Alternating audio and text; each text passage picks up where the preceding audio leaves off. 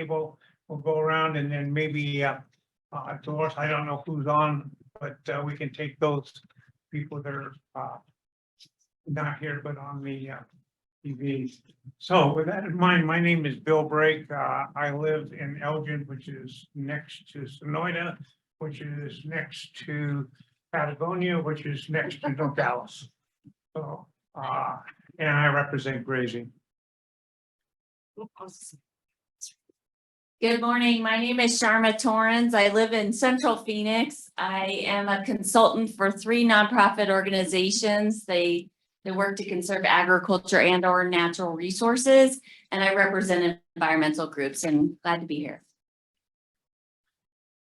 Morning, I'm JC Sanders. I live in Bouse, Arizona, which is in the middle of nowhere. Most people don't know where it is, but I represent OHV Recreation.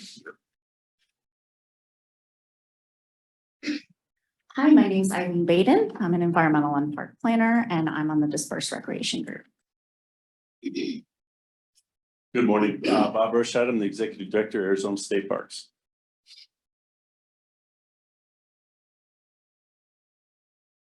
Good morning, Patrice Horstman, Coconino County Board of Supervisors, home to 5 national monuments, 3 national forests, BLM lands, and of course, Glen Canyon Recreational Area and 6 indigenous tribal lands. Hi, I'm Jill Bonnell.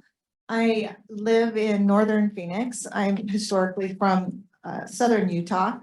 I am a private consultant, sole source consultant. I work most of my projects are historically in Utah, Nevada, and some in Arizona. But most of my experience is Clean Water Act, NEPA, and Endangered Species Act. Good morning. My name is Paul Baumgart. I live in the North Valley and work for Arizona Public Service Company. You may have heard of them. They have a few power lines that run across the state. And I'm representing the transportation right away. Good morning. My name is Clay Crowder, Assistant Director, Arizona Game Fish Department. I am the Governor's Office representative as a non-voting member for the RAC. Good morning, Jara Ashton, Associate State Director for BLM Arizona, and I am the delegated by Ray Swaza, our State Director, as the designated federal official for this RAC. And if we have anybody online that would like to, would introduce themselves as a RAC member, I would appreciate it. Let's go to Mr. David. Greetings from Graham County in Safford, Arizona. My name is Paul David. I am an elected official, county supervisor, and I extend my apologies for not being there today. We're hosting the governor, and so I am going to zoom in and help you keep your quorum. Thank you very much. Appreciate it. Now we'll go to Ms. Ellison.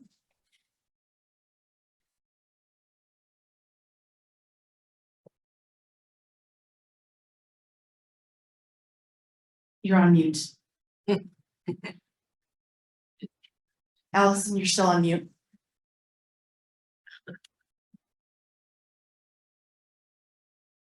Uh-oh.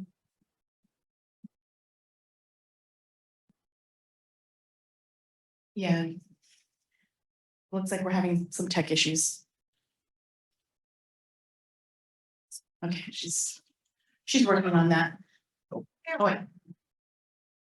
We cannot hear you, but we see you're unmuted now. Okay. We see you. Thank you for joining us today, Allison, and Mr. David from your virtual environments there. We do have several people online, a combination of Bureau of Land Management and U.S. Forest Service attendees, as well as some members of the public. At this time, just for statement of the record, we don't have anybody from the public signed in at this time in person. So, but we do have a few represented online this morning. Okay, thank you. I appreciate it. Welcome, everybody. I hope you had a nice trip down here. Oh, great place to go in the morning. Anyway, So I don't have a lot to say, which is very unusual for me. So I think what we'll do is just go into the Forest Service presentation and from the recreational standpoint, the RAC is now the REC meeting, and it's the same cast of characters you had. I am the chairman of that. I have two co-chairmen, and Shauna and JC. And as I explained to you, if we have questions or things that we don't feel comfortable about, they're going to head up getting those answers from the resources that they have available to them. So I don't know who is your lead on with the forest. We have Ryan Means, who's going to kick us off this morning and introduce, begin to introduce what we're going to be going through today. Okay, and just, maybe you're gonna explain this, but I assume you're gonna go through these one by one, Yes. and I guess what we would do is vote on them one by one, as opposed to lumping them all together. Yes. And then if we want to hold any over for questions or stuff on that, what I would say is, it looks like there may be some information that we want to gather before we vote on this. And so I would have a vote on whether or not we want to postpone it or not. If we decide to postpone it, then we'll bring it up to the next meeting after we get the answers accumulated and back to you. Or if there isn't a majority that wants it, we'll vote all yes or no. We do have Amber here that was going to do some clarification as well. So just to be clear, the votes will have to be after the public comment period, so we can't vote on each one as we go. You're right. I They'll forgot. present on each proposal, and then we don't move toward voting on a recommendation until we have the public comment period for the recreation fees at 2:00. And we have to do it at 2:00, even if we're running early, because we have people that may just zoom in for that opportunity, since that's what we noticed. We give them a 30-minute window to weigh in, and then you get to hear the public input as part of your deliberation. Then when you move to the vote at 2:35-ish, you can go through each one by one and have your deliberation that way. Okay. Amber. So with that in mind, if I could get somebody from the Forest Service to stand up there with their bulletproof vest.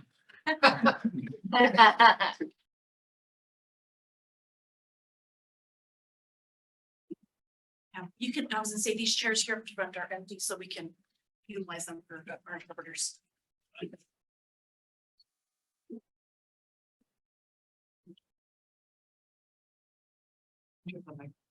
I'll get the one from the back. Oh.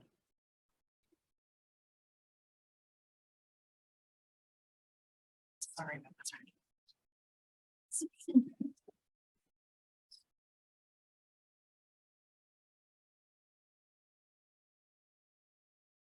Hey, hi everyone. Oh, this is not on. Okay. It wasn't on. Sorry. Good morning. Good morning, everyone. My name is Ryan. It's an honor to be here again presenting our Forest Service RAC fee proposal. I want to give you guys all a heads up.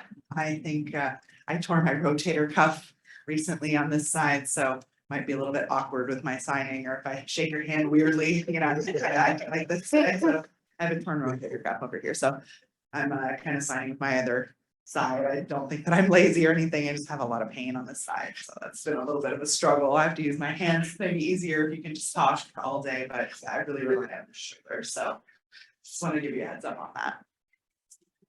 I want to take the opportunity to just take a quick 10 minutes and give you guys an overview of our RAC fee proposals.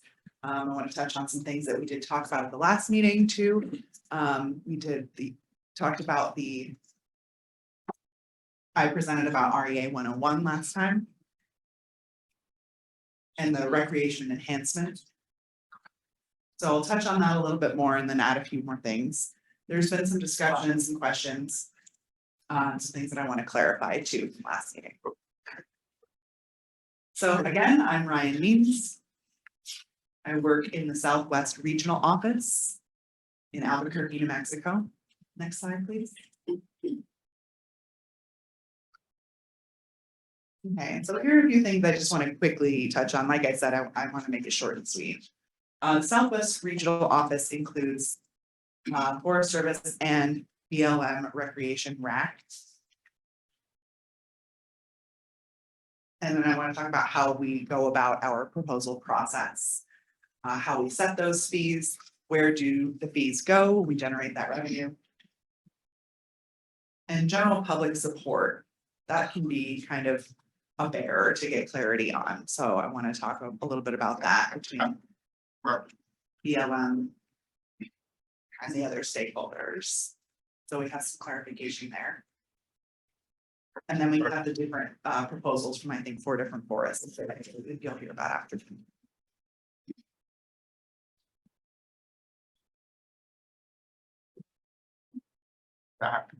So really, the Southwest region encompasses 11 national forests.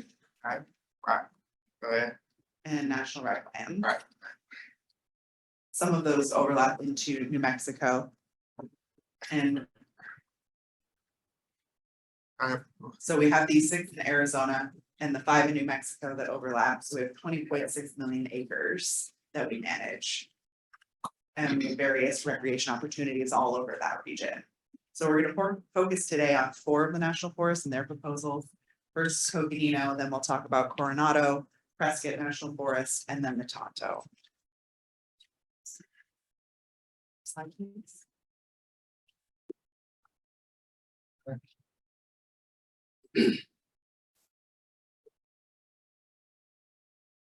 So at the last meeting, we had some discussion about why we had these proposals going through the BLM RAC. We had proposed or presented about our fees and reviewed a little bit about why, how did that process start, how did it work?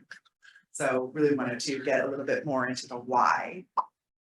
And give you kind of basic information kind of from the beginning. How did we get into this with BLM? And it really is important for us, the Forest Service. I can't say enough to thank you for being able to go through this process with BLM. The RAC is so important to us. It's really key to our relationship with BLM and in our final step in the proposal process. It really depends on all of your, various backgrounds and experiences and, your counsel, but we really depend on that from you. It's paramount to what we do. So I wanted to say thank you one more time for letting us present and for listening. So in discussing why, we have to kind of go back to the beginning and the passage of the RAC Enhancement Act. So that was, we developed the interagency agreement between the Forest Service and BLM. That was signed in 2007. From that started a process of a relationship with BLM that we've seen now with in your RAC charter. It is mentioned in the charter that you will hear from the Forest Service and hear about that as well. So with that interagency agreement, if you'll go to the next slide.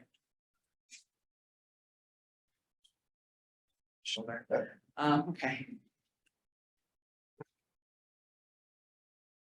So since the passage of REA in 2004, there are some requirements that we have to go through the RAC, right? And looking specifically and to see what already exists or if it needs to be, if a new RAC needs to be set up. BLM already has a RAC, it's already up and running at the point when REA is passed. So we decided to partner with BLM. That's one of the reasons at least. And in our recreation fee structure, we have the criteria according to which we will charge, standard amenity fees or the expanded amenity fees or the different kinds of fees that we have with special permits, different things. So we have requirements that dictate what we are expected to charge. And I showed you some of that at the last meeting in February, some of the examples of the amenity fees and the different criteria. And we have 6 different ones that are charging.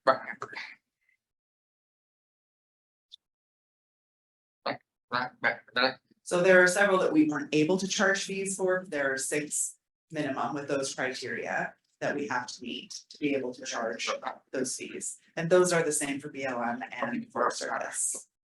So we had a discussion between the 2 agencies and decided to partner on that because the criteria are the same. So because of the way the RAC is set up, we had that partnership. BLM had already had the RAC. And then we decided to support each other in that way. And that's according to the requirements of the RAC. And that has been a great partnership since that point, 2004. We've been working closely together with BLM, and that's been great for us. Here in the Southwest, since the passage of REA, yeah, we've been working in this region. There's really only one RAC here. New Mexico has two BLM RACs, one for the north and one for the south. I really enjoy working with, all three, honestly, in New Mexico, and here we get different advice to each one. And really the benefit of all of everyone's experience. Next slide.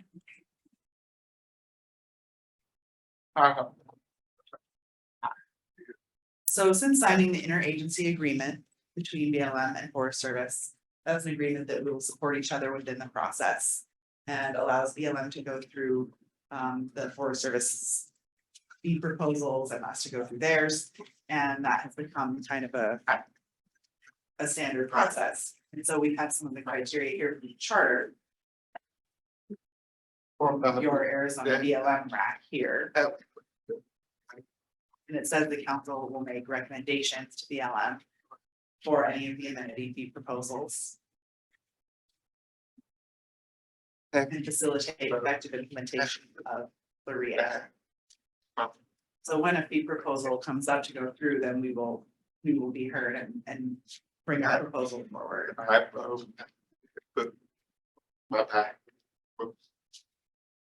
And then we'll listen to the recommendations that are provided and adhere to those.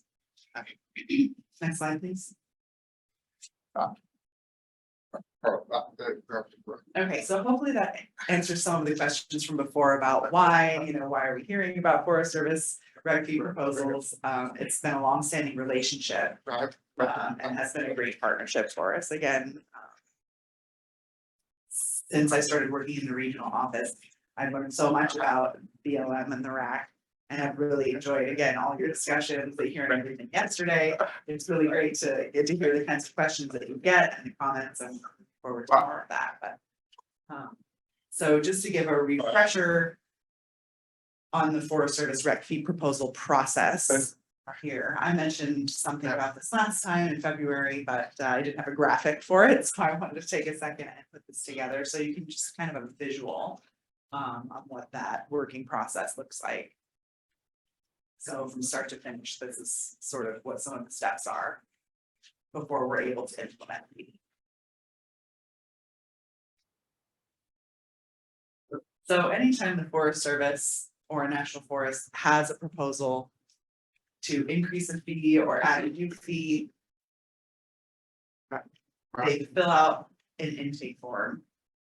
And the regional office submits that to the Washington office. So depending on the type of fee structure and the amenities that are involved, they could be an expanded amenity fee, a special rec permit, whatever type of fee it is, how much it is proposed to be. Then it goes to a market analysis. So we'll look at what services are available in the community, what kinds of repair costs, what deferred maintenance is involved. There are tons of things that go into consideration of that analysis. So we get kind of a picture of the site, and then there's a list of all of the, all the responses that we get on all of that.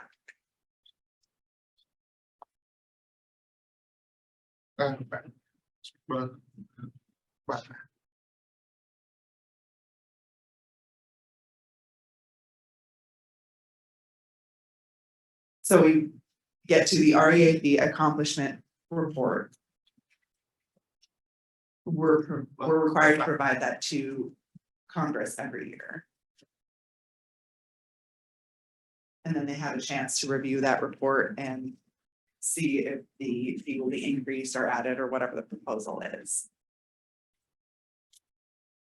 And that may depend on what kind of projects are involved or what the budget is looking like. So it's a real balance of things that have to be considered.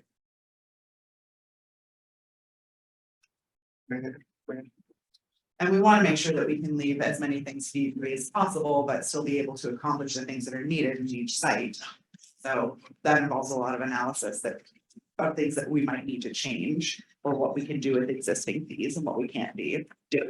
If it's a small forest, they might need additional support, additional money.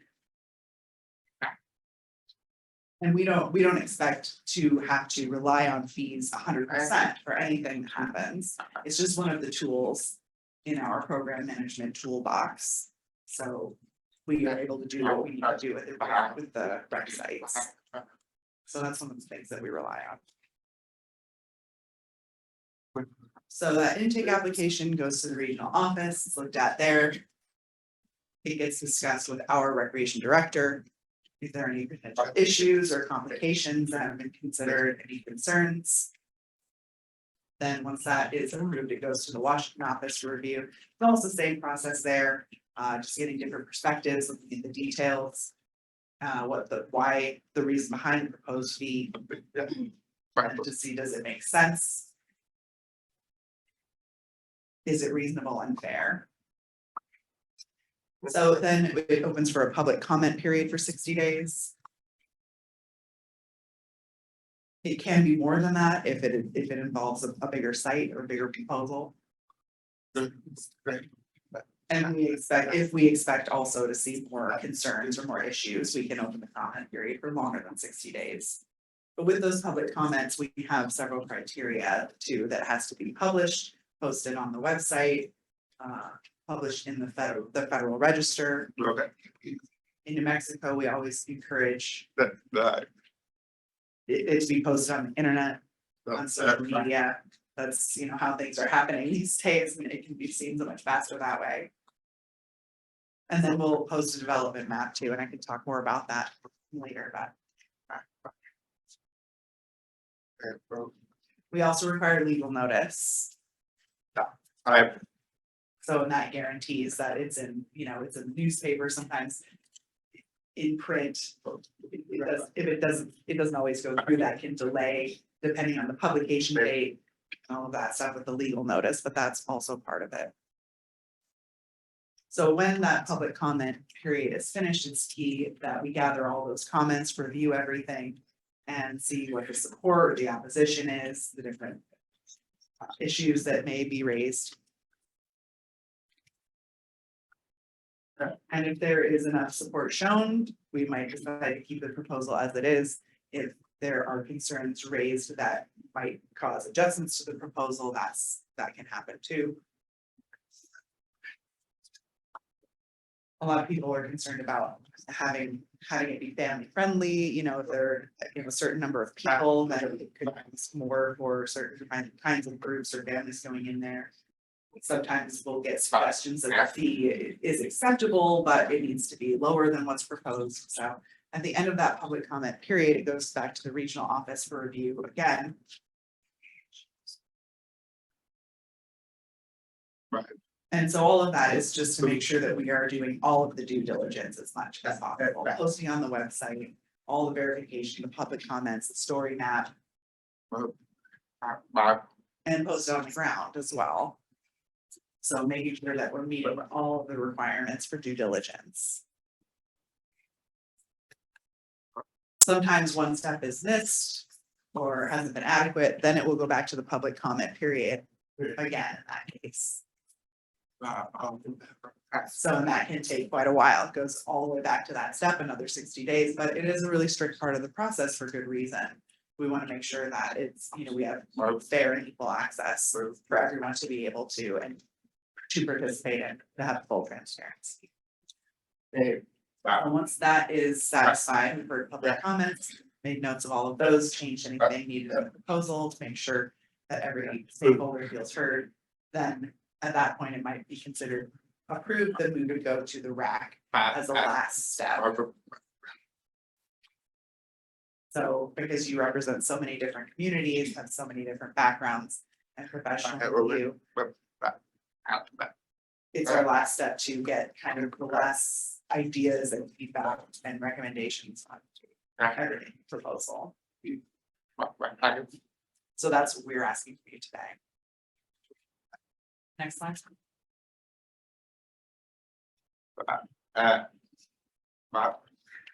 So again, like we were talking about at the last meeting, how do the fees get set? So market analysis is a huge part of that. We go to the different rec sites in the state, or maybe looking at federal agencies like BLM, National Park Service, private providers, concessionaires. So we'll take all of those into account and see what kinds of services are being provided and what they're costing from other providers. So we want to make sure that our proposal is within range there. We don't want to be too far under, meaning we're hurting other people's businesses or we're hurting other parks or other BLM lands, but we don't want to be way above everyone else either. We're trying to pick a moderate place that's consistent with everything else. And we also take into account how big an increase it's going to be. If people are used to using that site at a certain price, we don't want it to represent a huge jump from what they're used to paying. So we're not comparing though with like hotels or, different kinds of amenities that are out of the realm, those types of things, hotel has a hot tub and a swimming pool, and whatever, the Forest Service doesn't offer those kinds of amenities. We're comparing similar things, this site has a campground, so do we, okay. If this has group sites and individual sites, maybe there's drinking water offered, there's a toilet, what type of toilet, a vault toilet or a full functioning sewer system, showers and everything. So we're comparing similar properties. Prices being offered there. And that goes into our REC fee report. You'll see for these 4 forests coming up. We have the market analysis that involves maybe 3 or 4 other sites that are actually comparable. So you can see, what's out there and what's being done already. Okay. So then again, there's public comment. And that's what really drives the range of fees that we wind up in. So we might look around and see, okay, cabins in the area are $100 a night. We might propose to be in that range as well, but maybe the public says, hey, wait, for some reason. There's a community there that we didn't notice, or there's something about that. Where the public will give us feedback, that's way too high for us for whatever reason. And we might reduce the proposal to $80 because of that. So that's just another way that feedback can be involved. Next slide.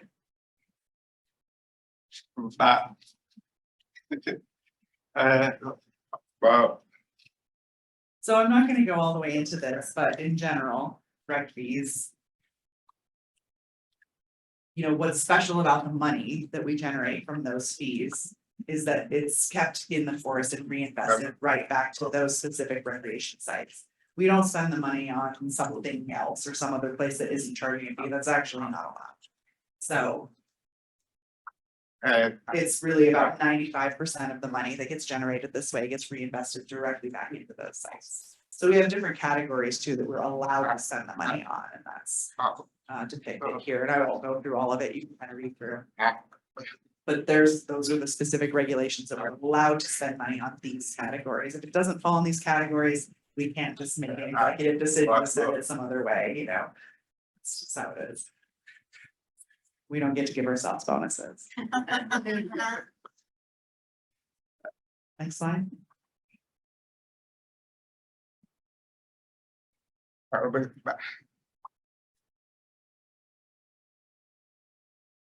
So, and I have worked with a few other RACs before, we always get the same kinds of questions.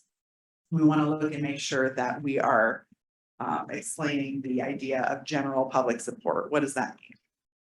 And it's mentioned in the REA, but it is kind of vague. We don't have specific legal clarification. Between BLM and the Forest Service, we have, consulted the legal departments to get an interpretation of what does that mean, general public support, it's in all the documentation. So this is some of what goes into that. And you can read also about it. Because it is an ambiguous concept. The implementation of the law can't be contrary to clear congressional intent or frustrate the policy Congress sought to implement. However, when it's unclear, agencies must make a reasonable interpretation.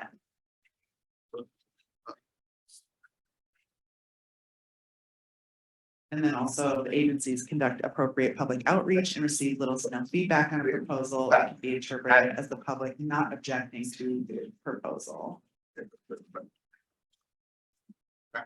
So that's part of our due diligence process that I talked about a little bit before, is making sure that we do that outreach.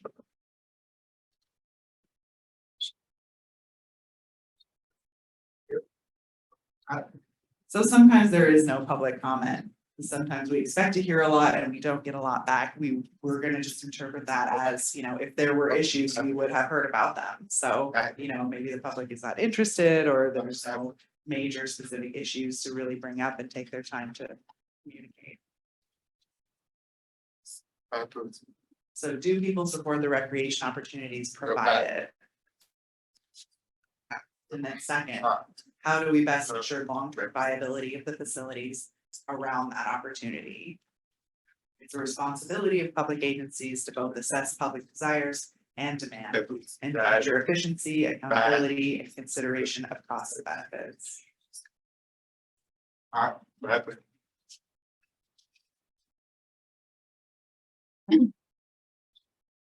Next slide, please.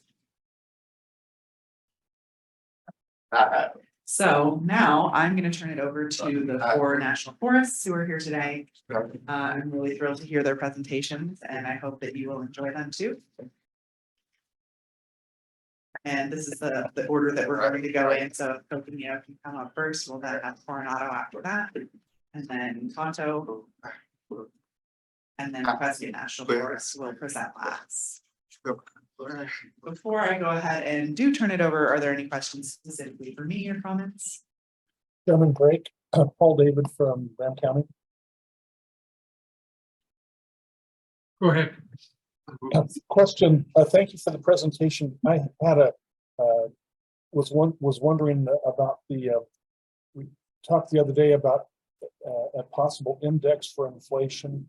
I had questions about as we set rates, you know, you have a proposed rate, and my question is, what's the period of time that we're anticipating between the next rate increase? And the reason I ask that question is, if we're voting on or suggesting a fee for this year, if it goes 10 years or 15 years, shouldn't we, you know, and we don't know what that duration will be, but shouldn't we be looking to increase it more than 2024 costs? You know, to compensate for the increase if it's not going to be indexed. And then my last question is, in addition to index, yesterday I was thinking, is it possible that if you're going to have go from $0 to $8 or $10, is it possible, and the legislature does this, to have steps so that the fees increase, you know, every year, you know, 10, 15, 20%, so that you get your desired increase, but you don't, the people don't have to absorb it all at once. It comes in periods of time. It's a lot easier for people to accept it if it isn't go, you know, 0 to 60 miles an hour in one shot. Yeah, great questions. So regarding the index idea, that's maybe a little bit different from BLM for us. We have looked at indexing and making that comparison, but we don't rely again only on that. We try to do some of that prediction also in goal setting, but we don't know what's going to happen within the next 10 years. Maybe, you know, in the market, there will be big changes to, you know, the competitors that will happen. So we don't want to have big increases, especially, you know, for the public, that it can represent a huge change. So, and during the pandemic, we had a change in the cost of labor and supplies and all of that stuff. And so that makes all of our projects more expensive to complete. So our costs have gone up considerably. And what we get from our investments with the federal government, all of that has maybe remained flat. So with the rec fees, we want to be consistent. as much as possible. And like I said, we don't rely on those fees 100% for the things that we do. So I'm trying to answer your question. I mean, no, we don't want to make continuous increases. The public doesn't expect to see that. But we want to take a look at what kinds of proposals will be reasonable for the long term, you know, and maybe it does seem like it's too low, we need to test that out in a certain market, or look at what one increase will do, and then as we go along, we can propose again. But no, we don't want to be making consistent increases. The public expects consistency for us during, you know, a good time frame. So I don't see that kind of proposal coming up, but we have a slow rollout implementation plan. So we try not to implement if there are new fees or increases, not at all of the sites all at the same time. So we might implement here 1 year and then another area, another site in the next year. We try to kind of spread it out. So that's our slow rollout implementation idea. So that's part of our consideration too, is what's going on in the area or at our other sites in the same area. So it doesn't have such a huge impact. And again, we don't charge fees at all of the sites either. So maybe there are 1 or 2 over here that will have, you know, changes or increases, and the rest of these sites sort of in the area remaining free. And really, it is according to the amenities and the services that are provided. So, and those cost money to maintain, we don't just implement that one time and now the amenity exists forever, you know, public toilets, renovation, you know, that's a continuous cost. And the cost of contracting has gone up too, and it says, so that can really eat up money fast. Does that sort of answer your question? Very much so, thank you. Last comment is that I see that many of the public comments they're asking for increased enforcement. And I'm assuming that the rate increases that you're asking for are based on as is conditions. And aren't that if you're looking to increase enforcement, that you aren't considering increasing fees above and beyond what you've asked for to accommodate the increased enforcement.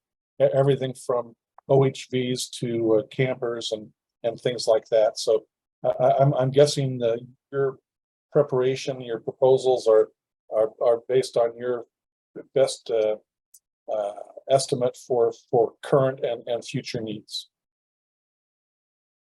Right, exactly. And that's key. We, you know, can see existing needs, and there has been a huge increase in visitor numbers since COVID.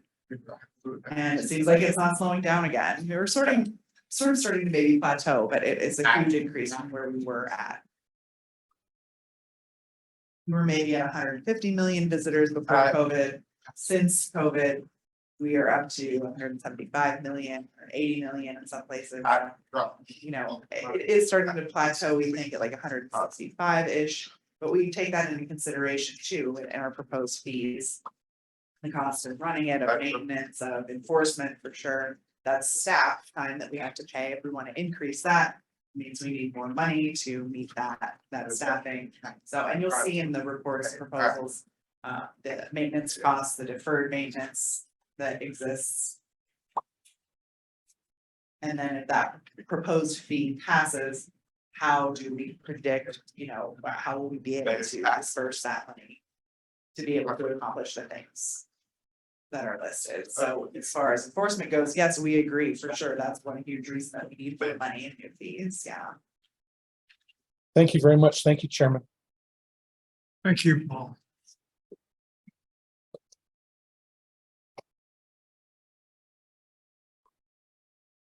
You want to start with Coconino County, and as we go through those, there'll be other questions like Paul and et cetera. But let's go ahead and get started.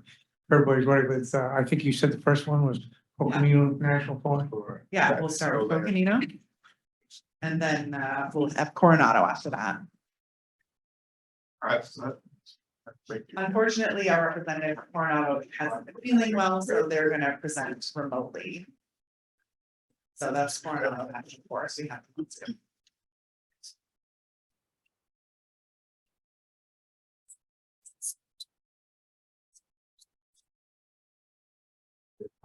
Yeah.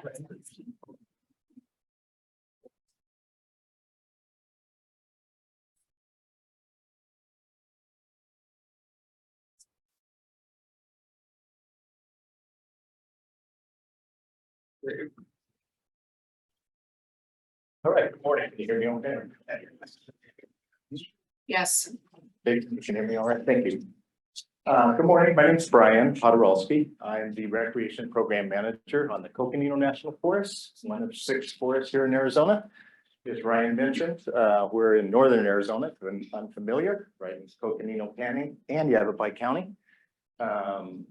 Super excited to be here and I appreciate your time, echoing Ryan's sentiments. I know everyone's extremely busy and it's great to see a quorum with the RAC. We started our fee proposal back in 2022 for the Coconino National Forest. And at that time, there wasn't a quorum. And so now we're finally getting in front of you. So again, appreciate your time. The Coconino National Forest is just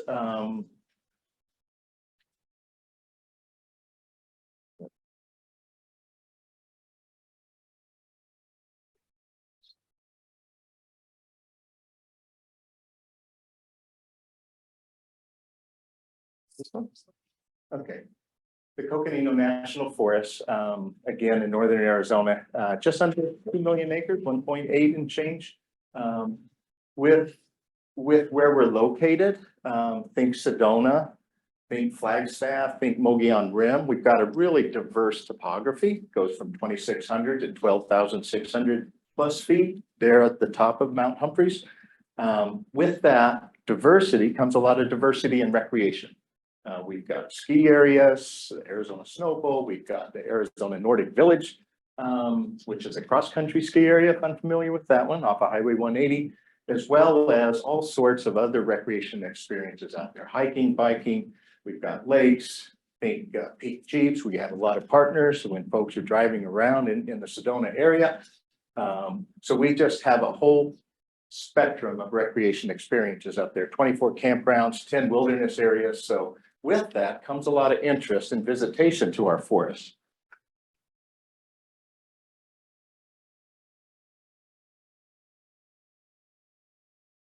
So this here, kind of hard to see, but at the very top, it says the National Visitor Use Monitoring.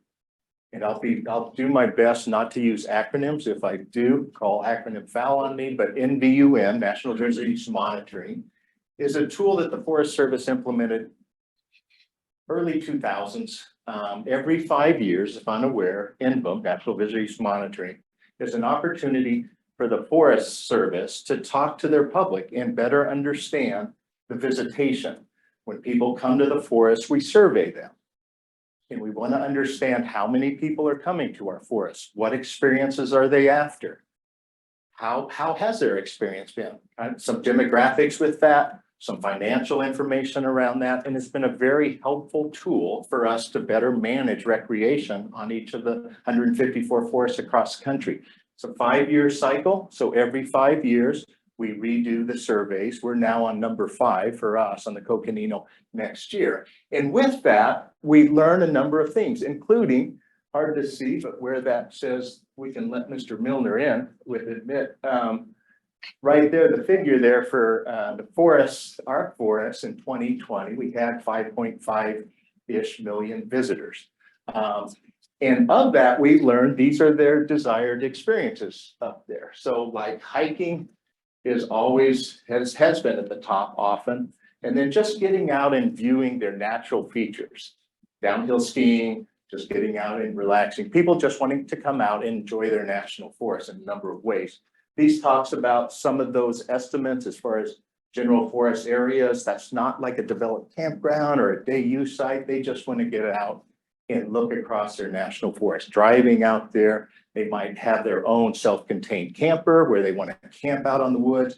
Think hunters, think those types of experiences. Fishing, our developed sites here. This is more like I mentioned, these are our day use sites. And these are the ones that I want to talk to you about as far as our proposal, but we'll get back into that in a minute. And then overnight, this is like campgrounds, you know, like I mentioned, we have 24 campgrounds on our forest currently. And so that's the visitation numbers that we're getting from that. This, and also, you know, people coming out into the wilderness areas. Designated wilderness is different than other forest areas. We manage that differently, and people wanting to have that more primitive experiences in these settings. What was really helpful for us, especially in the recreation realm, is one of the things that we want to learn from the surveys is the customer satisfaction. What are people enjoying about things out there? So with that, when we do this overall satisfaction, we have a rating 1 to 5, 1 being not very satisfied at all, and then 5 being very satisfied. And we have these 14 elements that people can share their perspectives on things. So think cleanliness of restrooms, or the infrastructure, or the road condition, or the visitor services. What types of services did they have a good experience interfacing with the forest? Whether it's our visitor center, at our day use sites, at our campgrounds, whatever that might be. And so with that, we learn a great deal. What is it that they're after, and how has their experience been? And this is just sharing back in 2020 that we're at, you know, just over 85% felt they were very satisfied with those various criteria and element that I mentioned. We get that. So that brings us to the proposal that we wanted to share with you today for the Coconino National Forest. I want to give you a little background quickly. If unfamiliar, on our forest, we have the Red Rock Feed Program. It's been in place since 2000, quite some time. We currently have with that, those are day use sites. So this is if you're going to a trailhead, if you're going to a picnic site. It is the standard amenity sites. It's not an expanded amenity sites. It could include those. And I'll get into the standard amenity sites and what are the 6 items that you need to, and or services that you would provide at those sites. But what we would like to do with our fee proposal is to bring in 6 new sites into our existing fee program. No change in the fees. Again, this is in 2022, and I think the gentleman had a wonderful point as far as inflation and the index there, but we're not there quite yet. Regardless, our proposal is to bring in 6 new sites to the currently 18 sites that are under that fee program, which started back again in 2000. So we can bump to the next slide here. So these are the 6 sites that I just mentioned. I'll go through each one of those. And then this proposed fee is what we currently charge with our fee program currently. So it's $5 a day per vehicle. Doesn't matter how many people you have. Some locations, and I'll get into this momentarily, maybe 1 to 4 people, you know, and then additional fee for any additional folks that you may have in the vehicle. For us, it's $5 a day, regardless of number of people per vehicle, $15 a week, and $20 a year. These 6 sites, Lava River Cave. This is a site up in the Flagstaff area. Folks familiar with this? Have you ever been there? Okay, kind of neat area, underground. It's a cave. It's about a mile in length. Really neat, real popular with the schools. Flagstaff Unified School District brings out generally 4th graders come out, and they have a wonderful experience out there. Picnic site, gets a lot of youth interest. Real fun. If you haven't been and you've got Smurfs, I think it'd be kind of neat to take them there. Lava River Cave. This next one's Dry Creek Vista. These next 5 are all located within the Sedona area, just so you geographically understand their locations. So Dry Creek Vista is, if you've heard of and or been to Devil's Bridge, it's in that kind of West Sedona area, gets a lot of interest, a lot of social media with this site. This serves as a good portal to that area and the trails in that area. So Dry Creek Vista is another site that we'd like to propose to bring into the fee program, as well as Fade Canyon, also in the West Sedona area, and Mescal Day Use, also in the West Sedona area. These are real popular with picnics, trailhead access, photography. You'll see painters out there. You'll see people doing yoga out there. It's just a wonderful experience in the setting of the Red Rocks of Sedona. So it's a really neat area. These last 2, Bell Day and Bruce Brockett, geographically, imagine driving to Sedona, on I-17, and instead of turning on 179 to get into Oak Creek area, you actually turn right and you go down by Wet Beaver Creek area. And so these serve as trailheads to that area. Very popular, especially in the summer, for people wanting to go swim in that area, which has been a wonderful opportunity for them, but also a bit challenging. And Aaron can share a little bit more as far as some search and rescue efforts that we've been doing with our partners down there. So at the end of the day, this is the slide that I think will be most helpful for you to understand. Again, 6 sites, no fee changes for these sites to bring into that Red Rock fee program. Next slide, please. So these are pictures of 2 of the 6 sites, the Lava River Cave, as well as the Dry Creek Vista, just to give you a sense of what they look like.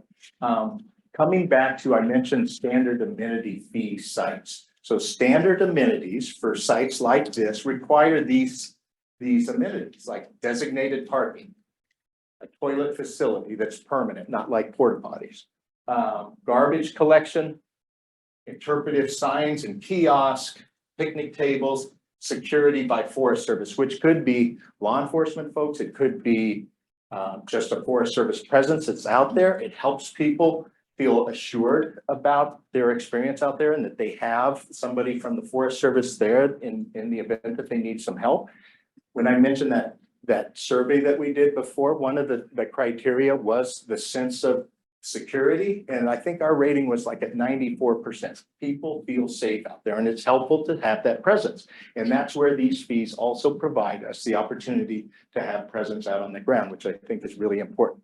The last one here also, if approved, these fee stations.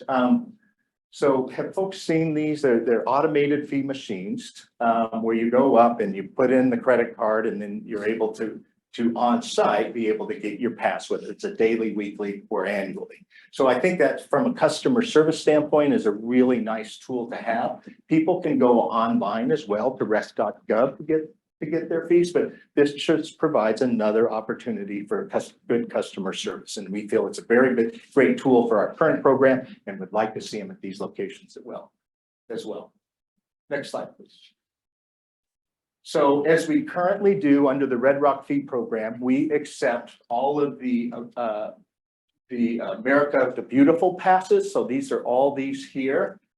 If unfamiliar, each of these has different categories. So I could go in and I could buy an annual pass. It's $80 for all of these sites, as well as other federal sites, Park Service, BLM, where they're accepted. All of these proposed sites would include the opportunity to use these fees at these passes at these sites. You know, they've got the Veterans Program, they've got the Access Pass Program for those that have disabilities.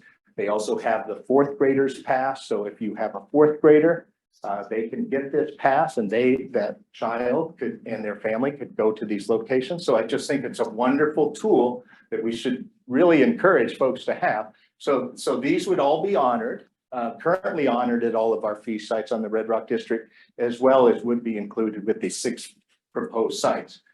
In addition, we have fee-free days at the national level. We have 5 of those days listed here: Martin Luther King, National Get Outdoors Day, Juneteenth, National Public Lands Day, and Veterans Day. So those are at all your federal locations, regardless of which agency. And then on our forest, we have additional sites that we just feel it's important to be able to provide those fee-free days above and beyond, even at the national level. So New Year's Day, President's Day weekend, Memorial Day, all of these others, they're all generated around holidays when we feel like a lot of people, families might want to come out and enjoy their national forest. So let's provide that opportunity at fee-free rate. And so I think the math is we're at 24 fee-free days on our forest. With that, I'm going to hand this over to Aaron. Thanks, Brian. Good morning, everyone. My name is Aaron Roeder. I manage the developed recreation operations on the Red Rock Ranger District, which essentially means that I take all of this Red Rock Pass revenue and I manage the boots on the ground that put that to work every single day. So first, I'd like to focus on some items that that we can direct additional fee revenue towards in the future, some planned accomplishments. The one that kind of I see every single day is going to be the condition of our parking lots. We have some very well-designed, beautiful trailheads in the Sedona area. All with asphalt parking lots and vegetated islands that are delineated by vehicle barriers that you see on the screen here. However, all that asphalt was installed at roughly the same time, kind of the early 2000s. Thus, a lot of that infrastructure is now failing at all the same time. So we have a lot of cracks that are appearing in our asphalt, edges that are sloughing off, as you can see in that top picture right there. So these parking lots really do need a lot of attention and to be professionally resurfaced. Likewise, all of the line striping is long gone in a lot of these parking lots, right? That has a certain life to it.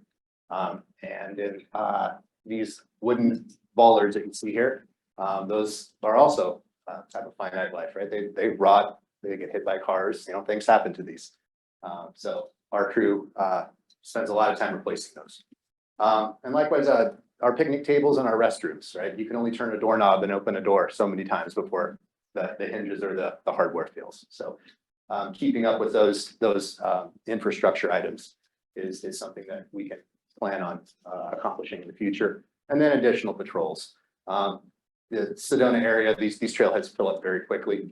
And it does take a presence in the field to manage and enhance that public safety as those parking lots do fill up.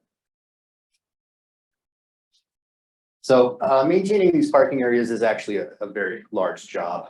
My crew on the Red Rock dedicates approximately 1,000 employee hours every year just replacing these wooden bollards. We replace about 100 of them every year, and each one of them requires that a 2-foot hole be dug. Okay, so that's approximately the depth of a 20-story building. If we look out the window here, that is a 15-story building. Yes, I counted. So that's a lot of digging that rep techs are doing every single year. Parking lot striping is also a very time-consuming and very labor-intensive job. Painting lines is just one part of it, right? What do we know about painting? It's all in the prep work. So first you need to prep that surface and get it ready to accept the paint. See that dot in the middle of the screen there? That's actually Adrian over here with a backpack blower on because he's shoving all of that asphalt debris, getting ready for the paint. So very labor intensive job, but here's the before and there's after. So well delineated parking is important for maximizing capacity and maintaining order and safety in these facilities, especially when they're very, very busy at high use periods. But it's also, extremely labor intensive, and that's where our fee dollars are really landing. There is the materials, the time, and the labor to accomplish this kind of infrastructure improvement projects. Facility maintenance work is also extends to our restrooms, as you can see. Restrooms are one of those key amenities that visitors interact with on their visit that really gives a perception of how successful the Forest Service is as an agency at managing these sites. Keeping them looking good and functioning well is all important, and it takes time, and it takes labor and materials. And once again, fee revenue makes all that possible. Fee revenue also allows the forest to maintain a restroom cleaning contract. And on the Red Rock Ranger District, that is extremely important. This contractor is responsible for maintaining 19 different locations across the Red Rock Ranger District. Many of these sites have multiple toilets, and some of them receive so much use that they require servicing twice a day. So you do the math on it, it adds up to 43 individual toilet servicing trips every single day. So if we did not have the opportunity to maintain this contract via fee revenue, our folks in the field would be doing little else than cleaning toilets. They wouldn't be able to do very important things like education and public outreach. And sometimes that education can be very important to the safety of our visitors. Here we see a preventative search and rescue program that the Red Rock developed in 2020.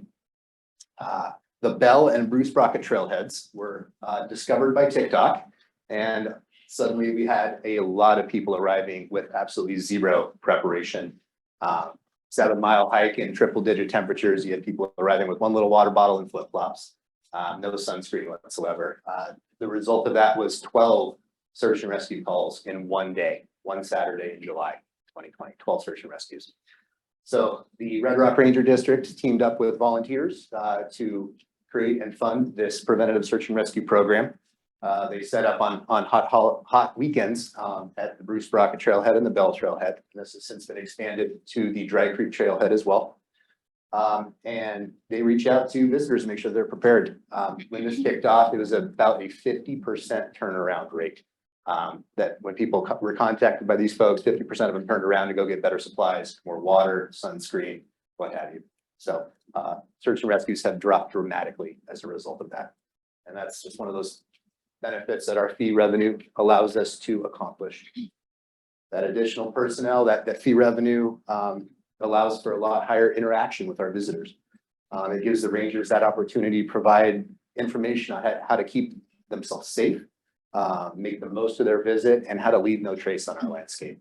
And that FaceTime it is very important. You know, sometimes that may be the only interaction that some visitors will ever have with a forest ranger. And that the way that interaction goes, that is the perception that they will walk away with and hold on to for the rest of their lives, and the perception that they will share with their friends and family as well. So fee revenue allows us that opportunity to accomplish that very important part of the mission. That'll turn it over to Brian. Thank you, Aaron.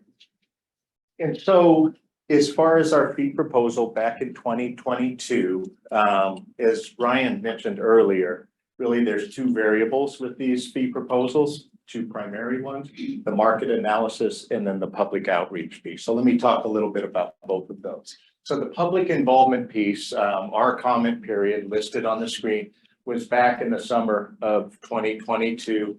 We used various platforms, online platforms to reach people. We reached out with public news releases to several publications, Arizona Republic, the Sedona.biz, Arizona Central, the Federal Register, as Ryan mentioned earlier. So there's all of these opportunities for us to reach out to the public, inform them of, here's our proposal, here's what we're thinking, we'd love to hear from you.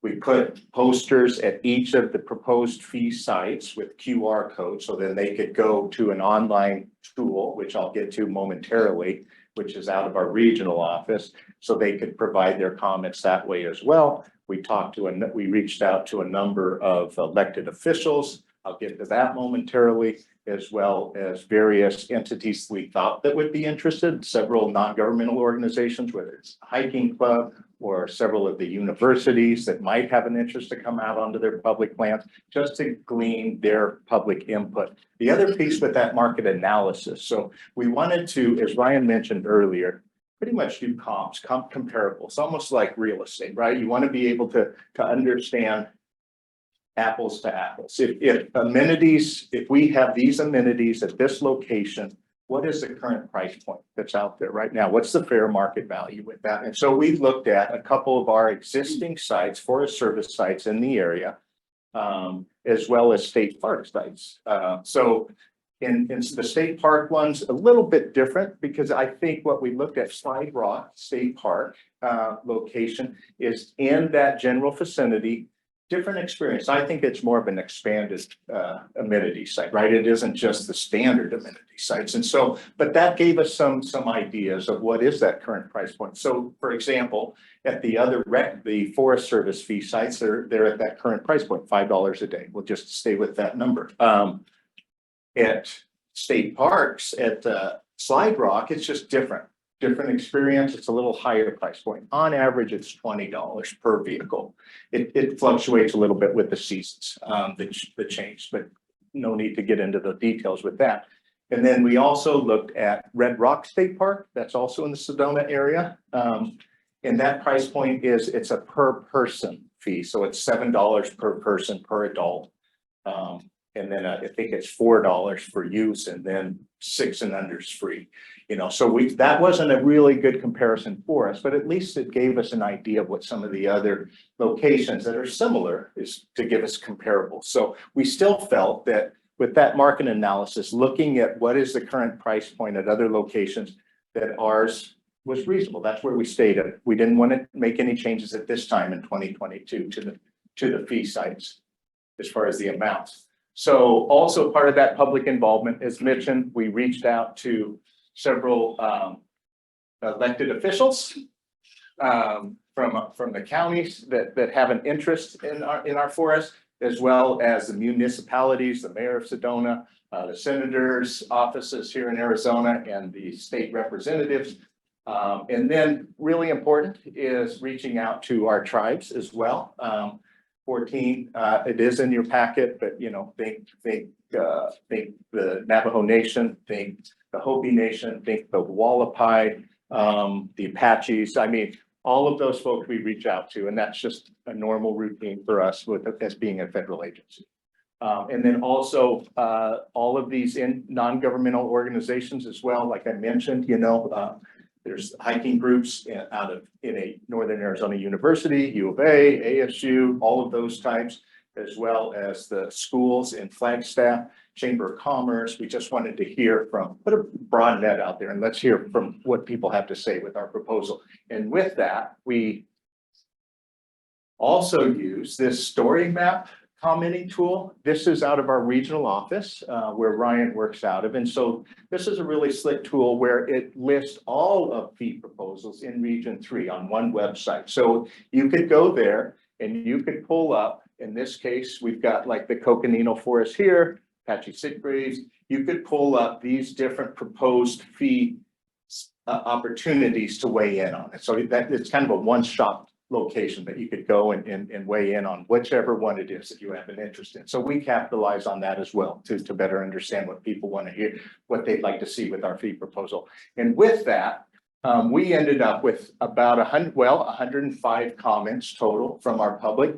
A really high percentage, in my opinion. We had 73 comments that were supportive, 10 of which were supportive and had questions or suggestions around our proposal. 20 comments were opposing the proposal or fees just in general. And then 2 comments asking kind of questions, kind of logistical questions with those proposals there. So we felt like we got some really solid comments from our public. I think 107 for this case for 6 sites is very reasonable. And again, that spectrum of support felt very high. I think we're at, the mass of like 80-ish%, somewhere in that world. So I think we evaluated all of those. We took them to heart. I feel like we address a lot of those, like some of the opposed views were, please provide opportunities for my family to go out there. I can't afford $5. Well, we feel with our fee-free program as part of this that we still have that opportunity for people to come out there. We also heard up on the opposite side that people were very supportive of the proposal. They felt it was we should be thinking even higher than $5 a vehicle. So I think it's fair. I think we had a really good balance of comments. And at the end of the day, we didn't make any changes to our fee proposal because we felt like we were hitting the soft spot at that time, the right spot in 2022. We'll see in the future how things go. But at the end of the day, our fee proposal to you all is to include 6 additional sites into the Red Rock fee program, the ones that I listed earlier. And no fee increases. We're going to stay at that price point and certainly open to questions, comments that you might have as far as our fee proposal. Thank you. Question. Yes. So how much is the Red Rocks pass? The Red Rock Pass it's $5. If it's annual, Yeah. it's $20. $20 annually for the Red Rocks pass? Correct. Because I saw a lot of public comments were like, well, this just included in my Red Rocks pass, so it Yeah. really means no change to me, for locals at least. For locals or anyone. I mean, anyone, but you're right. The annual pass is one that a lot of locals will capitalize on. So I think maybe at the sites, if there's like a sign that says the fee, maybe to let people know they can purchase the Red Rocks Pass too. Because then if they want to come back more, let people know what options are out there. Because I was wondering with the America the Beautiful, should, just get that. But that's a quarter of it. So that's a great opportunity you all have with the Red Rocks Pass. So some people had said that they were concerned that with the shuttle up in Sedona, that people would shuttle over and they have kind of ADA stuff, so they want to drive to get to their trailhead, and they were like, well, is that fair for hikers to use the trails who get the shuttle over? You know, we want to encourage people using, you know, bus, you know, if they can, to minimize too many people going in the parking lot. So we have the shuttle users, but then also people are saying sometimes people park on the streets. So not in the trailheads, like, do they have to pay? So I'll take on both of those. Let me go with the shuttle service. If unaware, and I think it's very progressive, we partnered with the city of Sedona to provide public transportation to these busy trailheads to reduce some of the congestion there. It's been very successful. I think we started in 2020 with this, and 2022 officially, and August, or rather April of 2022.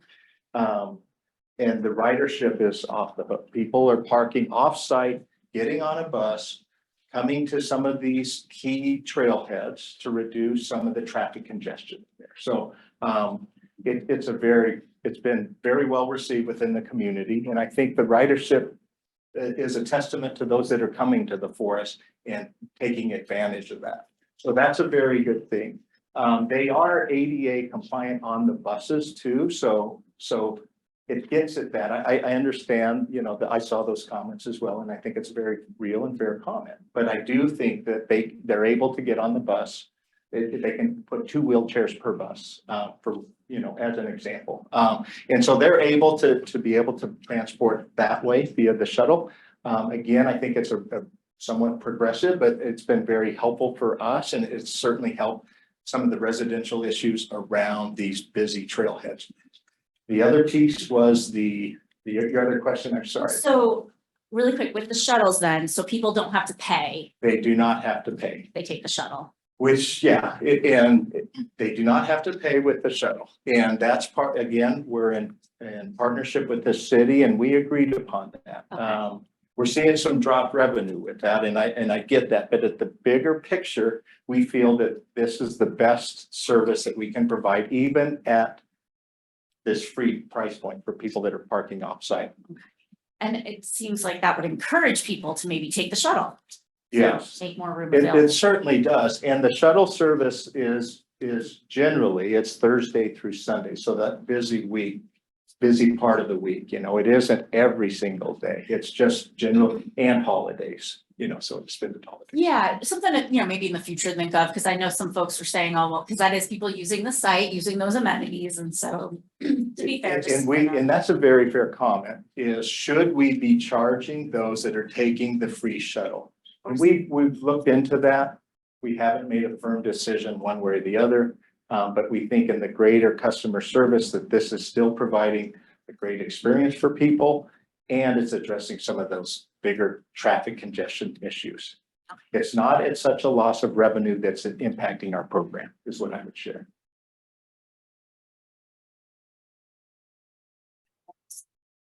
You'll have some questions. And then. I have a couple of questions, and I guess I need to have some information so that I can make some intelligent comment here. You have a $5 fee on these sites. Do you have an idea, and I assume you would, as to how much each one of those trail sites will Accommodate?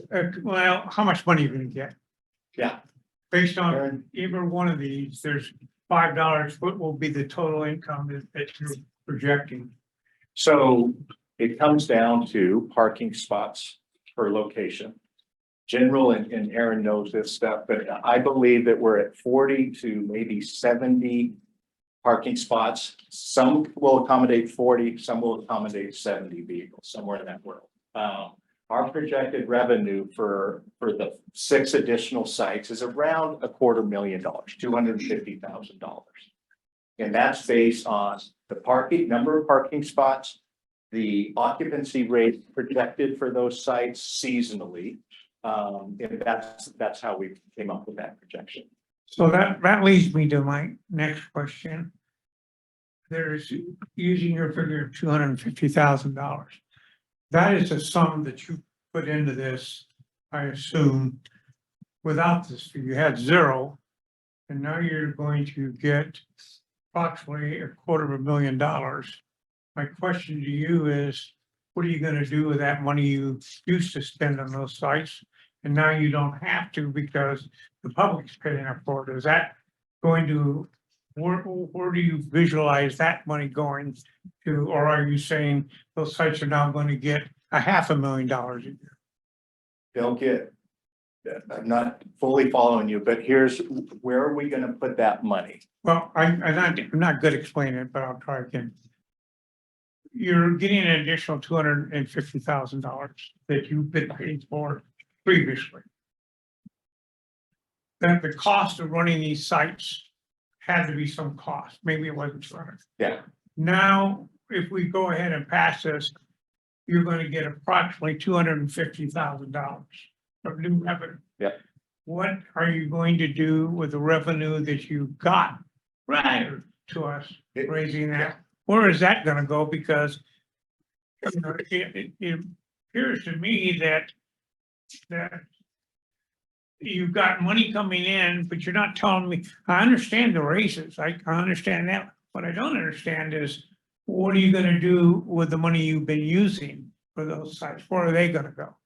Ongoing, so some of the slides like Aaron was sharing, so ongoing maintenance, ongoing to adjust some of that deferred maintenance. So we're at that life cycle, especially in the parking lots, where we're going to need to put significant amount of money into those to get them repaid. It makes me think of other situations on the forest, like Snowball Road is one. So, but there's a lot of deferred maintenance that we need to get at with these additional funds. And so it's that as well as personnel, additional personnel.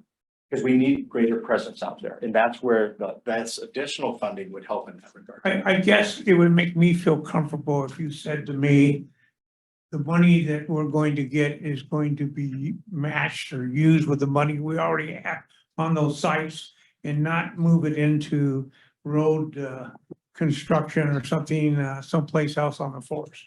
You know, we're not transferring money. All the money that you're getting plus the money that you spent before you got it is going to those sites. Is that fair? 100% fair, yes. Thank you. Yeah, I hope I didn't confuse you in that it would go somewhere else. No, all of these fees stay on site to reinvest in those locations. Right. Adrian, go. It's Adrian, Assistant Rec Staff Officer here on the Red Rock Ranger District. And to answer your question, on our contracts, the amount we pay each year is increased. So what I paid for cleaning a restroom this year ain't gonna be the same amount next year. So each year, the price is going up. So those monies would also go towards that.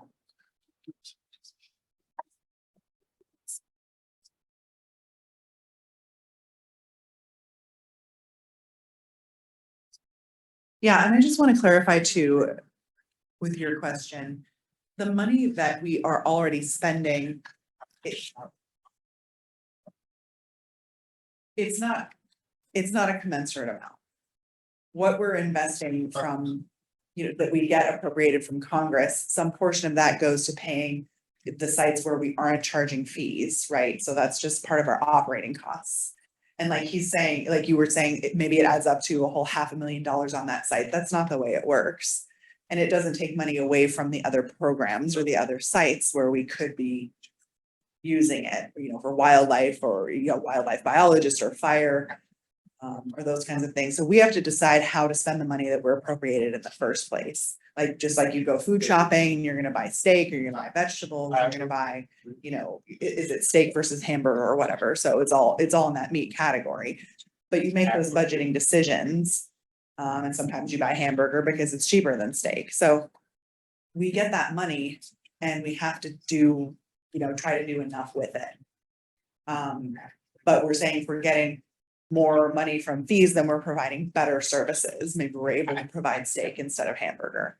So, and that's without having to fight with Congress to be able to do something different. So these rec fees are in addition to what we're already spending. It doesn't mean we're spending it on something else and we don't benefit from that in some other way. It's all reinvested where it is generated. Hopefully that clarifies a little bit. Could I chime in? Hopefully you guys can hear me. My name is Alex Schluter. I'm the acting district ranger on the Red Rock Ranger District. And I just wanted to provide one concrete example in the next few years that I think some of this funding could be used toward. So we talked about the shuttle, the partnership with the city of Sedona, which has been really, really successful in my opinion. It's really been an awesome project. But one of we're running into some challenges with that program. And one of the challenges we've had at Dry Creek Trailhead, which is one of the sites that's proposed here, is that it's a one-way in, one-way out entrance and exit. And when the shuttle goes in there, we've found, and it's kind of blows my mind, but we found that some visitors are a little bit entitled in the sense that they refuse to move their car until a parking space opens up, thereby blocking not only the shuttle, but all the other traffic as well. So we can't really change that behavior without increased enforcement, which we can get increased enforcement out there, hopefully with more staffing, which is one of the things this funding can go toward. But one of the resolutions to this issue that we were thinking about is rather than having the drop off directly at Dry Creek Trailhead, we can have it on the main road, which is only about a quarter mile away. It's really a short entrance, one way in and one way out. But that's going to take some infrastructure. And so we've talked with the city about the potential of a turnoff where the shuttle can get off the main road, drop folks off, have a signs and one of those flashing yellow lights crosswalk where folks can safely be delivered, not have the delay that gets the shuttle completely off schedule, and not have to worry about that user behavior that is really not within our control when people decide to be just stuck there. And so that's one of the projects we're really looking at investigating now, and think that would not only incentivize more people to use the shuttle because they would have a positive experience and the shuttle would run on time, but it would be able to just operate a lot more smoothly and be directly related to that trailhead and funded from fees collected at that trailhead. So I just want to provide that one concrete example. Thank you. Thank you. And thank you for the presentations. I just wanted to clarify, and maybe I should have asked when Ryan, you were up there. So 95% of it goes back to the site? I'm just confirming that. Yes. That's true, correct? Okay. And then let me ask about the public comments. I wrote down, I just took notes, maybe I wrote this wrong, that it was June 13th to August 21st in 2022.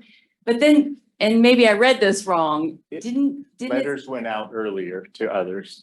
Okay, because I saw something about the August 22nd email that went out to the 30 groups, including NGOs. Did I read that wrong? The August 22nd. Can you pull up that slide? Maybe I read that wrong.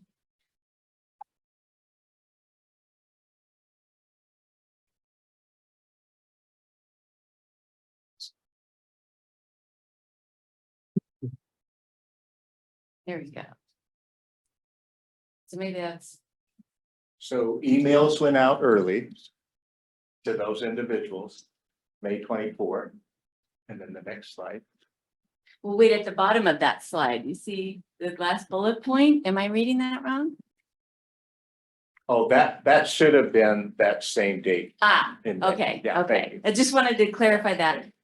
And then I'll just make a general statement. So one of the comments, and I can't remember if it was this one or the other three, but that really resonated with me from the public was that people, well, human nature in general, if we pay something, we'll take better care of it. And so I'm thinking of preventing the environmental degradation and, and so if we pay for it, we'll take better care of it. So in general, I'd like to say I'm in favor of these in general because of that. I do like to see, I think you said there were 24 free days, fee free days. Correct.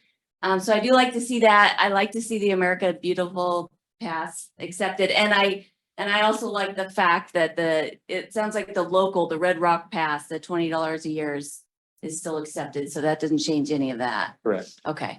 So that was just my comment. So thank you. Thank you. I had one comment that I wanted to make. A lot of the comments that I saw indicated that people were concerned about having to pay at each site when they entered each site. But from what I understand, the fees, the $5 entry fee will cover any site that you want to go to, any fee site.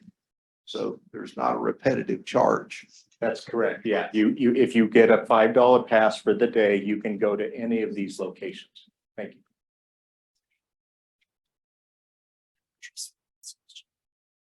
Right. Okay, thank you. And thanks for the presentation. And like Shauna, I want to note that I appreciate the huge process that you went through before it got to us here at the RAC. And I agree with the comments that you've made in terms of the use of America the Beautiful Pass, obviously the Red Rock Pass, if people want to come repeatedly back there. Something just to talk about, and I have been fortunate enough to visit all 6 of these sites and spend a lot of time on the Coconino living there. And, you know, certainly it is absolutely being loved to death. And I really appreciate the comment you made about the importance of interaction with rangers, not just for the preparation of the safety involved in terms of the hike or the activity they're going to take part in. I know we just lost a young woman who fell to her death. Again, just lack of preparation, unfortunately. And so I think it is important for that interaction with the ranger. And there's another important part about it. And I'm sure Paul can understand this, since sitting on the Board of Supervisors, by the way, I did get that email about the proposed fee change. But there's another part that exists here. And that is that we do need to have not just safety in terms of the hikers or the activity, but we're in the middle of a drought and we're in the middle of climate change. And unfortunately, we have experienced catastrophic forest fires. And, you know, one thing about having the rangers on site is to basically educate the public about the dangers and the importance of potential forest fires, et cetera. Believe it or not, we also need to have more people on site for enforcement.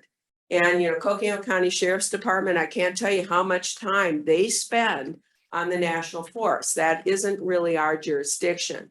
So I think it is important, quite frankly, that the Forest Service or all the public lands are able to have the funding necessary for them to do the emergency response, and quite frankly, the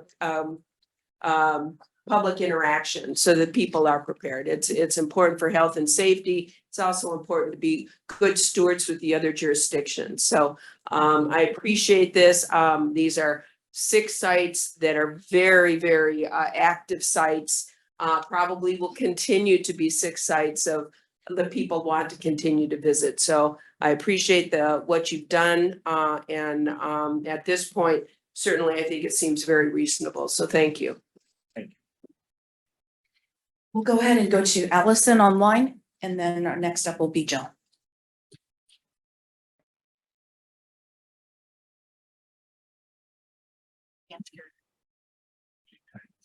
Allison, can you hear us? Can you hear me now? Yes. Oh, hallelujah. It was one of those where I was called in from my phone, and yet the computer still had me doing computer audio. And so as much as I was not muted on any of my phones, it just was not actually letting me get through. So sorry about that. But thank you so much for all of the great information. It's very extensive. I do have a few questions, and this may just be because I'm new. But I might have missed, I heard that you guys did a survey in the beginning in order to kind of figure out where everybody who was visiting the park was using the parks. What kind of survey was that? That's one question. Okay. And then the second question I have is on the stats where you listed how many visitors were coming in generally and daily and stuff like that. Is that people or vehicles? So let me take on the first question there. As far as what type of survey that is, again, it's called the National Visitor Use Monitoring, acronym NVIM. Okay. We do that at the national level. So it isn't targeted like at one location, it's across the forest at multiple locations that we will survey people throughout. It's an entire year that we actually do these surveys at various locations. There's some really good information on this at our national website, but It's an opportunity ultimately to do two things. Help us with estimates as far as visitors across the forest, not site specific, but across the forest in general types of activities. Those that I went over a little bit as far as going out to a Right. wilderness area or a campground or things like that. So I guess, is it verbal or written? Or it's verbal. virtual? It's Okay, cool. verbal in person. That's all, that's what I was looking for. Thank you so much. And then the visitors versus the vehicle? In which, I'm trying to think which stat you're referencing, because our stats You are, had 3 million and change for general visitors, 2.16 million per day, and 158,000 visitors for overnight. And those so I was curious if that was people or vehicles. people. People. Okay. And do you have a breakdown or estimate of vehicles? Do not. Okay. And then just confirming that your maintenance costs and your revenue figures that you've listed in there, those are annual? Correct. Okay. And then if you guys need to change the fees in the future, do you have to do a whole nother study and public hearing process for it? Or do you get to just kind of administratively make that change again? We would need to go through another process. Okay. And then just out of curiosity, I think I heard you guys say that you had 18 kind of parks that are in an existing fee program and you wanted to add these 6 parks. And so how many are left that you guys have that would be without a fee structure? I believe it. I'm going to lean on Aaron on this, but I think currently we have 86 non-fee sites on the Red Rock District. It comes to about 76% of our day use sites that these fit under are fee free. They do not have any fees on them, but I want to make sure that's right. That is correct. Okay. Okay, great. And then for the revenue section, so like, for example, if you're going with $250,000, do you see that like 75% of that is coming from annual passes versus day passes, and, splitting it that way? Or do you have estimates that way? I'm looking at some help here. Speak to that. Yeah. So hi, I'm Ashley Hillis. I run the Red Rock Pass program on Sedona and the automatic teacher program as well. Sorry. Sorry. Nope, you're fine. Did you hear that first part? Yes. Okay. So I'm gonna go ahead and say percentage wise, our daily passes most certainly are our highest sellers.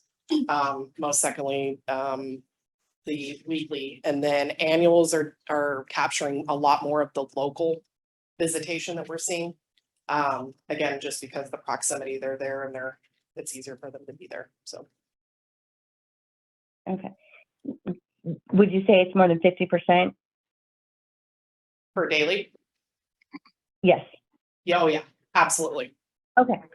Okay. All right, great. Thank you. And then I'm not sure if this fits or is not accurate, but for example, if you guys, have an operating budget need of X and, technically you guys generate Y versus revenue, but you're not appropriated the full amount. I'm just curious if you have a bigger deficit than just the, $250,000 overall. I'm not sure if that makes sense. So if you're asking is our current deficit greater than the projected $250,000 annually? Yes.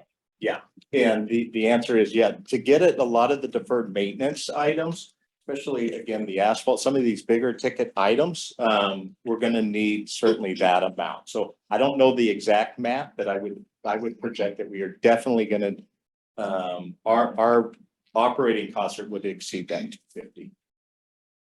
To get at the deferred maintenance, not the annual maintenance, but the deferred maintenance items. Okay, and do you know, like, closer to 1 million or 10 million? Or, Honestly, and it's I okay. do if you don't- not know. We haven't had contractors to come out and give us good solid cost estimates for all of that deferred maintenance work that's necessary. Okay, great. Thank you so much. You bet. Jill, we'll go to you for questions. Um, No, it's not. I don't even know. My question, I have two questions. One is the 250K for each trailhead. Is that, Collected. are you proposing additional amenities or is that just to repair what you have? To maintain what we have, no additional.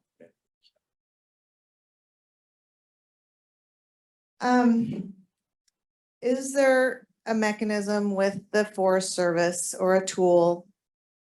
I understand the BLM has a Recreation and Public Purposes Act that the city can use to put in their own trailhead and manage their own trailhead, or a nonprofit organization.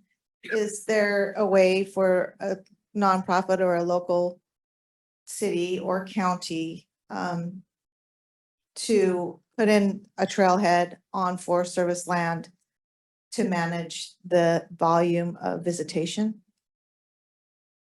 There are examples, I believe, and G, I'm looking at you, for agreements with other agencies, whether they're state or municipalities, and there are agreements, there are tools that way. I'm just not familiar. I don't know of any that we currently have on the Coconino Forest, but as far as agreements where, say, the city of Sedona, if this is what you're inferring or suggesting, that the city of Sedona put in a trailhead on forest land, is there a tool to do that? And then they manage that location? I believe that's possible, but I'm not familiar with an example, at least on the Coconino.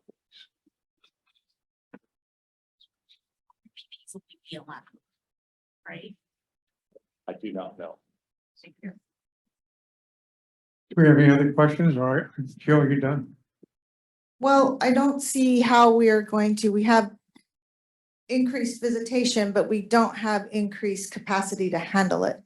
We're just putting forward a fee to improve what you've already got. You don't have any proposal to accommodate what we need.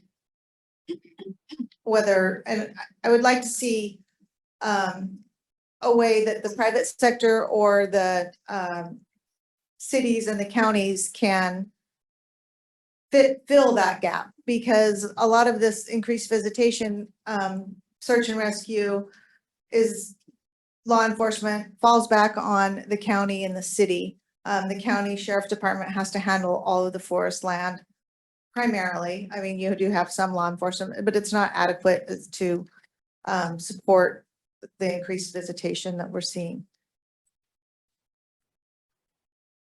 So I don't expect an answer. I just want you to run that up the flagpole to Congress because we need it. Well, just touching on that a little bit. My understanding is Recreation Public Purposes Act can only be used on BLM lands. But I did find some document when I was with Maricopa County. Somebody back in the 60s was thinking that the county could essentially help the forest because there are so many of our people who live in the county going to use the forest. So I definitely do think that there's some additional conversations that need to take place to consider, desired future uses and helping to make sure the best experience for the users out there. The one thing I wanted to touch on briefly, and I'm sorry for those in the room who have heard this from me already, is the Act One Culture Pass program through the libraries. Have you heard of that? I have not. So just because we're talking a lot about fee proposals today. So if you go to your local library and you walk in, you should see in the front a big display of a bunch of red passes. It's called the Act One Culture Pass. And the whole point is to make sure that everyone has access to the arts. But our parks, BLM, Forest Service lands have petroglyphs, which are prehistoric art. And I also like to think nature is art. But definitely the petroglyphs can make us qualified to join that Act 1 Culture Pass program. So a family can go and check out a pass to the Desert Botanical Garden, the Herd Museum, and they can go for free. My family, we can only check out 2 passes per month. So essentially what I'd like to see is BLM and the Forest Service, potentially Arizona State Parks in the future and Maricopa County Parks join that Culture Pass program. So those who feel like they don't have the financial means or they are not, you know, that they're not able to go see these sites, that they're able to check out a pass to go see them. And my thought is that once if they check out a pass and they go to this place once, then they'll say, next time I'm willing to pay. You know what? They have great amenities. I'm not going to go to the library to check that pass out.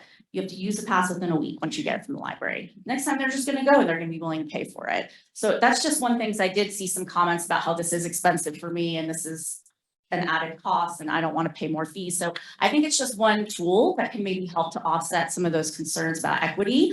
But otherwise, I think that the proposal in general makes a lot of sense for the Sedona area, very consistent with the other places that you all have fees. So I just wanted to mention that. Great suggestion. I have a comment. If I could also jump in, I just wanted to address your comment too.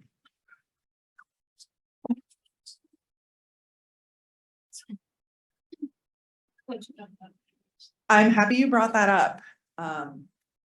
Yeah, because that got mentioned yesterday and I wanted to make a comment then, but I didn't have a chance to. So it's great to be able to now. So yeah, looking into the procedure for developing something like that. And how can we set that up? With local libraries, the Culture Pass, we have been checking into that already. Unfortunately, with our interagency agreement, that specifically doesn't allow us to do that, but with the local forest, we can. So we are working on something, being able to set up communication with those libraries and see how maybe that would look or how we could set something different up.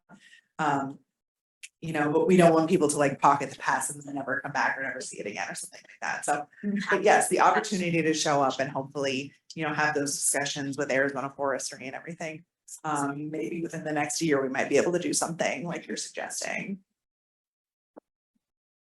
Paul, did you have something you wanted to ask? Yes, Chairman, thank you. My question is for you, Chairman. As we are going through this discussion, I just wanted to check back on the scope of our and the purpose of our meeting. I'm wondering if our discussions about Forest Service policy, capacity, development, administration, and I even poke the bear with law enforcement. I'm wondering if that's beyond the scope of what we're supposed to be doing, as in just, you know, are the fees that are being proposed, are they appropriate for the facilities and for the forest? And I wanted to get some clarification. I don't mind the discussion. I'm good for it. But I just want, I kind of like to every once in a while redefine our purpose. Thank you, Paul.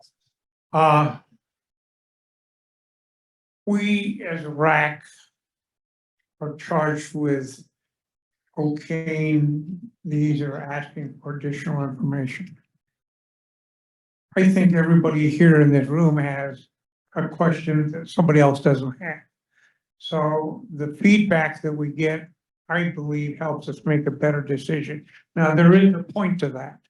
And I guess that's where you have a chairman. It gets to be a point where we start repeating ourselves and et cetera.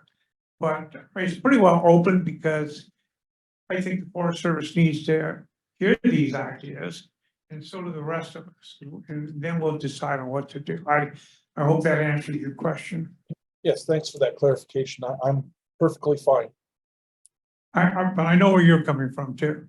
But, and I have one final question or observation. You know, we went through this with the Red Rock Pass, and I'm probably the only one here, maybe JC was here, but what surprised me on this one was the parking.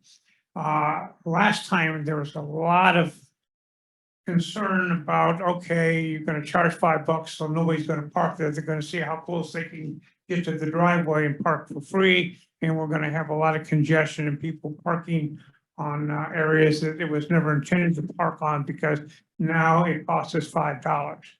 I guess what I want to know is, have you talked this over with the city and the county about all of that? And basically, are you gonna put no parking signs along that road, or are you gonna ticket the people who park along that road? The answer is both. As we speak, I'm not even sure it's working, but as we speak, actually, the city has extended, if you're talking like Dry Creek Vista area, if that resonates, where people have, so the equation's this, they'll go to the trailhead, like Alex was mentioning, where the bus would try to turn around and such, so that would be full. I think that it holds 40-ish vehicles parking in that location. Then people, when that's full, will park where you're sharing, Bill, out on the road, half mile out, quarter mile out, all along that road on Dry Creek Road. The city of Sedona has put barriers, rocks, red rocks, so they fit into the scenery there, where folks cannot no longer park within city limits. Then, just starting last week, the county on their jurisdiction extended out some work along there. So that's going on as we speak with the no parking signs. I think the interval is every 150 feet, something along those lines. So that work is going on, to answer your question. Okay, as I said, there's a room full of people last time we did this, all in that one question. So it sounds to me like it's not as much of a problem as it was then, and you've handled it. Is there any other questions or anybody wants to ask about this particular proposal?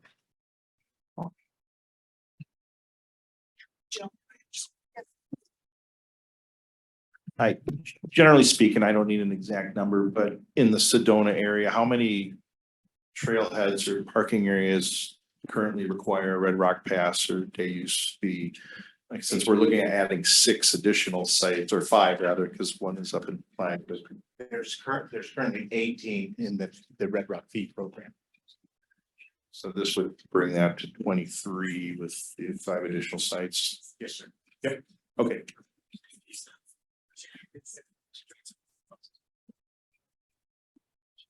Any other ones?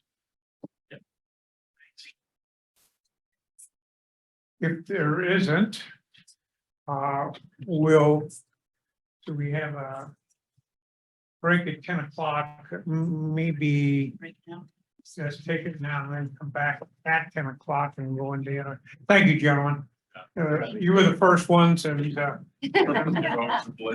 behind you still have the flak jackets on. Thank you for your report.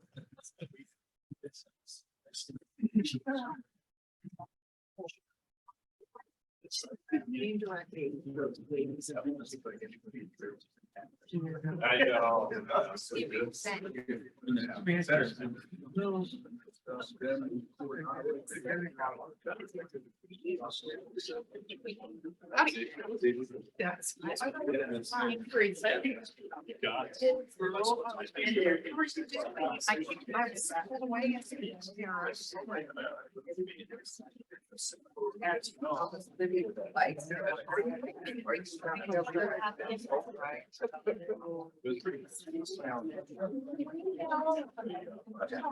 Good. How are you?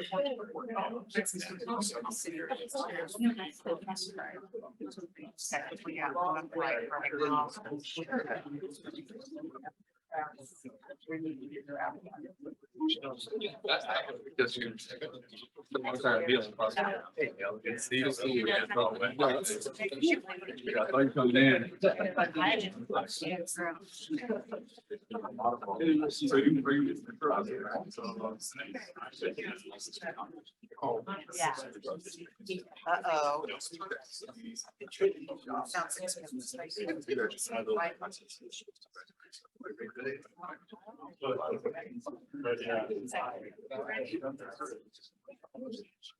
So, some of these days, we should get on, maybe I can come over and chat about your, last time I talked to you. Had a conceptual idea of shooting areas. Now it's turned to reality.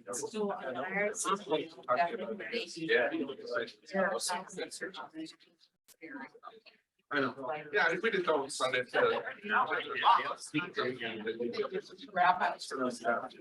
I heard.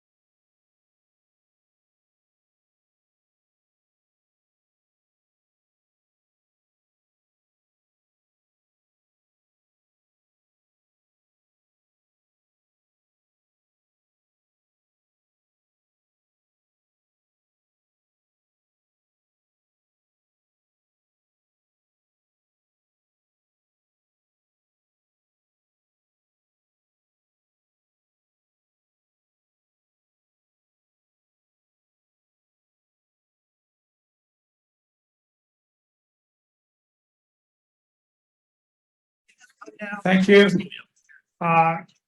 Those RAC members, did I see Dolores, the parking stickers up there in the front? Oh, they're over there. And the Forest Service did not have a presentation for parking stickers, so keep your hands off of them. Hey, I think everybody's here, they're close to being here. So why don't we go on into, I think you wanted to do Coronado The next? Coronado, and they are going to presenting virtually. We'll just stop their presentation. Okay. And Allison, you are the presenter? No, it's Lauren Atkinson from the Forest Service. Oh, okay. Somebody for reading above your name. Okay. Go ahead whenever you're ready to go. All right, great. And just one last logistical element. The individual in the room is going to be controlling the slides. Yes. Great, thank you. So, hi, good morning, good morning, everyone. My name is Lauren Atkinson. I am the Assistant Recreation Staff Officer for the Coronado National Forest, and I apologize for not being there in person today. I'm getting over a cold and just got my voice back a couple days ago, so don't want to make anyone else sick. And I'd also like to mention that Adam Milner, our recreation program staff officer, is also on, as well as Christian Larson, who is the acting district ranger on the Safford Ranger District, where this proposal is would be implemented should it be approved.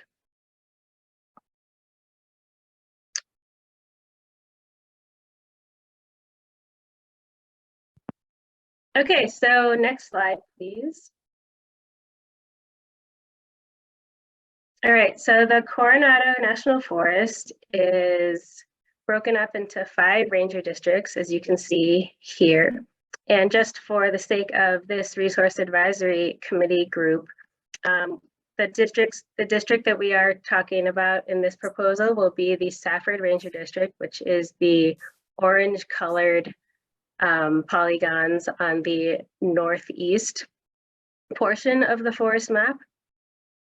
And I would also just like to mention that this proposal was brought forward with another proposed fee for cabin rentals on the Sierra Vista Ranger District, which is the yellow polygon on this map, which is included in the Southern Arizona RAC.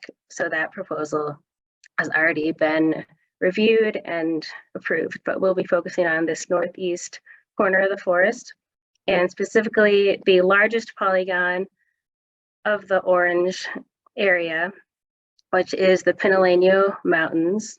And the Pinaleño Mountains are capped by Mount Graham, which is a peak over 10,000 feet. And you can climb through the Pinaleños on the Swift Trail. I always get this confused, byway, which is about a 35-mile road, combination pavement and dirt. And the Coronado National Forest boundary is at the bottom of this, near the bottom of this road, and the recreation sites are dotted along this highway. Total elevation gain on that Swift Highway is about 7,000 feet from top to bottom. Next slide, please. So thanks to the Coconino for kind of giving an overview of our National Visitor Use Monitoring Survey. The Coronado also has similar data to report. Our most recent survey was completed in the year 2022. And to kind of break down this graphic, I'll start with the circle chart on the right.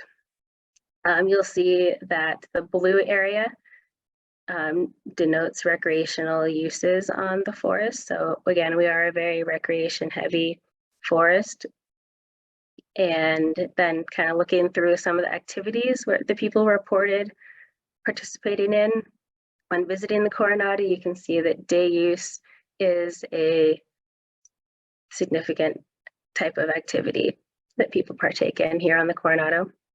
In terms of visitation estimates, to draw your attention to that middle section of the slide, you'll see that visits for day use at developed sites exceeds the visits for use at overnight developed sites. And those two sites in particular are significant in this proposal because the Swift Trail Byway includes predominantly predominantly day use overnight sites and few day use developed sites. So the proposed fee would fall within the day use developed category. Next slide, please. So in order to accommodate the forest-wide trend of use at developed day use sites, the Coronado proposes to add 2 day use fees to a couple campgrounds where camping fees already exist to provide additional options for day use activities on Mount Graham. All right, next slide, please.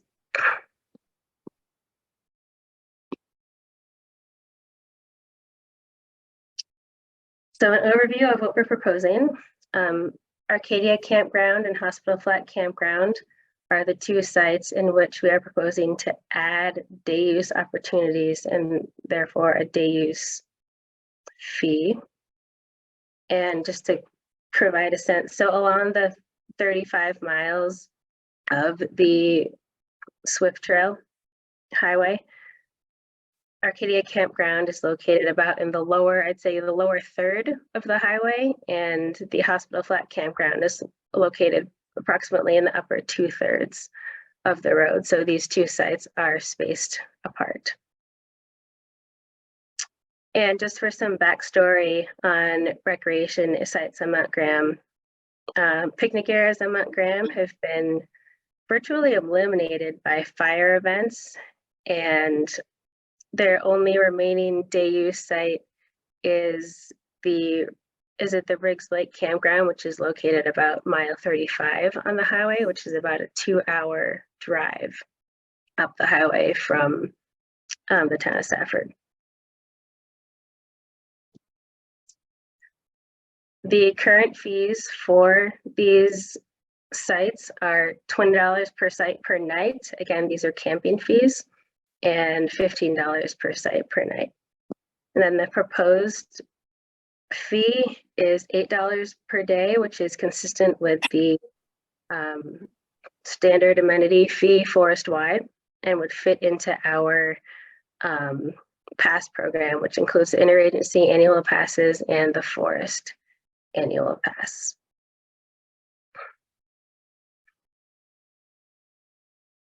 The Coronado also utilizes the digital pass program, which enables visitors to purchase their day use or their day passes or week passes through a web-based platform, which is rec.gov, and this provides another way to pay. So as you can see, this proposal generally isn't about making a lot of revenue, but preserving the opportunity for picnicking and day use activities at these developed campsites.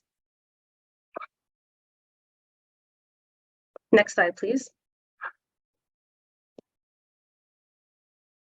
So sites where these day use fees are proposed to be added do include the site amenity requirements for standard amenity fees, which are picnic tables, permanent restroom facilities, interpretive information and signage, designated parking, trash service, and security by way of the site being part of the recreation program's regular rounds.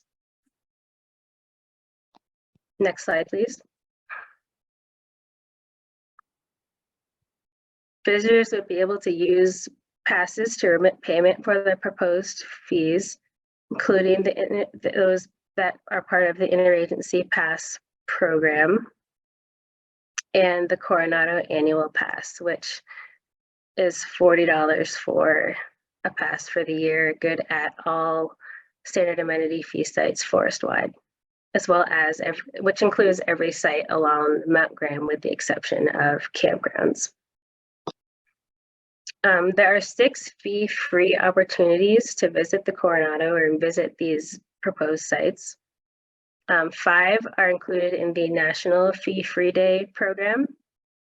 And then the Coronado has an additional day that includes Washington's birthday in the month of February. Next slide, please. Planned accomplishments for revenue generated from these proposed day use sites include improvements to the Arcadia National Recreation Trailhead Visitor Information Kiosk, enhancements to the Arcadia Campground host site, and though not listed, amenity replacement at Hospital Flat. Next slide, please. From a forest-wide perspective, fee revenue has been used to address major deferred maintenance projects such as pavement preservation and restroom replacement. Fee revenue recently helped the forest repair and restore the historic Canelo workstation, which enabled us to add 2 new rental cabins to the statewide Rooms with a View cabin rental program. And this was part of the Southern Arizona RAC fee proposal review and was approved last year and will soon be opened in May of this year. Visitor information enhancements include a partnership to reimagine the Sabino Canyon Visitor Center located outside of Tucson, or in Tucson, and the creation of over a dozen mobile visitor guides. The guides feature recreation destinations forest-wide, such as Cave Creek and Madera Canyons, Parker Canyon and Peña Blanca Lakes, Mount Lemmon and Mount Graham, and many are available in English and Spanish.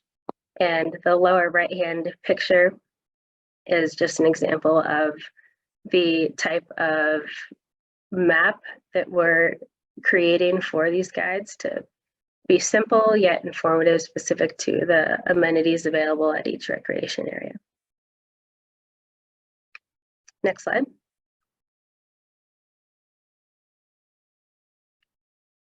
So public involvement actions, like all forests, we sought public comment for a 60-day period for these 2 day use fees on Mount Graham, as well as the fees for the 2 proposed rental cabins on the Sierra Vista Ranger District. Public engagement, one notable piece is that this public engagement did occur during the high season on Mount Graham, so July through September of 2022. Signs were posted at developed recreation sites, as well as the ranger station in the town of Safford. A news release was printed in 2 regional newspapers, the Gila Valley Central and the Eastern Arizona Courier. Next slide.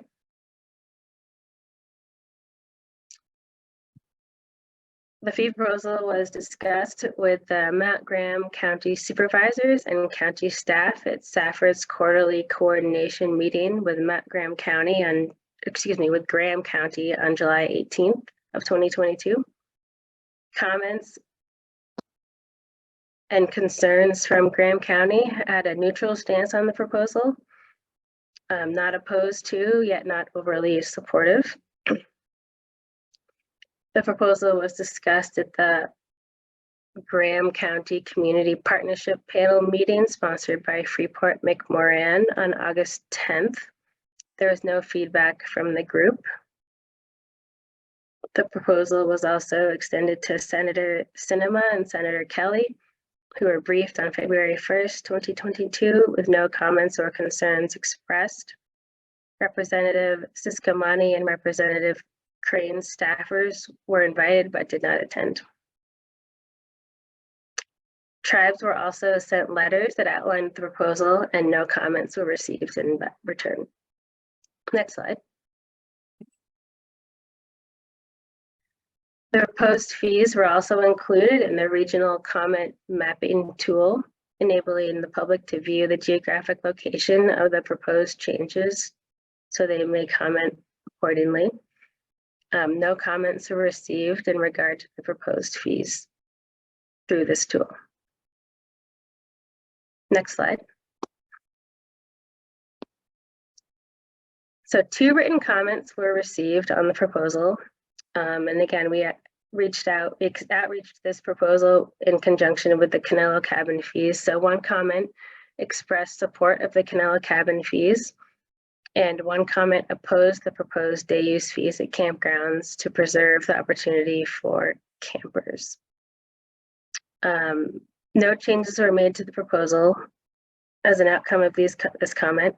However, this gave the forest will make sure resources are in place to accommodate both day use and overnight user groups prior to implementation should the fee be approved.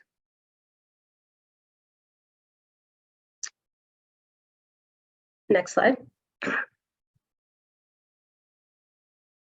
And yeah, thank you for listening to our proposed day use fees on Mount Graham.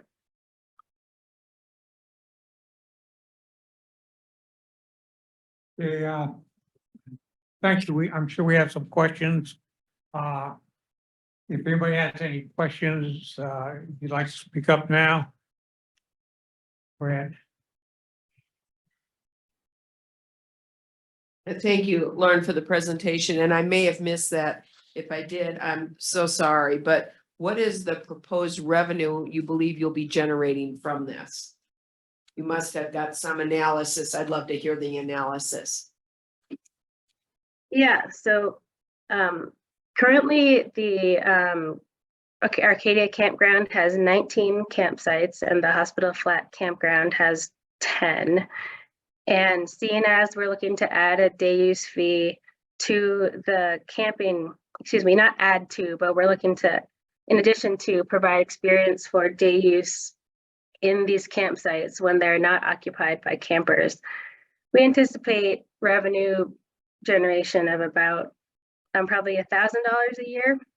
So not significant again, but enough to cover some of our services that we supply at these sites, such as pumping of the vault restrooms and other improvements as mentioned. Does that answer your question?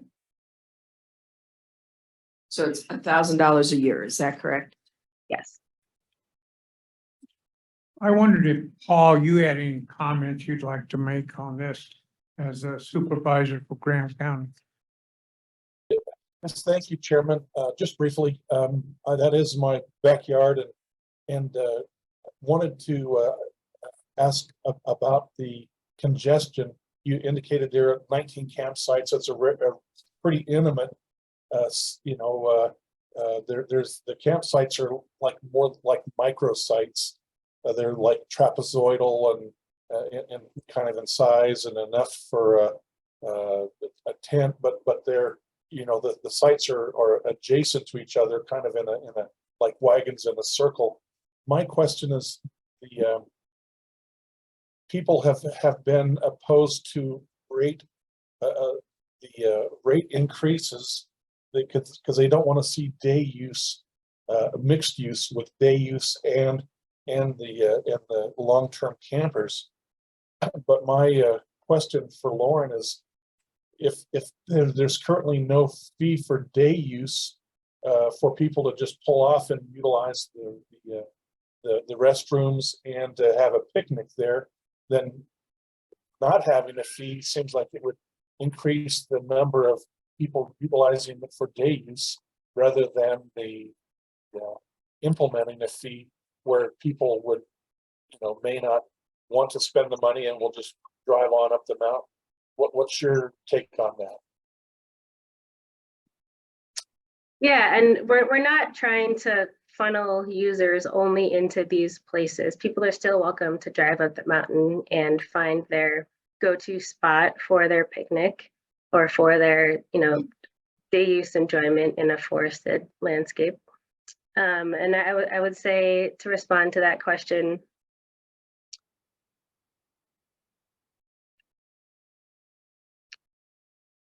I think you're asking if we think that congestion will be an issue at the campgrounds where people are vying for day use and camping opportunities. I'm sorry, Paul, could you repeat that? Sure. Actually, the point is that imposing a fee for day use will actually decrease the congestion of the current people who are driving up, using it for the day, not paying anything, and then disturbing the campers, or being present with the campers, and that it'll actually reduce the number of day users because of the fee. And wondered if that assumption is correct. If you think it's correct. Yeah, I would say based on what I've read from past recreation managers on site, it sounds like Arcadia does have a bit of a reputation for possibly becoming a rowdy environment. Excuse me. Bless you. Excuse me, I'm sorry. To your point, I do agree that this may keep down, or, you know, kind of get that under wraps, maybe in a more, you know, controlled way that is appealing to more people. Okay, thank you. That's I just wanted to have that confirm my assumption, and I'm supportive of the proposed fee structures, just because the mountain, as Supervisor Horseman said about the Red Rock area, our mountain sometimes does get loved to death, and a little more structure. It's a huge mountain, and but it's also convenient for someone to just concentrate in one or two areas rather than do a little more driving and not create congestion. Thank you, Chairman. Thank you, Paul. It's in your backyard and you would know, that's why I asked you to speak up. Is there any other questions? We do have a question from Allison online. Hi, can you guys hear me? Yes, we Yes. Okay, I'm just clarifying. So currently, right now, there is no day fee. So if you're adding a day fee, let's say that I go visit this location, since I've never been there, and I just want to go in for the day. So far, I would pay $8 with this new fee structure. So let's say at the end of the night, I decide that I want to set up camp. I go back, and do I pay you another $20? So now I'm paying 20 plus 8, or do I just owe you 12? And then if I know ahead of time that I want to go for 2 days, is it the $16 that you're going to charge me, or should I just pay $10 for a week if it saves me $6? And then is the $20 per night still on top of that? Thank you. That's a good question, Allison. And we are not looking to compound fees on top of each other. So your first example, Allison, you mentioned that if you go for the day and you then decide, or excuse me, you go for the day, you pay your $8, then you decide you want to camp and spend the night, your total would be brought up to the camping fee. We wouldn't double charge the day use plus the overnight use. And Okay, excellent. yeah, does that answer your question? Yes, thank you very much. You're welcome. Yes, thank you for your presentation. And I wanted a clarification. From what I understood, you're planning to add parking and picnic facilities at these two sites to accommodate the people that just want to picnic, and so they would not be crowding out a campsite. Is that correct? Correct. The intent of this, so we're very aware that use on Mount Graham at all sites peaks on weekends. So we'd be very cognizant of that with our implementation. And at this point in time, the parking for the day use in the campground would be shared, but we would, excuse me, for a site like Hospital Flat, where there's less delineation of specific parking spots tied to a site, we would delineate parking further before the fee is implemented, if that answers your question. Yes, it does. Thank you. You're welcome. I have another question. Do I understand that each of these sites has a camp host with them? Or none of them do? So Arcadia Campground has a camp host on site. And then Hospital Flat is covered by a camp host that we try to base, when we have somebody willing to do so, we base them out of there's a visitor center about mid-mountain, and that individual does a little bit of patrolling. So correct me if I'm wrong, Christian or Adam, but I do believe we try to get somebody who is staying on the mountain in a host capacity to patrol areas such as Hospital Flat, in addition to our own recreation staff. That makes a big difference on how those are managed. If there's a camp hosting, I'm glad to see that you're availing yourself of that opportunity. Yeah, no, Lauren, you're correct. I think you're muted. I can't hear. I just said that was correct. Yes, we do have a host site on site at Arcadia, and then there's a variety of other campgrounds on the upper part of the mountain, at Columbine Visitor Center. Sometimes a camp host will stay at Shannon. There's a little bit of a preference offered for our volunteers, but yeah, there is typically an upper mountain volunteer host that has a presence at Hospital Flat. Thank you. Any other questions? You have a small question? Yeah, Well, well, one small question. well, thank you for the presentation. This isn't a small question. I guess it's a short question. So you have 6 fee-free days. So can you tell me how you chose 6? And I think I had that number correct. Yeah? You do, and 5 are with the National Fee-Free Day schedule. So same as they would be the same nationwide. Like if you go to any fee site in the country, those would be the same. And then the forest chose to have President's Day as an additional fee-free day, and I'll defer to my forest compadres to find out if we know any reasons as to why President's Day was chosen as an additional Coronado fee-free day. No specific reason other than, not necessarily at Hospital Flat, but elsewhere on the Coronado, we're just really busy in February and March when we have a lot of snowbirds down here. So we wanted to make one of those days available. That it's up, as I understand, it's at the discretion of each forest supervisor to identify fee-free days above and beyond those. Over the years, we've added some to recognize certain landmarks or kind of historical events that have happened, like the designation of different parts of the forest. But yeah, we just added that one because that's sort of our peak season. Thank you.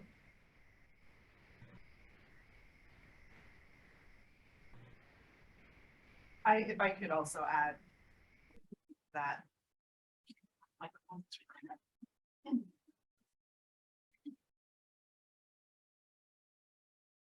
So yeah, the new national holiday also Juneteenth, that's a new one that just recently got added nationwide. We were looking at maybe replacing President's Day because of that fee-free day at the national level. So some forests have decided to keep President's Day. It's already fee-free, just keep it that way instead of making all these changes every year.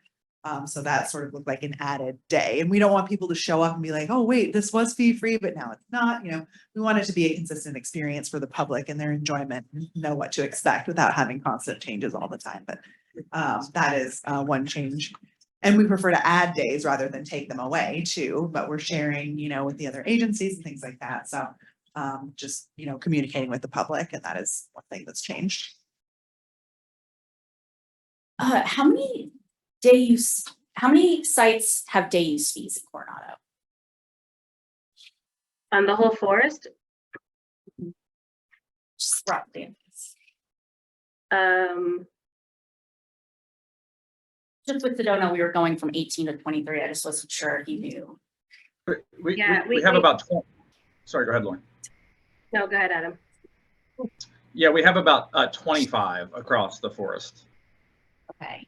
The one thing I wanted to mention, we talked about the Culture Pass earlier, is they actually have like a Northern Arizona, Central Arizona, and Southern Arizona program. So it might be that Coronado National Forest can participate in the Southern one to help make sure that folks who live locally have that opportunity to go check it out, as opposed to maybe making the Culture Pass available for all Arizonans. So it could be per forest, per location. So I just want to throw that out there. Okay, thank you for your time. And I can share that the Culture Pass or some type of library day pass availability for to cover these standard amenity fee sites is in the works on the Coronado.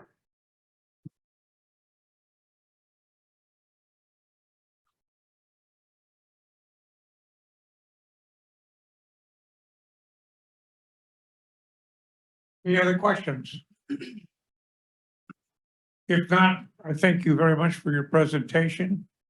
And we'll move on to the next one, which is. Chatonda.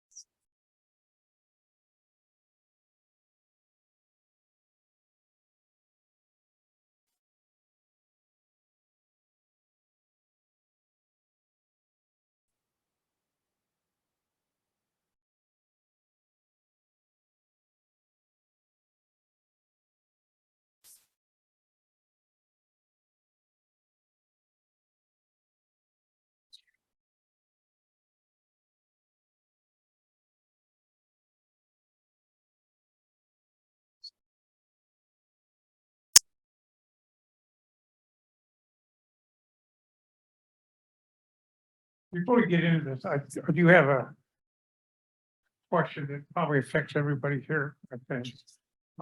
These fee sites that you're giving us, and you have given us, is there an administrative charge that goes on top of that, of like $6 or something?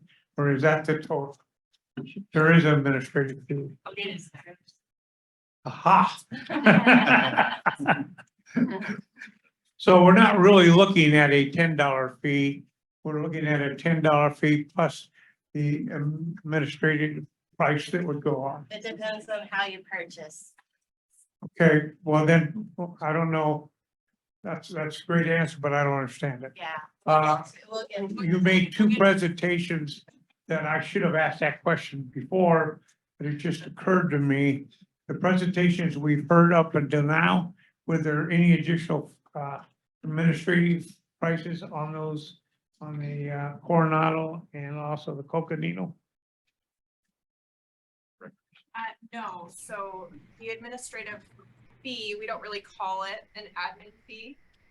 We call it a CLIN, which is a processing fee for rec.gov. So anytime we have an activity pass or a purchase of a permit online, that's that CLIN fee, and that goes to rec.gov. We don't pocket any of that money. It's just a processing fee for using that online platform. So Coconino and Coronado, if they would like to add that, if they're using recs.gov, then yes, but currently they're not using that electronic option. If they wanted to add that, then yes, they would add that fee. Okay, so from my understanding, the fee price that you gave us on the ones that we've looked at are the numbers that you have, and there will not be an additional fee added to those numbers. Is that correct? Correct. You promise? Yes, we don't have control over rec.gov and the fee that they set. That's part of our MOU with them. They set that fee. So that's above my pay grade. Well, and way above mine, but the only thing that I would mention to you is that some of these you went from 0 And it was brought to my attention in the hallway there that that's not $10, it's gonna be $16. And because of that price of that. I think everybody needs to know that. I mean, whether or not they agree with it or not. But I want to make sure that we're talking about real numbers and, oh, we forgot to tell you that somebody could add $6 at it whenever they wanted to, and they don't need to come to the racks. So I'll get into that when we start talking about the OHV. Perfect. Okay. Okay. And part of the report says that the fee that we proposed is what the Forest Service proposes. That processing fee is not part of your RAC consideration. You know, those commerce costs that are associated with the processing fee online. That's why we don't include that in our proposal, because that's not something that the RAC would consider or respond to. Just the fees that we, the Forest Service, would implement. We also have some online, Todd. Yeah, Todd Harbin. Yes, hi, folks. My name is Todd Harbin. I'm the Assistant Recreation Fee Program Manager for the Forest Service in our Washington office. And to answer the gentleman's question on those fees that were proposed earlier, the Coconino, the Coronado, those are all the day use fees, and they do not have any administrative fee to it. So for the Red Rock Pass, it's $5 for that day. The visitor only pays $5 for that. So what we are going to get into, say, this Tonto OHV permit, some of our campgrounds, when you make reservations, then we're talking about an additional fee on top of that. But for the ones that we already covered, those were all day use fees, and they do not have an additional fee on that. Thank you, sir. That answers my question. And therefore, when we get into these other ones, and there's a possible fee on top of that, I wish you would tell us that at the time. Okay. Thank you. Got it. Thank you. I understood from the presentation on the Coronado National Forest that they could use rec.gov to purchase the site or pay the site fee if they desired. So there would be an additional $6 charge if they purchase that site visit with rec.gov. It's a pass. So it's not a day use pass. It's the Forest Service pass. So if they want to buy the forest pass on rec.gov, they can do that. It's not a site thing. What's the processing fee? It's not $6. Does somebody in the back know that processing fee? Yeah, this is the Coronado. I can weigh in on that. So on the Coronado, there is an option to buy a standard amenity fee day use pass for any site on the Coronado on rec.gov, but the end fee is $8 to the user. The administrative fee that they take off of that is $1 per that $8 fee. So that comes out of the end revenue that the forest sees for digital passes. But it's not tacked on to the $8 that the visitor is paying all of that lumped together. We get the full $8 for a fee paid in cash on site or cash or check. But we feel like that $1 essentially processing fee that the visitor doesn't see just comes out of our bottom line. You know, we don't have to count all those. It prevents us from counting cash. It means we don't have to go to the bank. At the end of the day, even if we only get $7 out of that $8, it's still worth it for us. Okay, Yeah, and just to clarify on the Coconino, it's the $5. So it's no additional cost to the visitor by purchasing that digital pass online. Now, again, when we get to a campground and you make a reservation fee, that is an additional fee, but we'll break that out specifically. Okay, that clarifies it. Thank you very much. Okay. Good morning. I'm Angie Abel. I work for the Tonto National Forest, and I manage the recreation on the North Zone, which is Payson, Pleasant Valley, and Roosevelt, Tonto Basin Ranger districts. Next slide. So there again, Tonto National Forest, we're the 4th largest national forest in the system. We have 6 ranger districts. And we have 2 different proposals that we're talking to you today about. My part of that is for the Payson Ranger District. And we'll have 2 day use sites proposed as part of that. Next slide.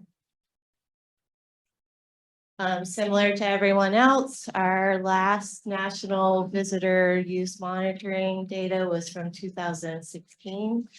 We did do our last survey, but we do not have those numbers in yet. So please understand this is before the pandemic. But as you can see, over 2 million visitors per year. And our top activities are hiking and then non-motorized water access. And campgrounds are a big part of our program on the Tonto as well. Recreation accounting for 75% of visitors. Next slide.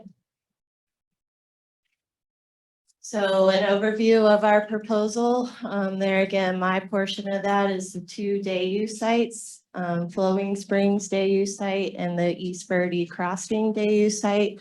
Both of those are on the East Verde watershed river. So they're very popular for people to go to. And we are proposing $8 per day.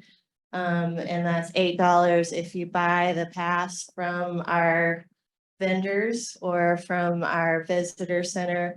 And then it would be an additional administrative fee if you buy it at the fee machine. So that would be a $12 fee if you do that. And then Kelly will cover the OHV permit areas.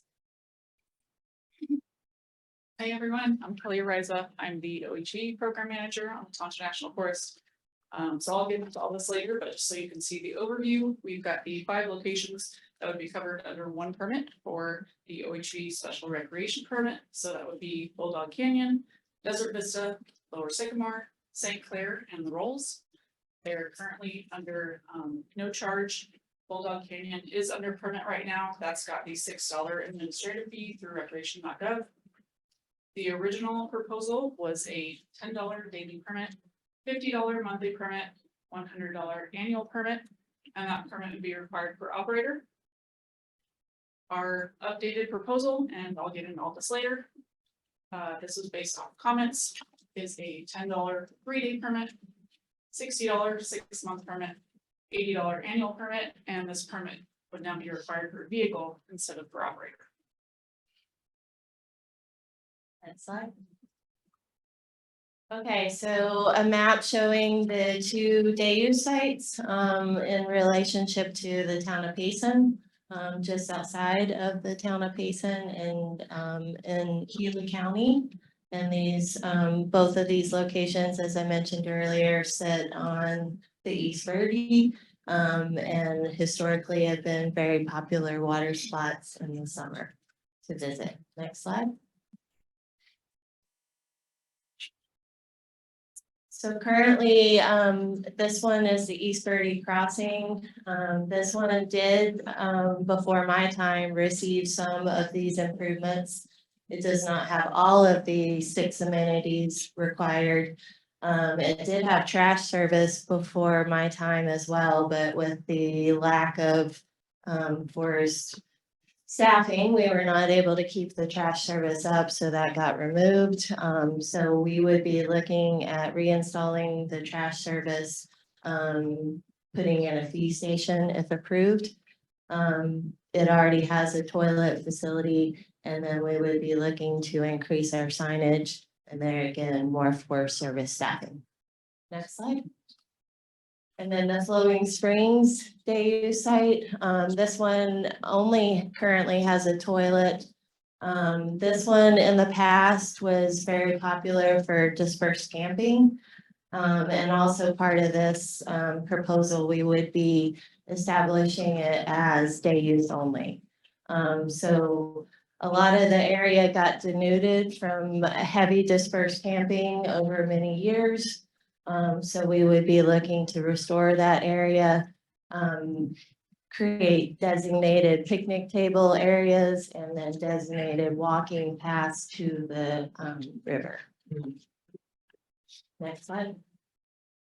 And then there again, same as everyone else, here are our fee-free days. So we have the national fee-free days recognized on the Tonto. And then we also recognize the interagency pass at all day use sites. And then we have the Tonto pass, daily pass, and then an annual pass. Next slide. So as I kind of touched on earlier, the planned accomplishments for these locations would really be ramping up staffing, defining walking paths, protecting the watershed first and foremost. Putting in pipe rail fencing, trying to control the parking, and then increase signage. And back to the trash as well. Trash is always a problem in these locations, so that would be a big thing. We've already been working some with our partners, the Friends of the Verde River, to work on a plan of how we could revegetate some of these areas and make them better for the watershed. Next slide. And I don't think we touched on it on this one, but for the Payson Ranger District, we have 5 day use sites that we currently charge a fee at. And this would be adding 2 more to those.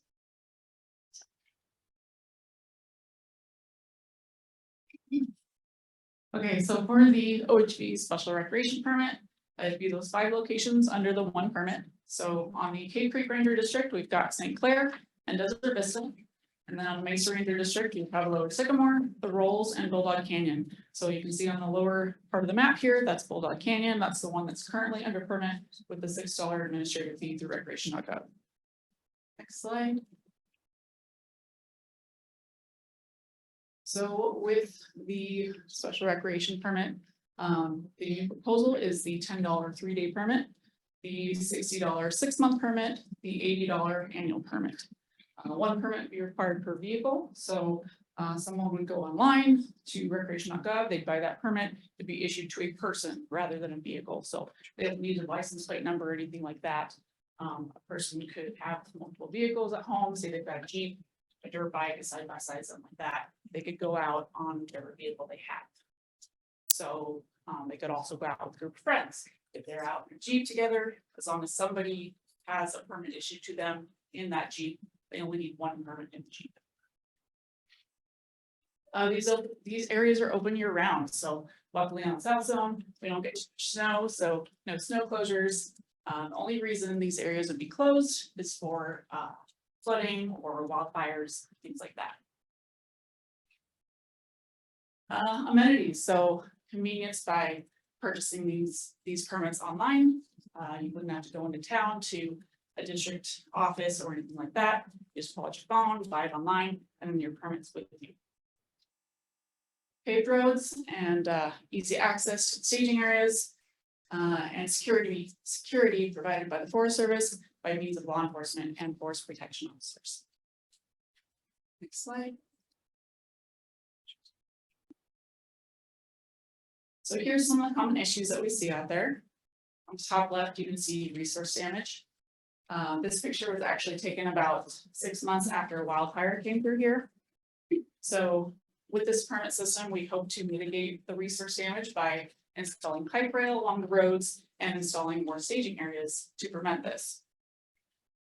Things like this, if the staging area is full or if people are parking alongside of the roads, this is where they just drive off into the desert and start causing this damage. On the top right, obviously litter accumulation. Again, we could mitigate this with dumpsters out in the field. And on the bottom right, this is trigger trash. So this one's not even a common target shooting lane. Folks just started shooting right here and the litter has accumulated. This one right here, you can see this grass is still green right here. So once this grass dries out, this will also cause a wildfire in the future.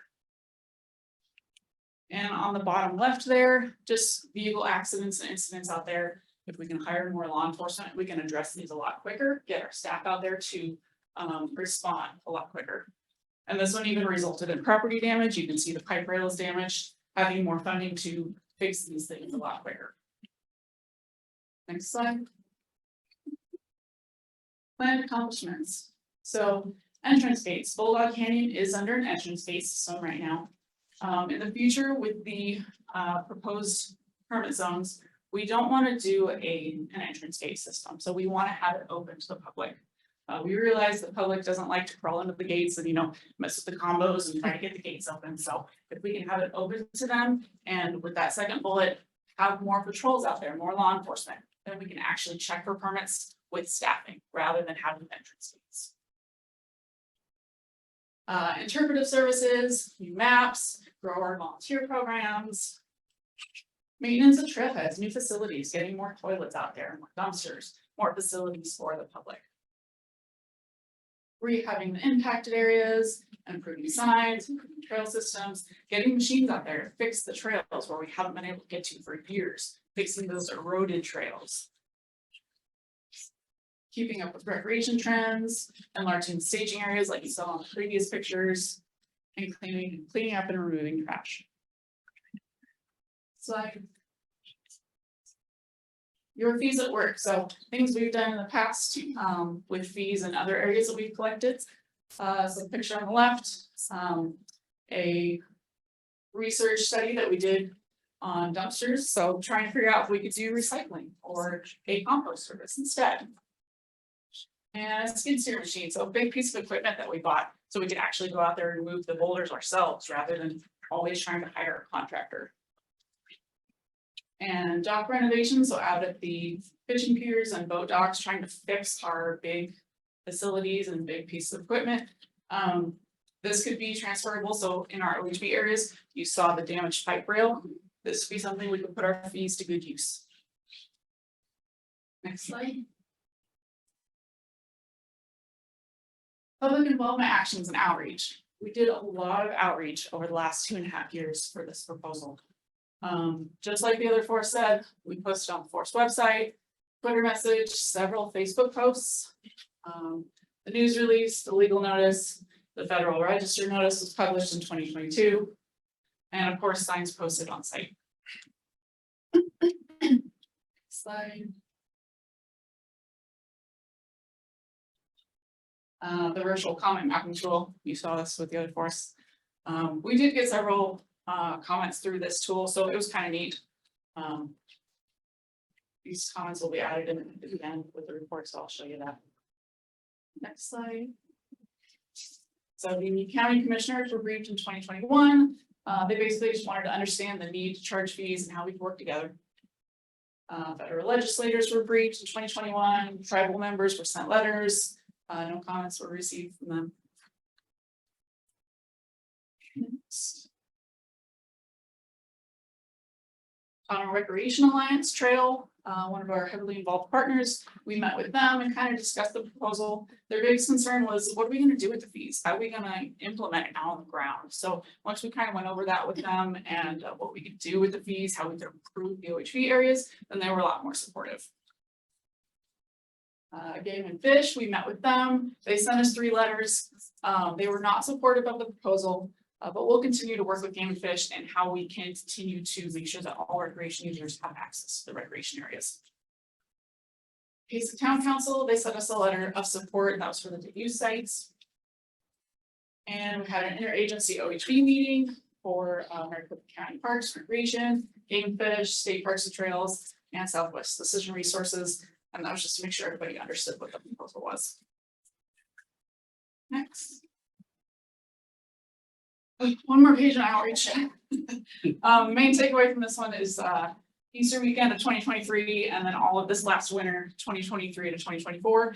We really hit them hard out in the field, trying to hand out the comment cards, the flyers, trying to get interaction with folks in the field. You know, make sure everyone knew about the proposal, that they were sending in comments, if they had questions. And they were very responsive. Everyone was supportive of the proposal.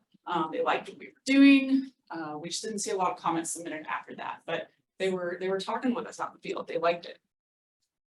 And then we had several Facebook posts, one in 2022, one in this last December of 2023, and then 3 consecutive ones in 2024, just trying to get more comments submitted, trying to get the word out there. Next. Okay, and now we'll go over the comments and we'll start with the UCs. Okay, so the comments, we received 18 comments for the day use sites, with 9 being supportive, 6 not in support, and then 2 general comments with suggestions. And then like Kelly mentioned, we did receive the letter of support from the town of Payson. So with those comments, we chose to not make any changes to our proposed day use fees. Next slide.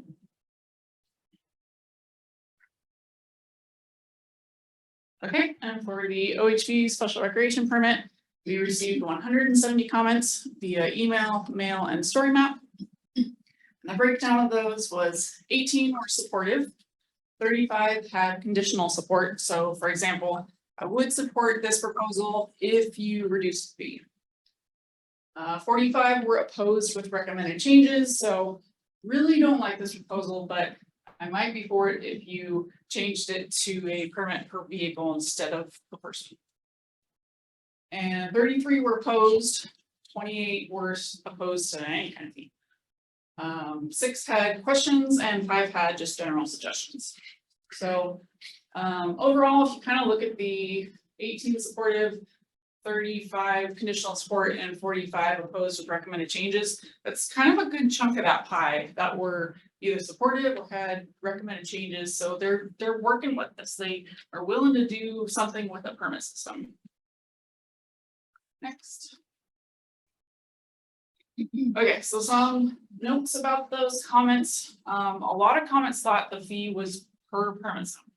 So just to clarify, we've got the 5 permit zones. You only need the 1 permit, and that gives you access to all 5 zones. A lot of folks also thought that only OHVs would be charged for the permit.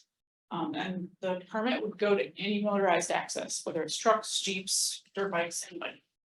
Non-motorized uses would not need a permit, so you can walk in, hike in, horseback ride in, anything. Those users do not need a permit. Also, if you're parking in the staging areas, so all of our staging areas are within about a mile from the entrances. So if you're parking in the staging area, you do not need a permit. So 2 examples. First one, if you're parking in the staging area with a trailer, and then you have 2 quads that continue to drive in, the vehicle with the trailer parked at the staging area does not need a permit. The 2 quads that drive in to play in the trails, those 2 quads need their permits. Second example would be a car that's parked in the staging area and unloads a mountain bike. The car that's parked in the staging area does not need a permit. The mountain bike that goes off to play also does not need a permit because it's non-motorized use, right? A lot of comments also mentioned the Arizona State OHV TAC. They asked why we can't utilize that funding. So I think everyone here knows this, but just to clarify. So the Arizona State OHV TAC funding does not come directly to the forests. We have to apply for that grant funding through the state. So that funding is never guaranteed. Arizona forests, especially Tonto, has applied for a lot of those grants. We've been successful with that. We've done several projects. It's just not sustainable for us. It's never guaranteed. It's a very competitive program. We talked about that yesterday. But our program is growing. We've got multiple districts, multiple permit zones, multiple staff that we need to hire, projects growing all the time that we need to build on. So it's just not a sustainable program for us. We need consistent funding that we can rely on. So overall, we did get a lot of initial comments with our proposal in 2021. But over time, as we provided more public outreach and answered questions with our partners, volunteers, and everyone, we got a lot more positive feedback and suggestions on how to change the proposal. Next. So of the comments that gave us descriptive feedback on what they wanted to see changed, and all of our partners that we talked to and everyone, here were the top things that people recommended on what to change and how we changed it. So the top comment was the cost was too high. So that's why we changed it. So We've got the $10, $60, and $80 rates. And we added in that 6-month option. So a lot of folks said, well, I'm only here half the year. I'm a winter visitor. So that's why we added the 6-month permit option. A lot of comments said the fee per operator was unaffordable for families. So that's why we changed the permit to per vehicle instead of per person. So I also want to throw out there that children and young adults under the age of 16 do not need their own permit. So if a family goes out there and they've got a 10-year-old and a 5-year-old that are riding on their little 100cc bike and they're out there with mom and dad, as long as mom and dad have their own permits, the 10-year-old and the 5-year-old don't need a permit. And then another common comment was that they wanted to see more law enforcement. They wanted to see more patrol boots out there. So with a permit system and a fee system, we can do that. We can hire more patrollers. And then the honorable mention that I just wanted to throw out there. We saw a lot of comments that folks wanted to see better management and better maintenance of the OHV areas. Now, usually when you're talking to the public about dispersed recreation areas, OHV areas, usually folks say, you know, we want to see land management agencies hands off. We just want to go out there, we want to recreate, and do our thing. So it was pretty exciting for us to see comments saying, we want to see better management, we want to see better maintenance, get in there and do something. So it was exciting for us. Next. Okay, so one more, just kind of overall, this is the same slide as before. We've got the 2 day use sites up there. We didn't make any changes after comments. It would be $8 per day per vehicle. And that's consistent with our Tondo Pass program at our other existing day use sites. And then the 5 locations for the OHV SRP permit. And that's a $10 per 3-day permit, $60 per 6-month permit, $80 per annual permit, and the permit fee required per vehicle. Now you asked about the additional administrative fee. So we're looking into this with recreation.gov, what the options are. Now, if we go, there's 2 different ways to do it. Like if we go with a permit, a true permit system, then there would be an administrative fee on top of that. So it'd be like $6 on top of that. If we can stick with what they call an activity pass, then the forest eats that administrative fee. So there's nothing on top of that. That would be what the public pays. So we're trying to figure out how to do it logistically, how you would actually pay online. So we're working into that. So I can't tell you that answer, if that's the number, or if it's going to be plus $6, plus $2. I don't know yet. But I'm trying to figure it out. I think that's it for this one. Next slide, please. All right, so this is a quick video. It's about a minute long, just to show you what it looks like in Lower Sycamore on Easter weekend. This was just this last Easter weekend. And there's also a handout in front of you.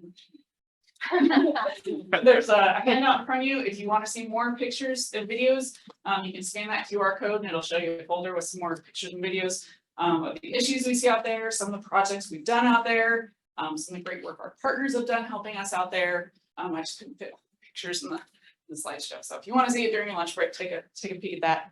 But yeah, we'll show this video real quick.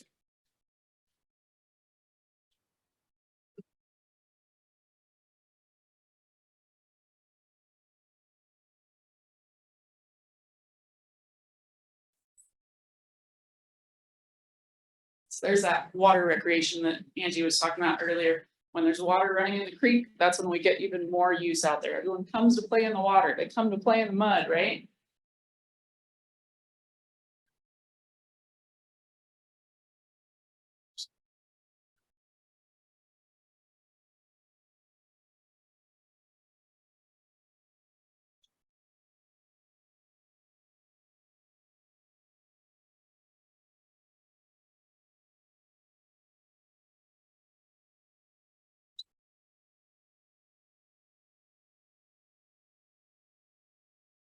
I don't know if that looked busy to you, but that was actually pretty calm to me. That actually picked up a lot heavier with use about an hour or 2 after that. I couldn't get a better video after that with how much bigger that.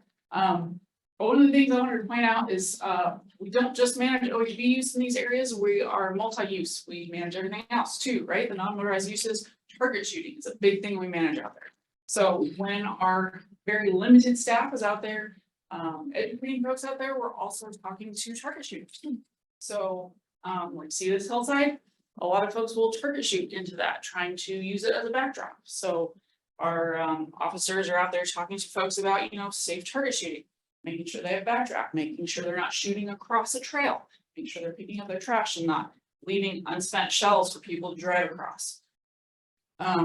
So speaking of law enforcement, we've got Officer Robin Tees here, so I was going to let her speak a couple minutes about some of the challenges that we face out there with having limited staff, limited funding, and just overall trying to address issues in the OHV principles. Can I ask a question before you switch over, because you've got a very good picture up there, and I'm glad you brought that. Let's assume that you get the $8 fee that you're doing a great job explaining why. What do I expect to see now that you get $8? What's going to change out there for that $8 that we just may or may not grant you?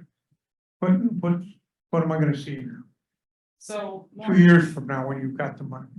So more law enforcement to make public contacts, and that would be to educate folks, to make sure that they are recreating responsibly.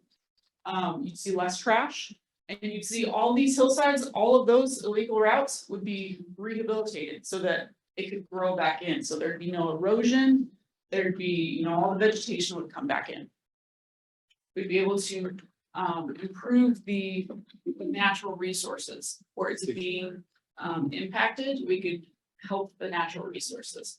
And then we can educate the public about how to be safe. So if there's less incidents out there, we don't have to respond to somebody's incidents because we can educate them. We can make those public contacts, show them, hey, you need that helmet on. Hey, you need to not double ride so you're not flipping and people are getting injured, things like that.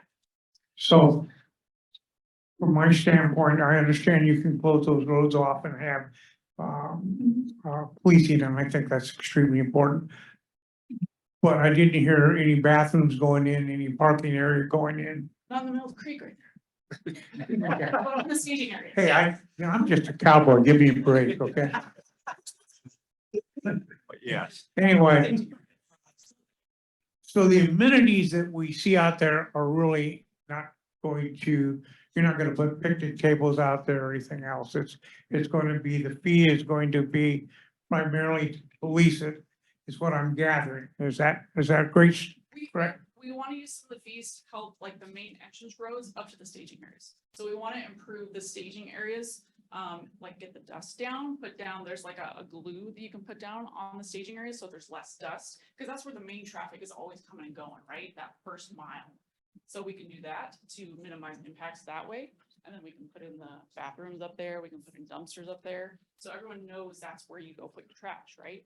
Up at the staging areas. But then we want the actual policing, all the staff to be going down to the trails. Well, my thought is, if I have to go to one of my neighbors and they said, break, I understand you added $8 plus an administrative fee to that, I guess it's close to $14 dollars, but nothing's changed. I would say to them, what Oh, you'll see the changes. Absolutely, you'll see the changes. will I see? You'll see pipe rail along those main roads to prevent people from driving off trail. You'll see the bathrooms at the staging areas, and you will see us out there like ants everywhere. Okay, thank you. What? No. I don't know. Yeah, this. So my name is Robin Tees. I'm one of the law enforcement officers for Town National Forest. I've been on this district for about 20 years. I've seen a lot of changes. In fact, your fee demonstration program, I was hired through that. I picked up trash and cleaned bathrooms. It's all good until I got my degree in range. Then I decided, what can I do to be the benefit here? Well, law enforcement, because what I've seen out there is a lot of degradation to the environment. We have so much habitat loss, fragmentation, litter, specifically for OHV. You didn't see us down here because why? Why didn't you see us down here? Because our second contact for the day was target shooters. We took out 11 guns, 4 arrests, and 2 or 3 people we have to long for. Oh, and a little bit of cocaine. We did have an accident shortly thereafter, probably like a week or so. What happened with that? Unfortunately, it was a double rider. He died, she lived. No helmet on a single person quad. That's what I'm trying to combat. This is public land. We need to keep it open for the public. This is also our watershed. We need to protect that as well. So am I in favor of fees? I'm a dirt bike rider. I'm also conservative. I'd pay the fee. Sorry, any questions about what I've seen out there or what I've done? So my big question is, this is gonna help you, that's what you're covering. Oh, tremendously. Hopefully we can get a little bit of equipment. I have a 2016 Polaris Razor. It's great, but it's also a 2016. It needs that little bit of maintenance. We can also probably bring in some other law enforcement officers. Now, we're extremely limited in our department. It's nationwide as a whole. What this allows us to do is we might be able to get a detailer. We might be able to work with our cooperators. Game and Fish is amazing. They come out quite a bit. So does Maricopa County Sheriff's Department. We have a co-op agreement with them. They're fabulous. If we give them a little bit more, maybe we can get them a little bit more involved with OHV. Because right now, they're so limited, they're spending it on the lake and the river because that's where a lot of their businesses are at. What I mean businesses. Injured parties, lost people, underage drinking, drugs, things like that. We also have that in the OHV community. So we need a little bit of help. So the funding would definitely be beneficial from my standpoint. And I'd pay it. And I forgot to say, thank you very much for listening to us. I greatly appreciate it here and taking time. And any helpful comments or any comments at all that we could use to make this program go forward. I appreciate it. So my question is, essentially, could we take this idea and as opposed to calling them like OHV permit areas, because then what I feel like I've seen is it's become OHV areas. Now, are you feeling like you're maybe the public feels not as comfortable wanting to go into some of these areas? And the other thing is that if the fee was for the whole forest, then Forest Service staff would have the flexibility to use those OHV funds where issues take place and where it's most needed. So I know that, you know, so far it's kind of come through these permit areas, and I've seen, you know, okay, these fees are going to be used to invest in helping to improve OHV for folks, the OHV experience for them, mitigating environmental impacts. Maybe I haven't heard as much about mitigating social impacts. So with NEPA, I know we get real focused on the environmental side, but to remember that social side. And so it's, okay, how is this going to impact, you know, future uses? Because most of the permit areas are within that first 5 miles from the urban area into Tonto National Forest, where I'm sure you're getting hit the hardest. But I guess from a law enforcement perspective, you know, do you see that there's opportunity for, if the fee was for the whole forest, that you as a law enforcement officer would have more flexibility to, you know, use those fees to manage OHV wherever it's needed? I don't know if that's you or Well, you guys, from a law enforcement standpoint, is most of our use is in the permit area that you see. So that would help us out tremendously. And for law enforcement, remember, we want the 3 E's. We want education, engineering, and then as last resort enforcement. Because I don't want to be out there citing a family for, you know, X when we can educate them and get them on the right path to have sustainable recreation. I don't know if that's the interest you're looking for. And the main reason that we don't want to go force wide with this is because we still want to provide that opportunity for folks that don't want to pay a fee. They still need that chance to go out and recreate without a fee. So we want to provide the opportunity for both, so that there's still the chance to have facilities and have, you know, these neat features and you know, maintain trails, but then you can still go to a neat trail further up the road, that you don't have to have a permit, you don't have to pay a fee.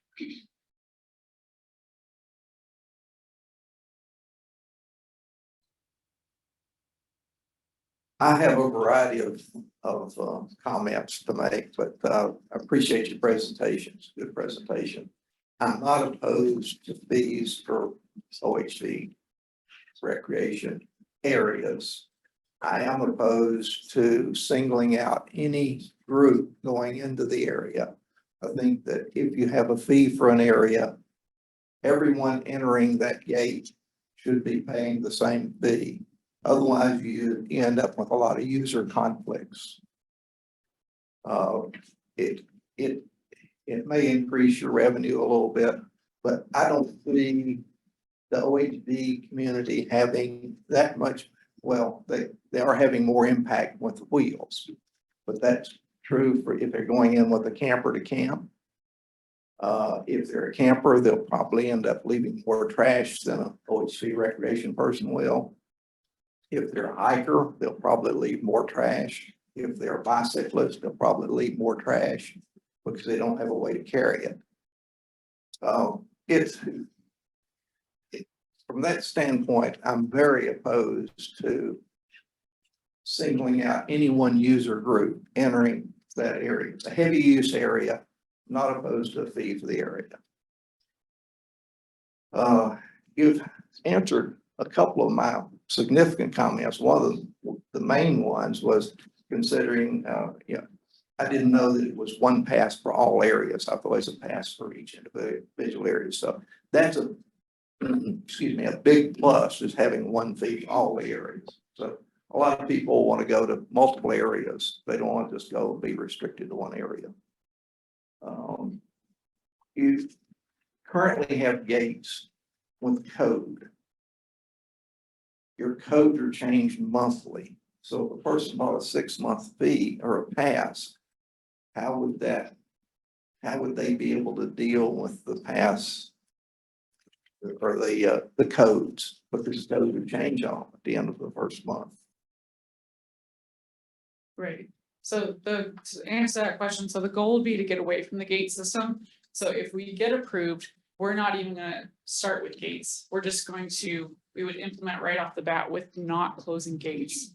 I haven't discussed with the group if we are going to continue to run gates with Bulldog since it already has the gates. But I know for the other 4 areas, we would not implement gates. We would keep them open. So there wouldn't even be the combos for those areas. So would there be any reason not to charge every person entering that site the same amount? Well, the purpose of this would be to, we're trying to get at the motorized uses because the motorized trails are what we want to be collecting fees for.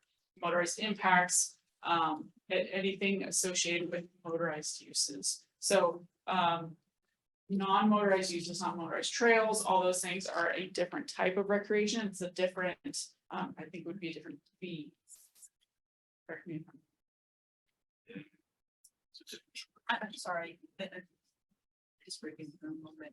So in specific cases, whether it's like Bulldog or Lower Sycamore, if I'm a target shooter, I'll need to pay that fee because I'm driving it in my truck or van. If I'm a camper, I will need to pay that fee because I'm driving it as well. We don't really have hiking much in Lower Sycamore, some in Bulldog, just because that's our use. So what I see in Lower Sycamore for usage is OHE, camping and target shooting. And all those people will have to be the same. So really, it's not an OHV fee as such. It's a vehicle fee. Anybody that enters in a vehicle right. So the would only, charge the fee. yeah, so the only way that you wouldn't have to pay it is if you're parked in the staging area and somehow walking or biking in. But otherwise, if you drive like 5 miles in and then decide to hike from there, then you've driven in, you needed that permit. So if you drive past that staging area, you need the permit. Okay, that clarifies that. Thank you. And you've addressed the issue of education and law enforcement, and that I think that is very critical to improve the situation out there. Thank you. Yeah, and if I could just jump in too, I wanted to add also related to your comment. Charging for those specific areas or charging the whole group, I understand your point, but we don't want it to be a punishment either. So it's just more about what's included in those services in those specific areas for that use, right? Health and safety, natural resources, those kinds of programs. That's what the rec permit is intended for. So, and we want to encourage use, of course. We don't want to discourage that at all or put any kind of limitations on that public access.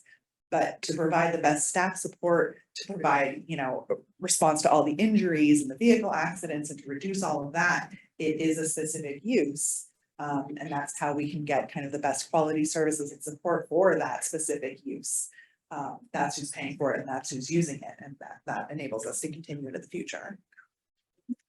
One other thing I had, if any amenities that are provided utilizing these fees or utilizing the OHV permit or state sticker fund are available to everyone, not just available to the OHV users. It's available to the bicyclists, the hikers, the whoever, which is good. I mean, it should be available if it's an open area. But that was one of the reasons I had mentioned this. I felt like that the fee should be addressed to everyone. We do have a couple of folks online. I'll address Todd first. You have some comments there, and then we'll go to Alice. Yes, just real quick, and it is the fee is on motorized use, so even e-bicycles, so electric bikes, that is a motorized use as far as the Forest Service defines it. So even folks on e-bikes will be charged this fee because it's a motorized use on that. So just wanted to clarify that that's what the fee is based on as well. Allison? Yes, I'm not sure if this is standard or if it could be a request, but one thought that I'd have, regardless of how the council votes today, if the Forest Service is moving forward ultimately with these fee improvements, would it be kind of have a stat comparison of some of the issues like this that they've had, how many accidents in a year, how many other issues, and they could add in environmental stuff like that as well, not just visitors or vehicles, and then going into seeing if there's improvement after the fee has been implemented, collected, and then obviously some improvements have been made. So just a couple of thoughts. Okay, great. Yeah, I like that. We can definitely add that to our list to keep track of over the years. Thank you. Thank you for the presentation. We appreciate how thorough that is. And I appreciate that you mentioned the environmental degradation and the fact that the funds are going to rehab some of the areas that are being used that should not be. But I had a question about what triggers, so in the other three that we've heard about, the comment period is about 2.5 months. And here it's about what, 2.5 years? So what triggers in Floria the additional comment period? And I do see that there's 170 comments versus 20. So maybe it's a little more contentious topic, but could you just explain that a little bit? I think for ours, we were just waiting for a RAC to meet. So we originally proposed it in 2021 and we were waiting for RAC to meet. When we first proposed it, we didn't get a lot of comments initially. So while we were waiting for the RAC to meet, I'm like, well, we'll keep trying to get comments. So we just kept putting it out on Facebook. We kept putting out flyers in the field and keeping the posts on our gates and stuff, just trying to get more comments, making sure that when we came to you, we had a good proposal. Thank you. Everybody else online? Paul, do you have a comment you want to make?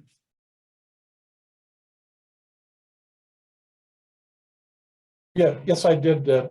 Two comments. One quick one, and that is I'm assuming that the Game and Fish's opposition is because the fee is going to be.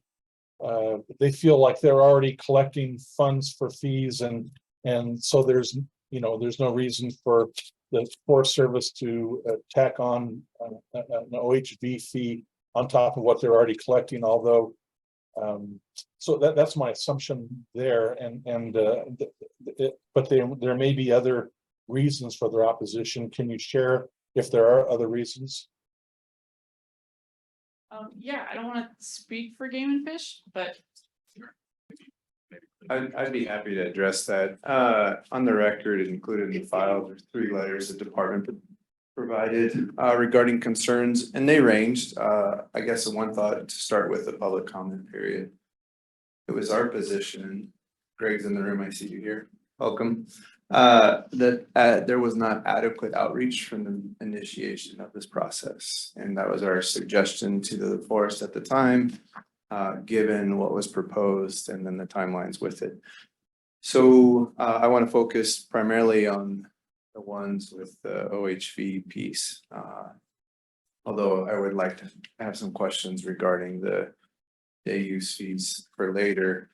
The concern was that although it's intended in May, I've heard twice about being able to bring on additional law enforcement officers. Often those responsibilities fall to the department or I know as mentioned previously, Maricopa Sheriff's Office to do enforcement in these areas.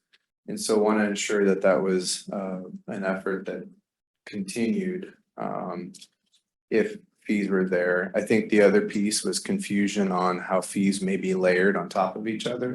So it still isn't clear to me right now, there's a tonneau pass. If I have a tonneau pass and then I go to one of these areas, do I have to get an additional one on top of that? Today is the first time I heard that it wasn't required for each of the 3 areas, which I think is helpful. So there's some confusion on the messaging and how the outreach is done. And then I think the other pieces that we've touched on was, you know, I think we've identified over 350 miles of roads and routes that were available to everybody. And if they're only available now to OHV users, is that a disproportion to hunters or wildlife watchers, other recreationists, although understanding that it's still, if you're in a motorized vehicle, that's how that would be implemented. And scrolling through our letter here and some of the pieces that jumped out. And also some of the things we touched on as well. There's some mention today as far as those that could be offered. We understand that the tonneau it is a grant program available through state parks. And they've been successful in securing those, but even examples of pipe rail fencing or media that's placed on top of the roads to diminish the amount of dust are all things that could be implemented without additional fees to OHV users, as they're already paying for the indicia that goes on their license plates. And so trying to crosswalk those pieces. The other, probably the most significant concern is, and we've seen this, I've shared this before during the last RAC meeting, when closures or higher levels of management are placed on other areas, all it does is push those that may not be responsible into new areas. And so that's a concern. I think Eileen, you mentioned that's within 5 miles. If you look at the Highway 87, people travel up, well, now I have to pay an additional fee, so I'll just go further up the road and start staging and start doing that. So the department's interest was how is the forest analyzed those additional effects as a result of irresponsible users maybe just pushed out of the area, and then we just see a compounding effort from management of those. I think those are the largest pieces of it, but the letters are included in that packet. Not trying to say anybody didn't do their homework, so please don't take it that way. But those letters speak well to the consistent concern we've seen even during our meetings and discussions with the town. Thank you. I'm just curious. I don't want to start another discussion, but do you see a path toward the resolution and something that is there common ground, or is this gonna be mutually exclusive or, you know, do you think that, if the fees are imposed, that there's not really, you know, either are for it or against it? Is there a workaround for your areas of concern? This is for game and fish. Not that, yeah, you're not the presenter, but I just thought I'd ask if you see because we're not privy to those letters, we don't know the back and forth that you had with the Forest Service. Since I didn't get to wear a bulletproof jacket today. I know that our Region 6 office is in regular discussion with the force leadership and Neil about what a path would look like. In trying to, I guess, ferret some of this out. I guess the only thing I can say is because of the position the department has taken, certainly opposed, understanding that the RAC will have additional thoughts or considerations as part of this. Ultimately, we're going to be responsible for management of wildlife. And I do think that one piece I want to point out is I think it was our October letter of 2022. We had indicated that if these things were done, the department would not be providing law enforcement support because while the department doesn't receive any additional funding for additional fees put in place, we are often asked to respond if there's insufficient staffing from Forest Service. And so I think those are the pieces that we'll have to work through in that relationship long term. Thank you, Chairman. Joe, do you have a comment? Of course, I seem to always have a comment, but I feel like this. I'm strongly opposed to the OHV fee. One, we have mountain bikes that are electric and now you can't tell whether it's electric or not. So everyone's gonna be hissing and hollering about that. Second, I feel like putting one or two more law enforcement people out there is just grossly inadequate for the amount of volume that we have. We have 5.5 million visitors. You ended up with 143 comments. I feel like we're not using social media. Social media is your adversary. It's also your detriment. But Trail Forks, all of these social media apps and stuff are being used by millions and millions of people. And you can have a social media campaign on every single part. Do this, don't do that. You need to use your social media, whether you have interns coming in to blast out your social media. I feel like we're not using that adequately. Leave no trace. All of those messages need to be not portrayed by somebody sitting on site. They need to be portrayed on social media. Also, I feel like if you're, I resonate Clay's comment that DWR is also not DWR, Arizona Game and Fish. Coming to action for law enforcement where they're not getting the fee for the OHV users, but they're also like the watershed is being impacted by the OHVs.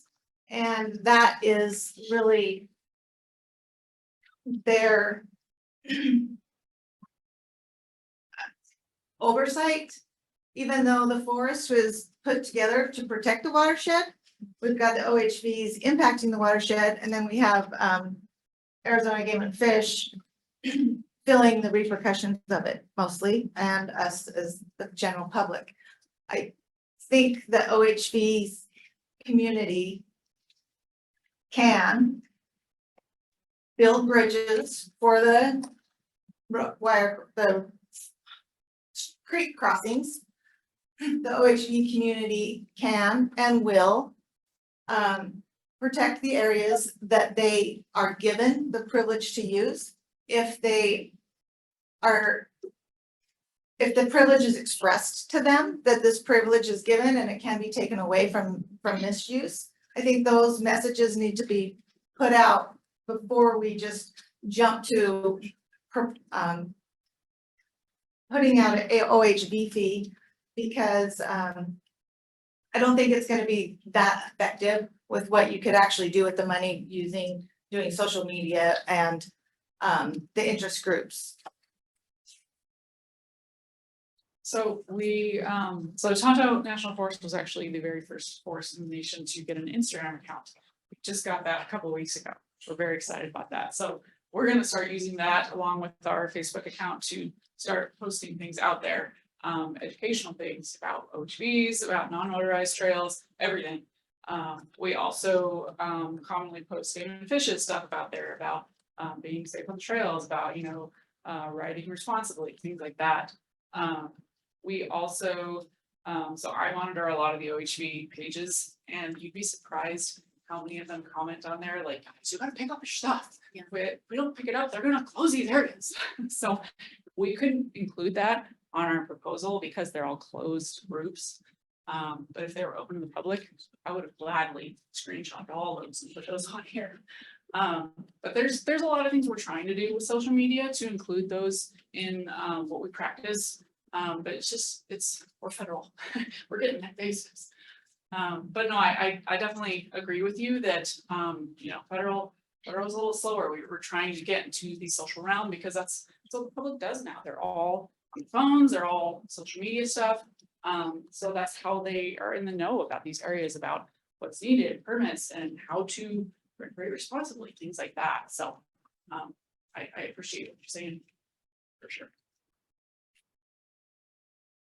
I guess I have the mic, so let me go first, because, and one, I apologize for not saying thank you for presentation information first off.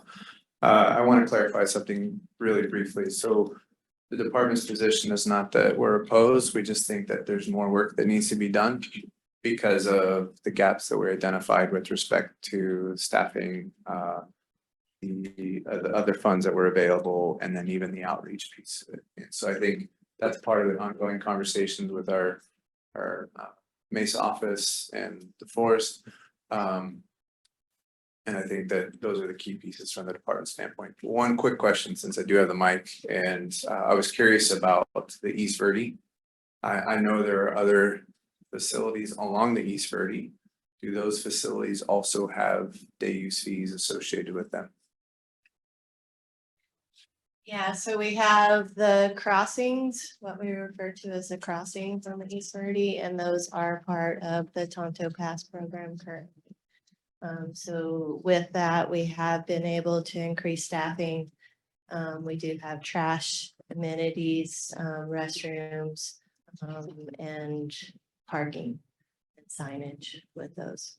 So that's water well, and then the 3 crossings, first, second, third crossings. So I'll make sure I understand. I'm a bit slow today. So if I have a tunnel pass, then I can access those You without can- paying additional fees. Correct. Tonto Pass is accepted at all of those day use locations and would be at the 2 new sites as well.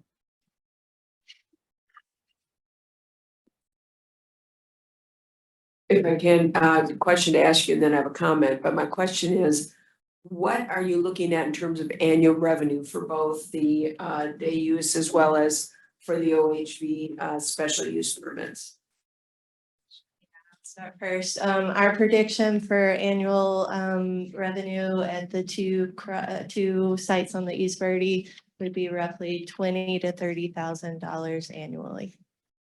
And that for us is a huge covering increased staffing and the deferred maintenance, pumping the toilet, picking up trash. For the OHV SRP, we're looking at 2 million. Thank you. Thanks for the presentation. My comment is that I certainly see and acknowledge that not everyone uses the same resources, and that certainly We do see different fees, for example, structures for day use versus camping. And you know, what you're talking about is a special recreation permit for motorized vehicles. Again, recognizing that not everyone is using the same resources, and quite frankly, some resources cost us more than others. So I see the difference and understand why you're making that request. So thank you. So I think, I'm in favor of trying to help manage, the resource, protect the environment, create, great recreation opportunities for folks. I think for me, it was just the size of the areas are quite large. And it gets a little, we say we're not gonna gate it now, but my concern, like, what if in 5 years, it's like, oh, we're gonna gate it, because, Maricopa County Parks is one of the largest regional park systems in the country at 120,000 acres, and this is more than that. And so I think just some more clarity essentially on how to make this the best OHV fee proposal so that Tonto doesn't have to make changes, in the future to kind of reduce any kind of unintended consequences. I think that's kind of what I'm trying to help, want to have these conversations. So, again, they're just large areas that my concern is that in the future, if they would be gated, somebody might just put that gate up and say, oh, they've been OHV areas for so long. So that there's that confusion between this like permit area versus area, right? For just OHV. So that's why I thought with the fee for the whole forest that, that could maybe minimize some of that concern that you're blocking out other uses. But also there's a PM10 non-attainment area kind of in the county. So maybe some of these funds could be used to mitigate some of those dust impacts. Like you were saying at the trailheads, and which can also provide good ADA access, for folks as well. And so just wanted to mention some of those things. Absolutely. That would be the goal, is that we want to, reduce the dust impacts. Like I said, as you enter the permit zones, that is one of the dustiest areas as you're coming in. So putting down gravel on those entrance roads at the staging areas, putting in that glue to help hold dust down. And then you mentioned, going back to a gate system. I don't think we would ever go back to a gate system. If anything, in the future, we might even propose more of these permit zones, because if this is successful, we would want to add more areas that we could improve facilities to. So we would get even more bang for our buck if we're adding more permit zones, because we wouldn't we wouldn't increase the fee, we would just add more permit zones, so like a 6th zone or a 7th zone. But so then we could do more facilities, but for the same price. So that's a better deal, right? But that's down in the future. So just potential changes could improve if this goes through. We're going to very shortly here for lunch. And when we come back, we can continue on with this particular subject. Yeah, my feeling of it is the increases that you brought up in the campsites along the same lines. My other feeling is this HOV proposal is we're having a hard time getting, at least I am getting around it. Because I don't quite feel like I have enough idea what you're specifically gonna do. But I want to know this, and we may put it off and ask that question. So the next time, what I don't like about your fee proposal is I'm gonna have to get another wallet for all the feet I'm gonna have to pay in the tunnel. Apparently there's a tunnel pass, and that is good for something. Well, it's good for whatever the picnic pass is not good for, but the picnic pass is not good for the HOV. And so can I picnic on the HOV, or do I have a tunnel pass? And I think I understand where you're coming from. You've got twice as many people coming to you. You're the first Forest Service, and that's gonna always be a problem. And it's always been tough with tunnel. I wish that you would sit back and come up with a tunnel pass that would include these things so that everybody, because HOV people may be on that road, but they're up in Payson the next weekend going down Forest Service roads too. So I do not like 3 separate payments. I wish you would put it all into your tunnel pass.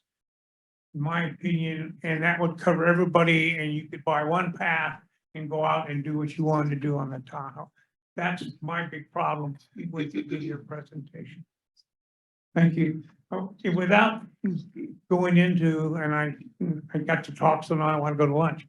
But anyway, why don't we break for lunch? We're not done with this particular subject, so we'll come back to it if there's more questions. And I'm sure the public is going to have some effect on how they feel, at least they will on most of us, including myself, is that because we don't have enough, we haven't heard from them yet before we do make a decision. But the one thing is not your fault. We've got 30 seconds left.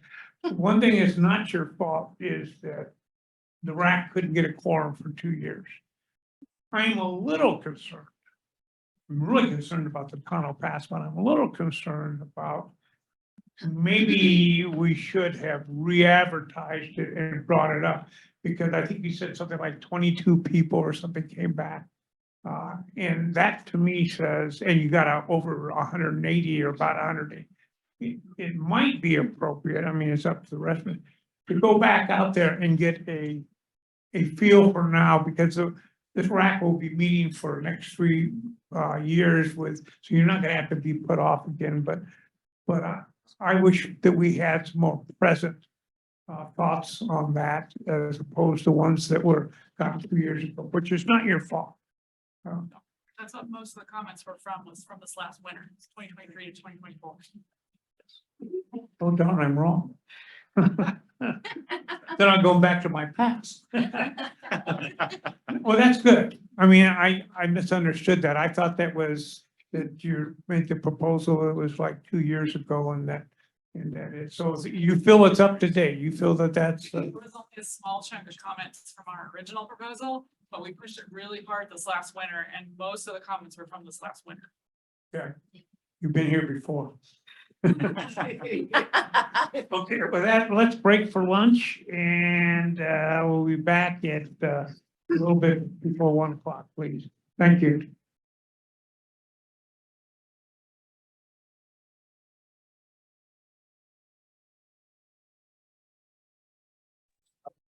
Sorry, everyone. We're still on break, but I just wanted to let you know that if you plan on commenting during the public comment period, feel free to let us know as soon as you would like. We like to identify people ahead of time to make sure they get as much time during the public comment period. We'll also give an opportunity right before it starts. So those attending virtually who would like to provide public comment will be asked to raise their hand, or you can let us, the host, know. You can send a message to me at BLM Arizona moderator if you'd like to give public comment. You can let me know ahead of time or at the start of the public comment period, place in the queue. And public attending the meeting in person can also give public comment. So if you know of anyone that might be attending in person, they're also welcome to do that. And we'll also keep the virtual queue in mind when we do that. And then just as a heads up, questions and comments posed in the chat during the meeting outside of designated public comment period will not be addressed or acknowledged. And written comments can also be accepted and emailed to dagarcia@blm.gov. There will be 2 public comment periods. So just as a heads up, the 2 p.m. public comment period will provide the public an opportunity to provide input to the RAC on any of the U.S. Forest Service fee proposals for the meeting record, the ones that you've seen today. And then the 3:15 p.m. public comment period will provide the public an opportunity to provide input to the RAC on any BLM related topics for the meeting record. So just keep that in mind when you select which public comment period you might want to participate in. Thanks.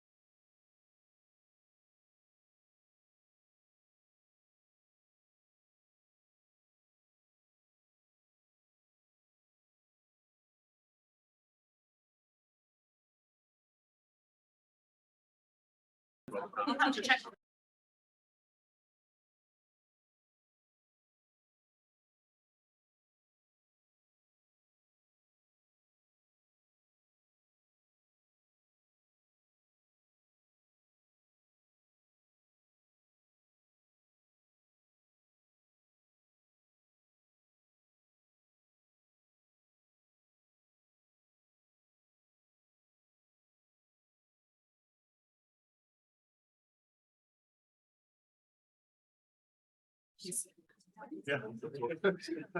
Like, it's the voices.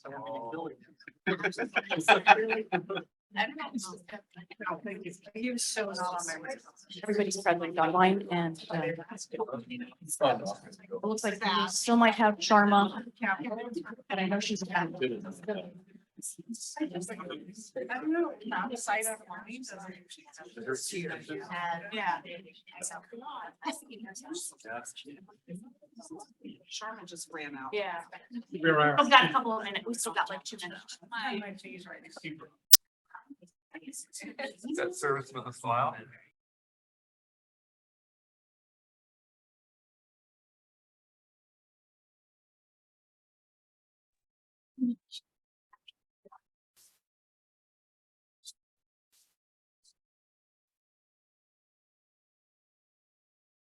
Okay, it looks like we're all present.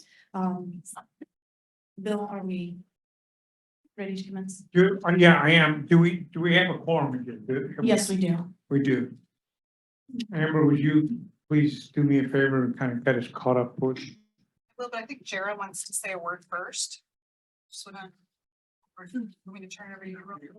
You got, you say the word first. Thank you, Bill. Yeah, I just, first of all, just want to thank everybody for coming back and making sure that we have a quorum today.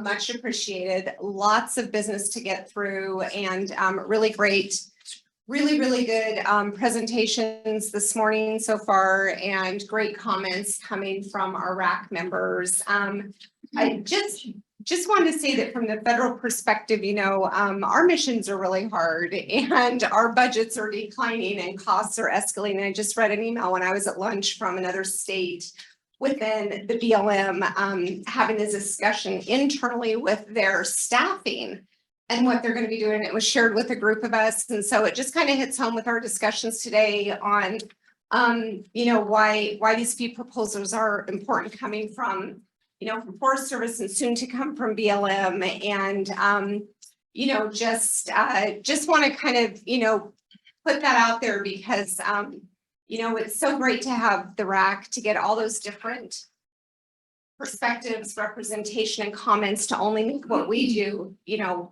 better for the American people. And, you know, just kind of keep it in mind that, you know, our mission is challenging as well and how we continue to provide those services and, you know, even improve is just really challenging for us. So with that being said, would like Amber just to talk a little bit about the kind of the process and going forward and maybe a little bit on roles too. Sure, now that we're back from lunch, and starting to close in on the kind of toward the public comment period of the meeting, I think we have about an hour on the agenda. I think we still have one more Tonto presentation. No, and then it's just the Prescott. So just Prescott left, okay. So we want to do that. Right, so what's gonna happen next, we'll give them time to do their last proposal with questions. And then at 2 o'clock, we have the public comment period for recreation fees only. That's what that comment period is for. And do we have anyone yet We have at least one. okay? So we have at least one person that would like to make some comments and we'll see if we get others before 2 o'clock. We have a half-hour window set aside, and if we don't need all of it, we still need to be flexible and keep that time open in case others join during the window and have the opportunity to provide you their input. And then we'll move into at 2:30ish into your discussion and what we call the vote. And just to recap I know we have a lot of new folks in the room from BLM, from Forest Service, from the RAC, from the public, that the RAC is an advisory committee. They're not making the decision on the recreation fees for the Forest Service. That is in the purview of the US Forest Service to make the final decision on that. You're providing recommendations to them on their fee proposals. And so when you can go through each of those proposals individually when the time comes, and then take into consideration the questions and answers you've done, the information they've provided, the research and outreach they've done, the public comments that you're hearing. And then you'll make a vote on your recommendation. It does not need to be unanimous. It just needs to be like a majority the more consensus on the recommendation, the better. But it can also be, each one stands alone, right? So it's not like all of the, you either accept everything as is or nothing. You're looking at each individual proposal and you can make your recommendations on it. You can also say, we recommend we recommend supporting the fees with the following additional recommendations attached to it, if that helps you get to a recommendation. So I just want to make it clear, it's not an all or nothing kind of a recommendation that you're making. Then what happens is you'll, after the meeting, work with Dolores to, and among yourselves, to draft a letter with that recommendation in it to Ray Suazo, the designated federal official for the RAC, about asking him to pass that on to the Forest Service, and then Ray will send it over to the regional forester and with the recommendations for their record. And then they will consider all of that and make their decision after that happens. Does that make sense to everyone? Does anyone have questions? So to make sure we're all on the same page as we start to move into this part You're of just the meeting. one comment, I think we're on the same line based on what we've done before. Everything you said is perfect, and I thank you for restating that. If there is an issue that we want some more information on, we can postpone that yes or no vote. That's what we've done in the past, and they brought us back information like these other areas like Sedona, Catalina Mountains, and etc. I assume I can still do that, right? You can, I would just add, obviously, we may not have another meeting again for a few more months, and it will delay implementation for the Forest Service for that. So not to discourage you from doing that, that's up to the RAC.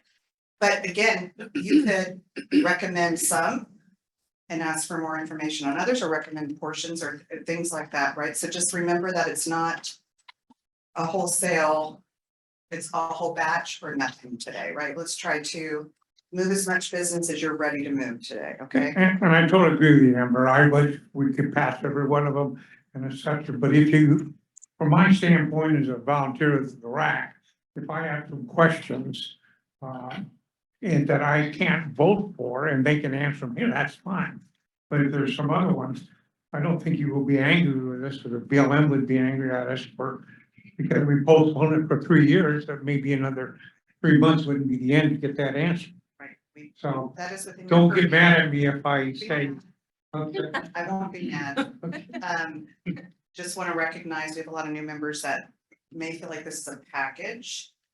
And it's not, it does not have to be voted on as a whole package. That's all I want to make No, clear. and that's the point, and we, or at least I think everybody else are, want to give a yes or no answer now. But some of us may not be prepared to do that until we have some additional information. Understand, and I think you have, I will step out, if there's more questions, happy to answer them. Otherwise, do want to give that time back to the Forest Service to be able to push through. I will also say this about the schedule. We have to keep that comment period open from 2 to 2:30 because we noticed that time, right? So we want to make sure people that have dialed in just for that have that opportunity. If you still have more questions, we can continue on with questions and discussion after that if it's necessary, right? And then push the vote a little bit further down the agenda this afternoon. So we have some flexibility with that. We just have to keep the 2 public comment periods on the schedule, but I don't want to rush your deliberation either, because I think, want to make sure you're comfortable with wherever you want. Amber, Okay, since you have the floor, could you clarify for even the folks online that may be looking to sign up for public comment? The 2 different public comment periods and just defining that. sure. So we actually have 2 public comment periods on the schedule today. The first one at 2 o'clock is for the recreation fee proposals from the Forest Service only. And then at 3:15, we have another 30-minute comment period, and that's the general RAC comment period where the public is welcome to provide the BLM comments on any other BLM related topics that they're interested in, and we're happy to hear those. Anything else, Dolores? Okay. Any other questions? Thank you, guys. Don't go anywhere. I'll be right behind you there. I'll have your back. Okay. Thank you. I think with that, we turn it over to the Tonto unless you have. Well, something no, to say. the Prescott is, Oh, well, we'll I'm get sorry, back, not the yeah. Tonto, the press. The Prescott to present theirs and then we'll we can go back to, Tonto, communications or questions later on. So we have somebody from the Prescott. They're coming up now.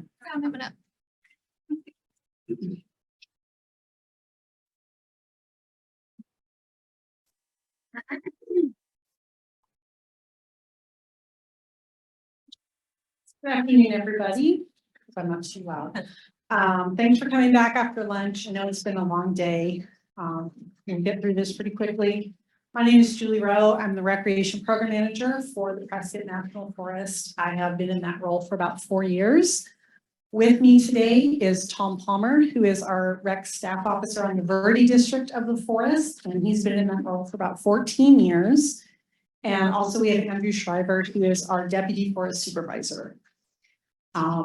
So we have a few different pieces to our proposal. I will try to make them as clear as possible as we go through.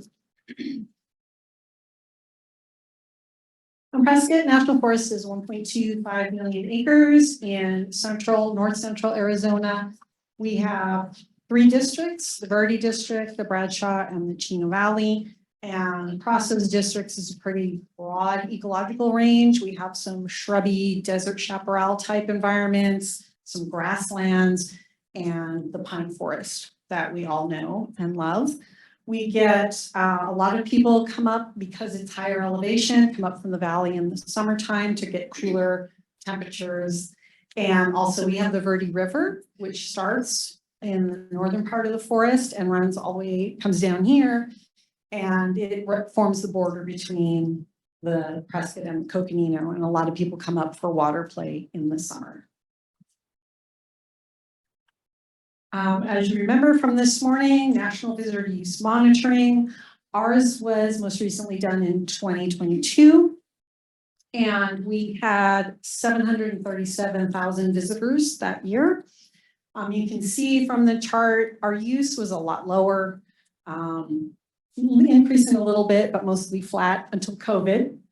Huge spike. And it's dropped down, but about twice as high as we were pre-COVID. So we've seen a substantial increase in use. The main activities like the other forests, hiking and walking. We have a lot of mountain biking and developed camping. Other things I want to point out are that we had almost 200,000 of those total visitors came to day use at our developed sites. And in the area lodging use at the bottom, 29% at our campgrounds and 10% at Forest Service cabins. So that's almost 40% of visitors to the Prescott National Forest stay in either our campgrounds or our cabins. So we have 3 different pieces to our proposal, and they involve 3 different sets of amenities. So I just would like to review these briefly. So for day use sites, which we've been talking about a lot today, you have to have all 6 of these amenities. You must have picnic tables, interpretive signs and kiosks, permanent toilet, designated parking, trash service, and security. That can be by Forest Service personnel, Forest Service law enforcement, or our hosts, and I'll talk about that more as we go through. For campgrounds, you just have to have a majority of this list, and I'm not going to read the whole list, but you don't have to have all of them, just a majority. And for rental cabins, it's not as strict as for day use, but they typically include a designated kitchen area, toilet facilities, heat sources, and some kind of electricity and appliances. Okay, so what we are proposing is to add 2 day use sites to our system. They're currently free, and we'll get into that.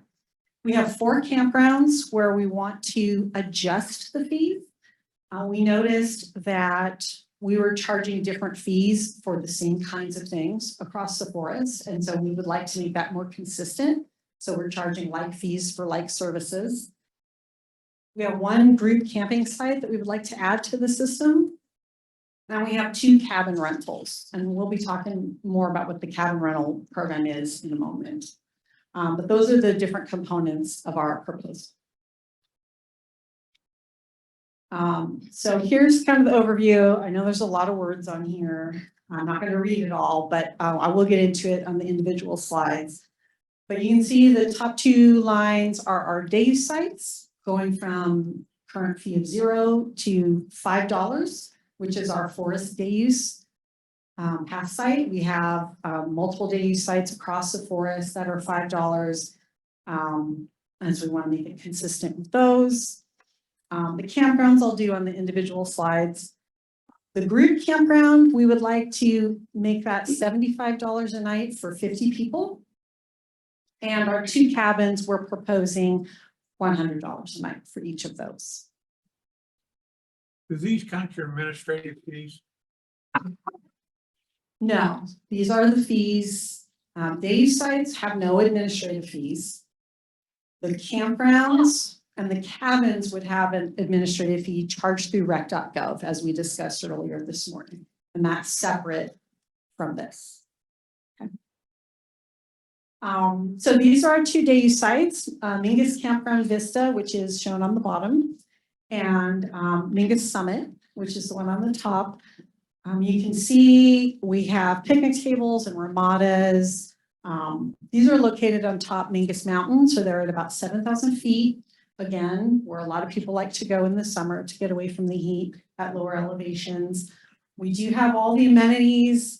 Playground does not have, not playground, I'm sorry, Vista does not have a kiosk at this time, but we will install one if a fee is approved. But they do have designated parking, trash, toilets, grills, all that. And security is provided by Forest Service personnel and also by the nearby campground hosts that are stationed at the Mingus campground. So now we'll get into the various campground fee adjustments. Potato Patch Campground is also on top of Mingus Mountain. We currently charge $18 for a double site with no hookups and $28 for a double site with hookups. And only some of the sites have electric hookups. What we're proposing is to increase that to $24 and $36 respectively. This makes it consistent with the fees we are charging at other similar campgrounds on the forest. And it does have all of the basic amenities you would expect in a developed campground. White Spark Campground is located very close to downtown Prescott. It's about 8 minutes away. That makes it very popular whenever there's big events in town. Lots of people will choose to stay at this campground rather than a hotel. And these are just regular sites, no hookups. We currently charge $14 for a single and $28 for a double. And we're proposing bumping that up to $18 and $36 for those sites. This is one campground. We're currently reconstructing it. It's in the design phase. We're working on one loop of it to address accessibility and resource erosion issues. And we are using fee dollars to supplement that project. So that's an exciting thing going on right now. Yavapai Campground is also located somewhat close to Prescott. It's about 20 minutes out. And there are some sites there with electricity. And we currently charge $18 a night for those sites with hookups, and we're proposing $28. This is located within the Granite Basin Recreation Area, where there are several day use areas nearby with access to an extensive trail network and a lake with a boat ramp. And also the Granite Mountain Wilderness is immediately adjacent. Okay, back to Mingus Mountain. We have 2 pieces here. One is the Mingus Mountain Family Campground, regular campground. Again, that is one that has some sites with electric access. And so the current fees are $10 for a single site with no hookups, $14 for a single site with hookups. And we're proposing to change those to $18 and $24 respectively. And then we also have the new groups campground, which would be adequate for up to 50 people. It has 5 parking spurs, camping areas with parking spurs. You can see in the picture, the group picnic area, there's a group fire pit and a large pedestal grill there. And it is serviced by the hosts that are in the nearby main campground. And it does have a double vault toilet. That's pretty new. And we are proposing to add that to the system for $75 a night. Okay, rental cabins. Before I get into the slide, Tom is going to come up and talk to us a little bit about what the cabin rental program is, just a little overview in case anyone's unfamiliar with it.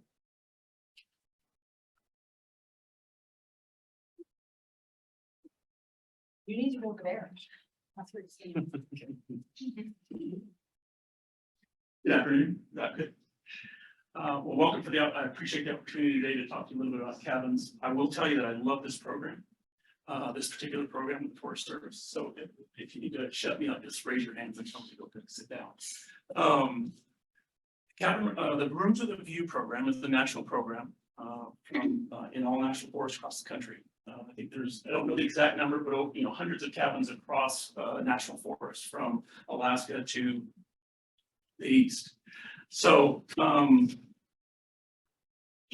lots of different opportunities with the cabin rental program, from the very rustic with no running water, just a cabin, a roof, and the woods around you, to cabins that have HVAC and central heat and air, running water inside, showers.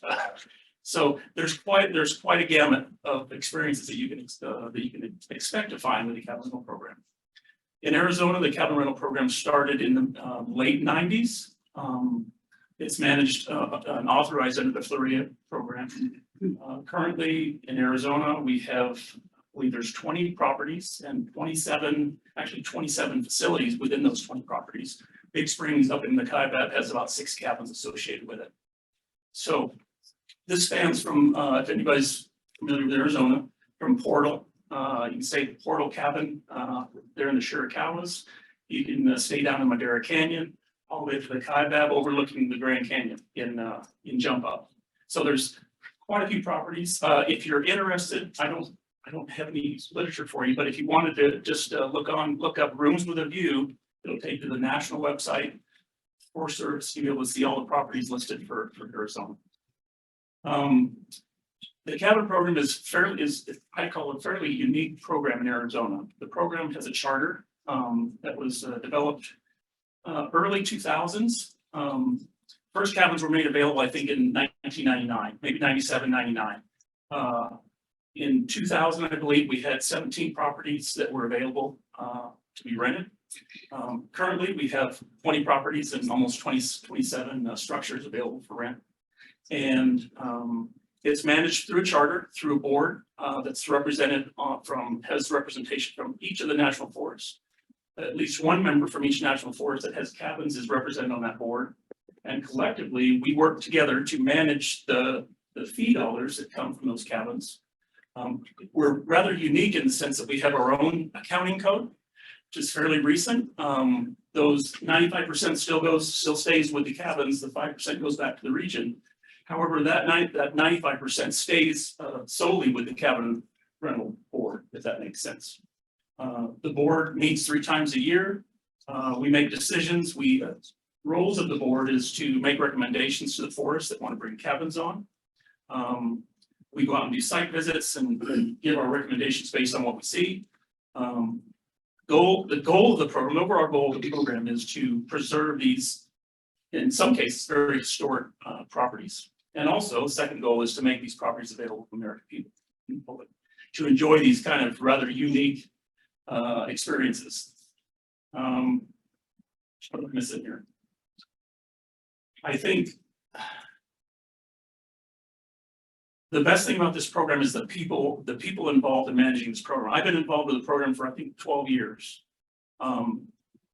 the pioneers before me that started this program are made up of archaeologists, recreation folks, engineers, all working together towards this common goal of, I dare say, saving these properties from ruin. I know from experience working on the Clifton District, we had, some of you might know this, the 3X cabin down there. There's a cabin on the Blue River that isn't in this program, but I recently heard that the district ranger wants to maybe make that a reality with the program. And this is a historic property. It's right along the Blue River, a remote piece of the country. But that's exactly what this program is for, is provide opportunities to restore and preserve these historic places. Some of them aren't historic. And you can look for yourselves on the website, but the idea, the premise is saving these and preserving these historic places. Because the ultimate reality is we don't get budgets to maintain facilities, particularly these types of facilities. And as budgets decline, they kind of just go away. They either melt into the earth or become hazards and we have to remove them. So this is kind of, I've said this many times, this is the last effort for these places out there in the wilderness and national forest. It's the last stop for them. And so the cabin board, that's our charge. So we look at those, we evaluate them. Part of the process with the board and allocating dollars, the fee dollars, you ask what the fee dollars go into.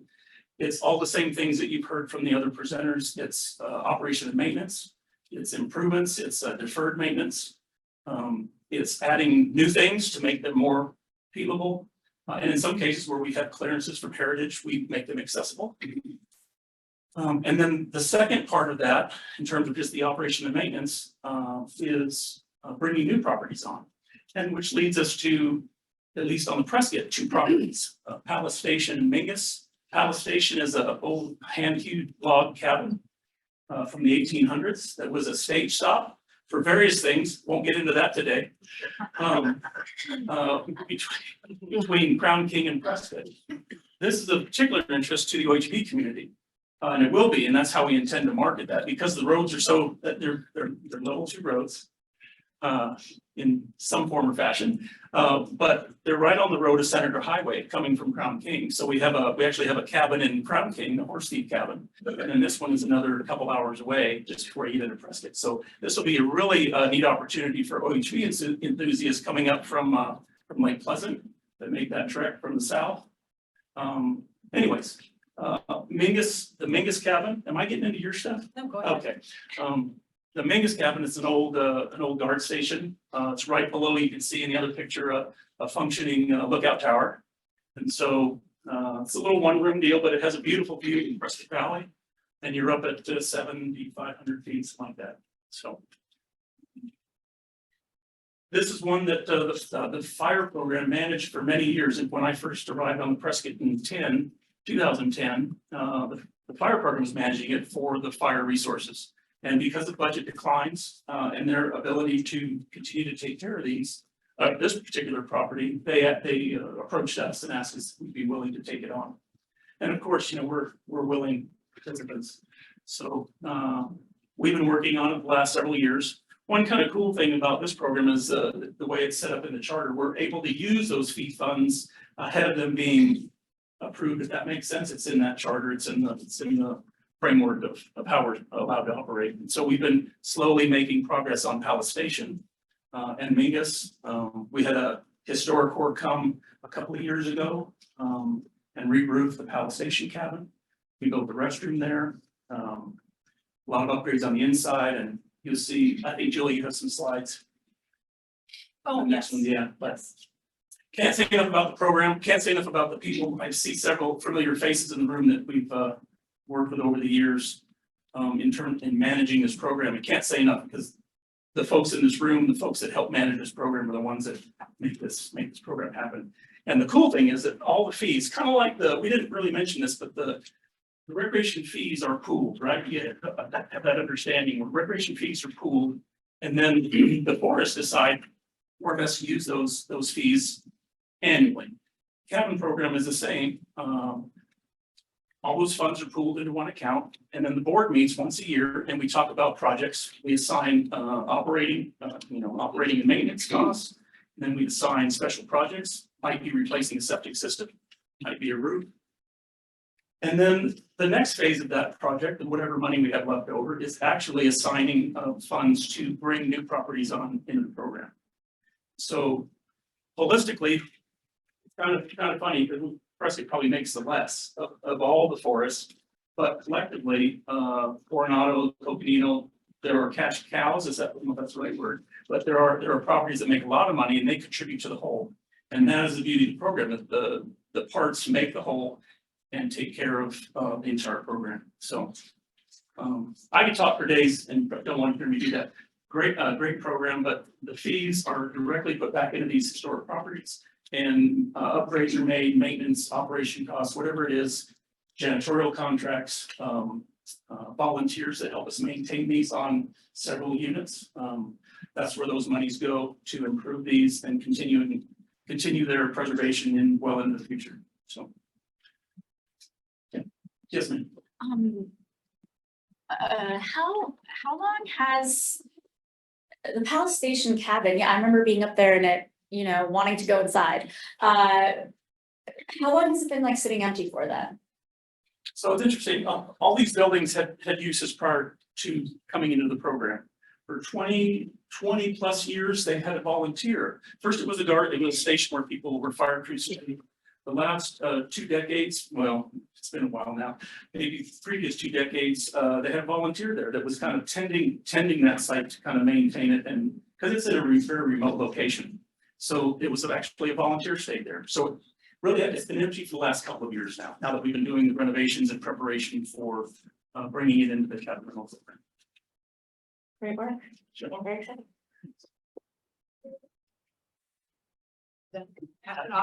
Yes, ma'am, there you go. Thank you. Thank you, Tom. Tom is much more well versed than I am in that. Anyways, we have these 2 cabins. We are proposing to charge $100 per night. And Mingus can accommodate up to 4 people, and Palace Station can accommodate up to 6 people. So like all the other forests we've heard this morning, we accept the America the Beautiful passes at our day sites. We also participate in the National Fee-Free Days, the 5 fee-free days. We also have every Wednesday is a fee-free day across the whole forest. We also have a forest pass, which is you can get for an annual, 1 for 40 or 2 for 50. A 4-month pass is 1 for 20 or 2 for 30. And that grants access to all our day use sites across the forest, which we have 11 typical day use sites with all the amenities, 2 designated OHV day use areas, a historic schoolhouse that is also a day use area with a little nature trail. And all those sites are $5 a day without the pass. And I should also mention that when you go to one of our campgrounds, your pass to the campground covers all the day use areas as well for the duration of your stay.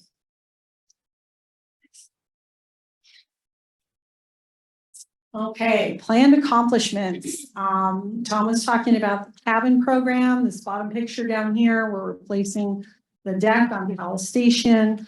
We want to improve O&M, help cover some of our costs.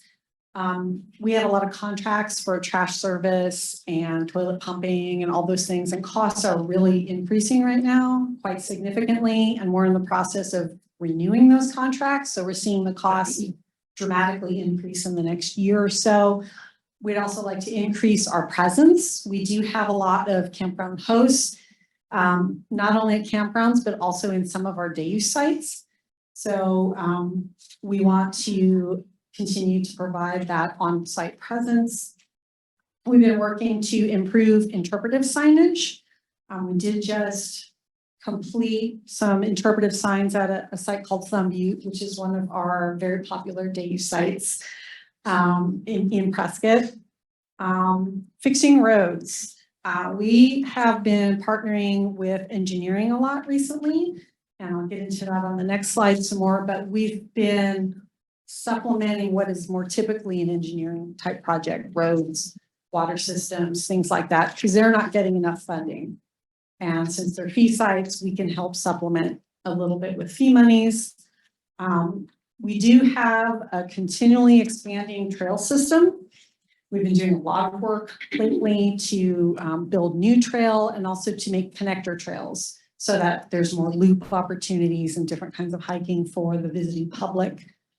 And of course, replacing and repairing the existing amenities that are at our sites. So here's a few projects that we have done. Again, Powell Station's up there. That's our big one for the last couple of years. Water system replacement at one of our most popular campgrounds is Lynx Lake, which is very close to Prescott. And the entire water system needed to be replaced a few years ago. And engineering got about half of what it costs to fix that. So we supplemented that with fee dollars.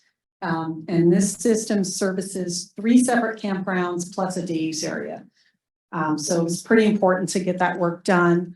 Currently, we are working on the water tank for that system. It was discovered it had some leaks. And so we're currently getting that into a contract, again, working with engineering on that project. I mentioned campground hosts. They are the face of the Forest Service for all of our campers and many of our day use sites. We don't have concessionaires. We do it all ourselves. So about $8,000 or so every year goes to support our host program.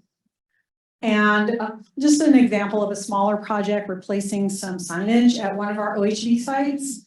You can see on the left, it's completely illegible and faded. And we just, I think it was last year, replaced it with a nice fresh new sign. So those are some of the kinds of projects that we use fee dollars.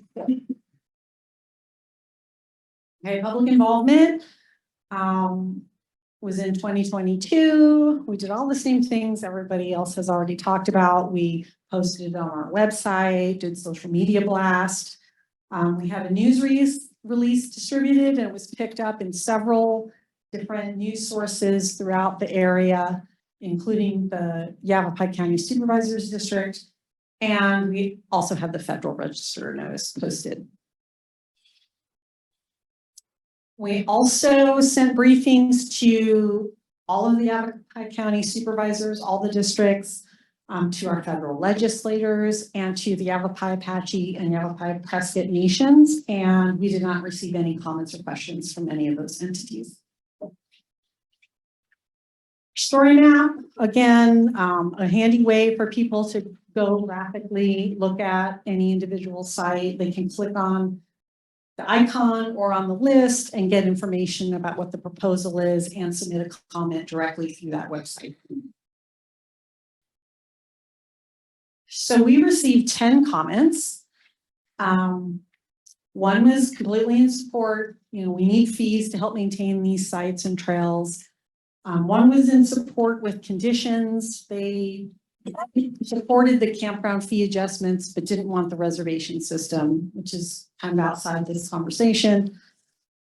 4 comments opposed the fee proposal. Those comments were in the vein of, you're not really putting money back into the site anyway, so why do you need more? Which is not the way it works, obviously. And then 4 were not in support of fees in general, just didn't want fees of any kind. As a result of those comments, we did not change our fee proposal. That's it. Any questions? I know there's some. Maybe we're all on the lunch now.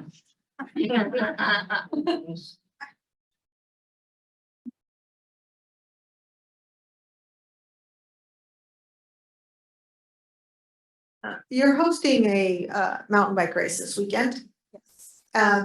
What is the fee that race is paying the Forest Service? I do not know that fee off the top of my head, but the recreation event fees are charged at 5% of their gross revenue. So I would have to look. That's one of my employees handled that bill. I'm not familiar with the number, but it is a percentage of their gross revenue. Regarding the 2 cabins that you have proposed, they're listed as $100 per night. correct me if I'm wrong, that's not a standard fee for all cabins, right? Some cabins vary in price, maybe based on amenities and location. Well, based on amenities. Yes. So it's just those two cabins are 100, but there are others in the system that might be, because I've looked at recreation.gov, so I know that I've seen Yes, some sir. higher prices for cabins. We have a cabin similar that has HVAC I mentioned and lots of amenities and water, 125.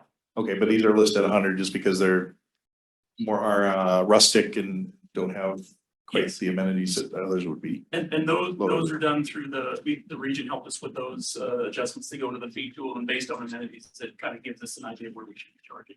Okay, thank you. Makes sense. Yes, sir.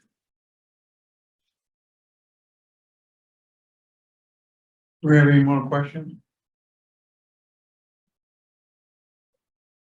So Anybody online, they have from the RAC, have a question? No, Mr. Chairman, I can't get my video to come on, but you don't want to see me anyway.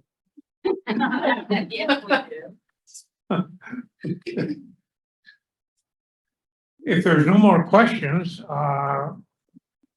we'll go ahead and, where is it going? We'll go ahead and finish up the panel if they had anything they wanted to add. So we can open it up for public comment. That great president, her. Well, when we get to the point of public. Okay. So if we have no more questions, press, thank you. Thank you, I guys. didn't know you had those cabins. I bet there's a 300 week list to get on those things. Probably, yeah. Yeah. I figured Thank as you. much. Thank you. Thank Guys. you. got it. Thank you. And so is anybody from the tunnel want to add anything where we're at? We kind of cut you off, but we have some time now. Yeah, if we have any questions to the tunnel, this would be a good time to bring it up. Can't imagine why somebody from the tunnel would, there they are. I know you got questions. Oh, that she's the deputy forest supervisor. She said she wanted to provide some comment. Do you want to start, Erica, or do you want me to start? Why don't you go ahead and start? Thanks. Okay, one of the things that I wanted to start with, is just a little bit of background. So, we went through our travel management process, that ended in 2021. I won't say when it started because it was a very long process, but we finally got assigned in 2021. And part of that gave us 4 current zones. So everything that you saw up on the map, minus Lower Sycamore. So we already had these current zones go through the NEPA process, public scoping, all of that was finalized in travel management for the 5 permit zones. So, what we came here, in front of you today was to talk about the, fee proposal. So to attach that fee proposal to those permit zones. So we could implement the permit zones similar to Bulldog Canyon right now, based off of travel management. But we'd like to add the fee so that we could pay for all the cool things. The law enforcement, the back rooms, the resource protection, the trail improvements, all those things. So. Does that cover? What kind of questions? I know you have questions on that. I don't think that. I hope you're not taking the fact that, we're a recommendation. You're doing us a favor coming in here in one sense to tell us about it. In order for us to get around the fees, we kind of have to know those other things that you're doing. So don't take that as trying to stick our nose into your business deeper than what we're already doing. We're just trying to get at least I am trying to get a feel for what the fee will include and not include. So. Absolutely. I Well, hope- that's why, I have so many details I could share. I could talk for hours about what we want to do and what we can do and things that, tell us what you want to see out there. We'd love to go over stuff. So I need so much time. So, I guess for me, it's just sometimes think about the future use that we're not even thinking about right now that might come up. Like yesterday, I mentioned disc golf and that, is still relatively new, but it is something where you can be out in nature and it's a little bit different than maybe a golf course that's a little bit more developed.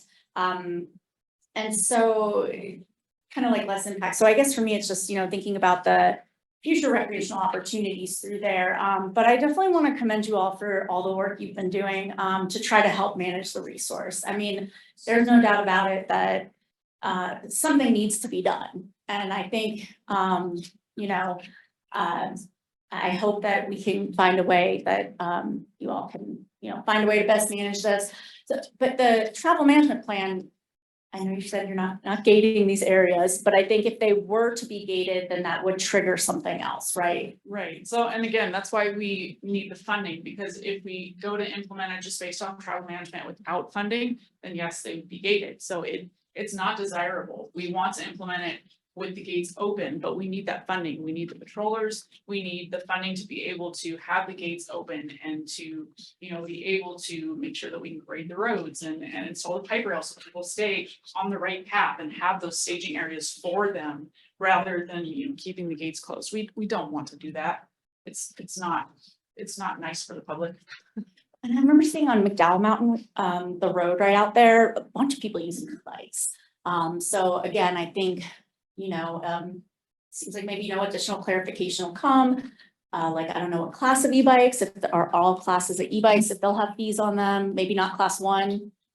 Well, and it goes back to that, one of the bullets that said response. It is class 1. Correct. Yeah. So that goes back to one of those bullets that said, responding to changing in trends, recreational trends. So as that becomes more popular, we could, change our signage so that the more folks that are using it out there, we can address the signage so that we can educate them. Like, okay, if you're out here with an e-bike with this class, you need to have the permit. Versus, if more users are wanting to do disc golf, we can install those sorts of features, things like that. We can adjust to whatever the use is out there.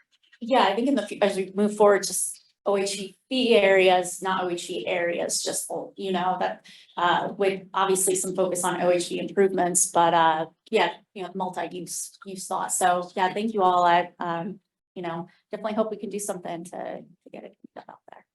Get a better experience. We're kind of running out of time. You have a question, then we have somebody online who wants to talk as well. Okay, I have a comment if I may. Sure. First of all, I think your comment is well taken, and I want to thank you for reminding us. I really enjoy the far-ranging discussions that we're having because I think it's important, and it's important to look for the future. But I also think that what we're here to do is to take a look at a fee proposal. Some of us may have different opinions as to whether you should be using it in the way or manner in which you're using it and how. But that's really not what we're here for. We're here for, really looking at the fee proposal. Some of us also may have very strong feelings about the lack of support given or monies provided to the management of our public lands. But that is also not the reason that we're here. And given where we are and given your limited funding, it seems to me that one way that you can do some, certainly not all, and probably not even meeting the capacity now or the capacity for the future would be to go ahead with your fee proposals. So understanding the limitations you all have and understanding what our limitations are for what's before us, I think is really important for us to remember. So thank you for that. And again, I respect all of your comments and I thank you for everything. Thank you for having us here to begin with. But yeah, I even had to remind myself again, like, wait, we already did our travel management. So our permit zones are already identified and we did that scoping way back when. So we just need we're just right now looking at the actual fee proposal to be tied to those permit zones. So I just want to make sure you guys were aware of that because we didn't make it clear in the proposal. So I just wanted to make sure everyone knew that. So, That's not Erica. okay, Erica, yeah, do you want to go? Yes, hi everyone. My name is Erica Luna. I'm the Deputy Forest Supervisor. Neil Bosworth is the Forest Supervisor and he and I were there before lunch. I'm so sorry we were not able to stay, but I just want to reiterate the thanks for having us and for hearing the proposal. There were some things that were brought up before lunch that I wanted to make sure that we just addressed. And I apologize for not knowing everybody's name, but to the woman who, I think your name is Jill. I was sitting behind you, so I couldn't see. But you did have some really good points about a social media campaign and how we were engaging the public. And I wanted to expand on what Kelly had shared before. We did run a social media campaign for a month. And I think it's important for you all to know that the Tonto National Forest has the largest social media following of any forest in the country. We have 87,000 followers. And you know, that's not like Taylor Swift numbers, right? But that's not you know, that's not the Forest Service. And so we're working really hard to be proactive and engage social media, engage users in a different way so that we can share information. So at lunch, I did have our public affairs team pull those engagement numbers. And we did reach just under 70,000 people through that campaign. And so, you know, as you heard from the previous presentation, you know, they received 10 comments. So at 170 comments, we did receive a diversity of comments that did capture multiple user groups. And we will continue to engage the public, but every time we have a public outreach, this is something that we see where it can be really hard to get people to share those comments. But we did receive substantive, diverse comments that helped us to modify this proposal. So I just want to share a little bit more information there. And then, you know, this current system, there's not a whole lot of examples. And so we've heard from Game and Fish.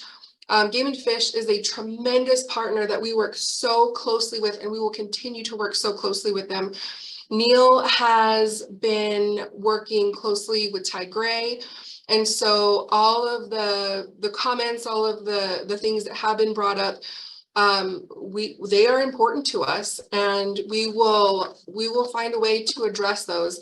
You know, I talked to Neil before we came back, and he wants this to be done right.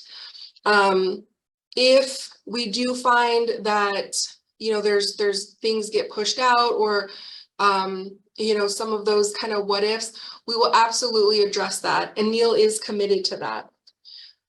I'm checking my notes here. I think Kelly did address this, but you know, just something that I was kind of thinking about. And I think, Mr. Chairman, you brought up why isn't this just included in the Tonto Pass? So the fee authority that we're utilizing, the subsection of this fee authority, is not for a pass, but it is rather for the special fee area.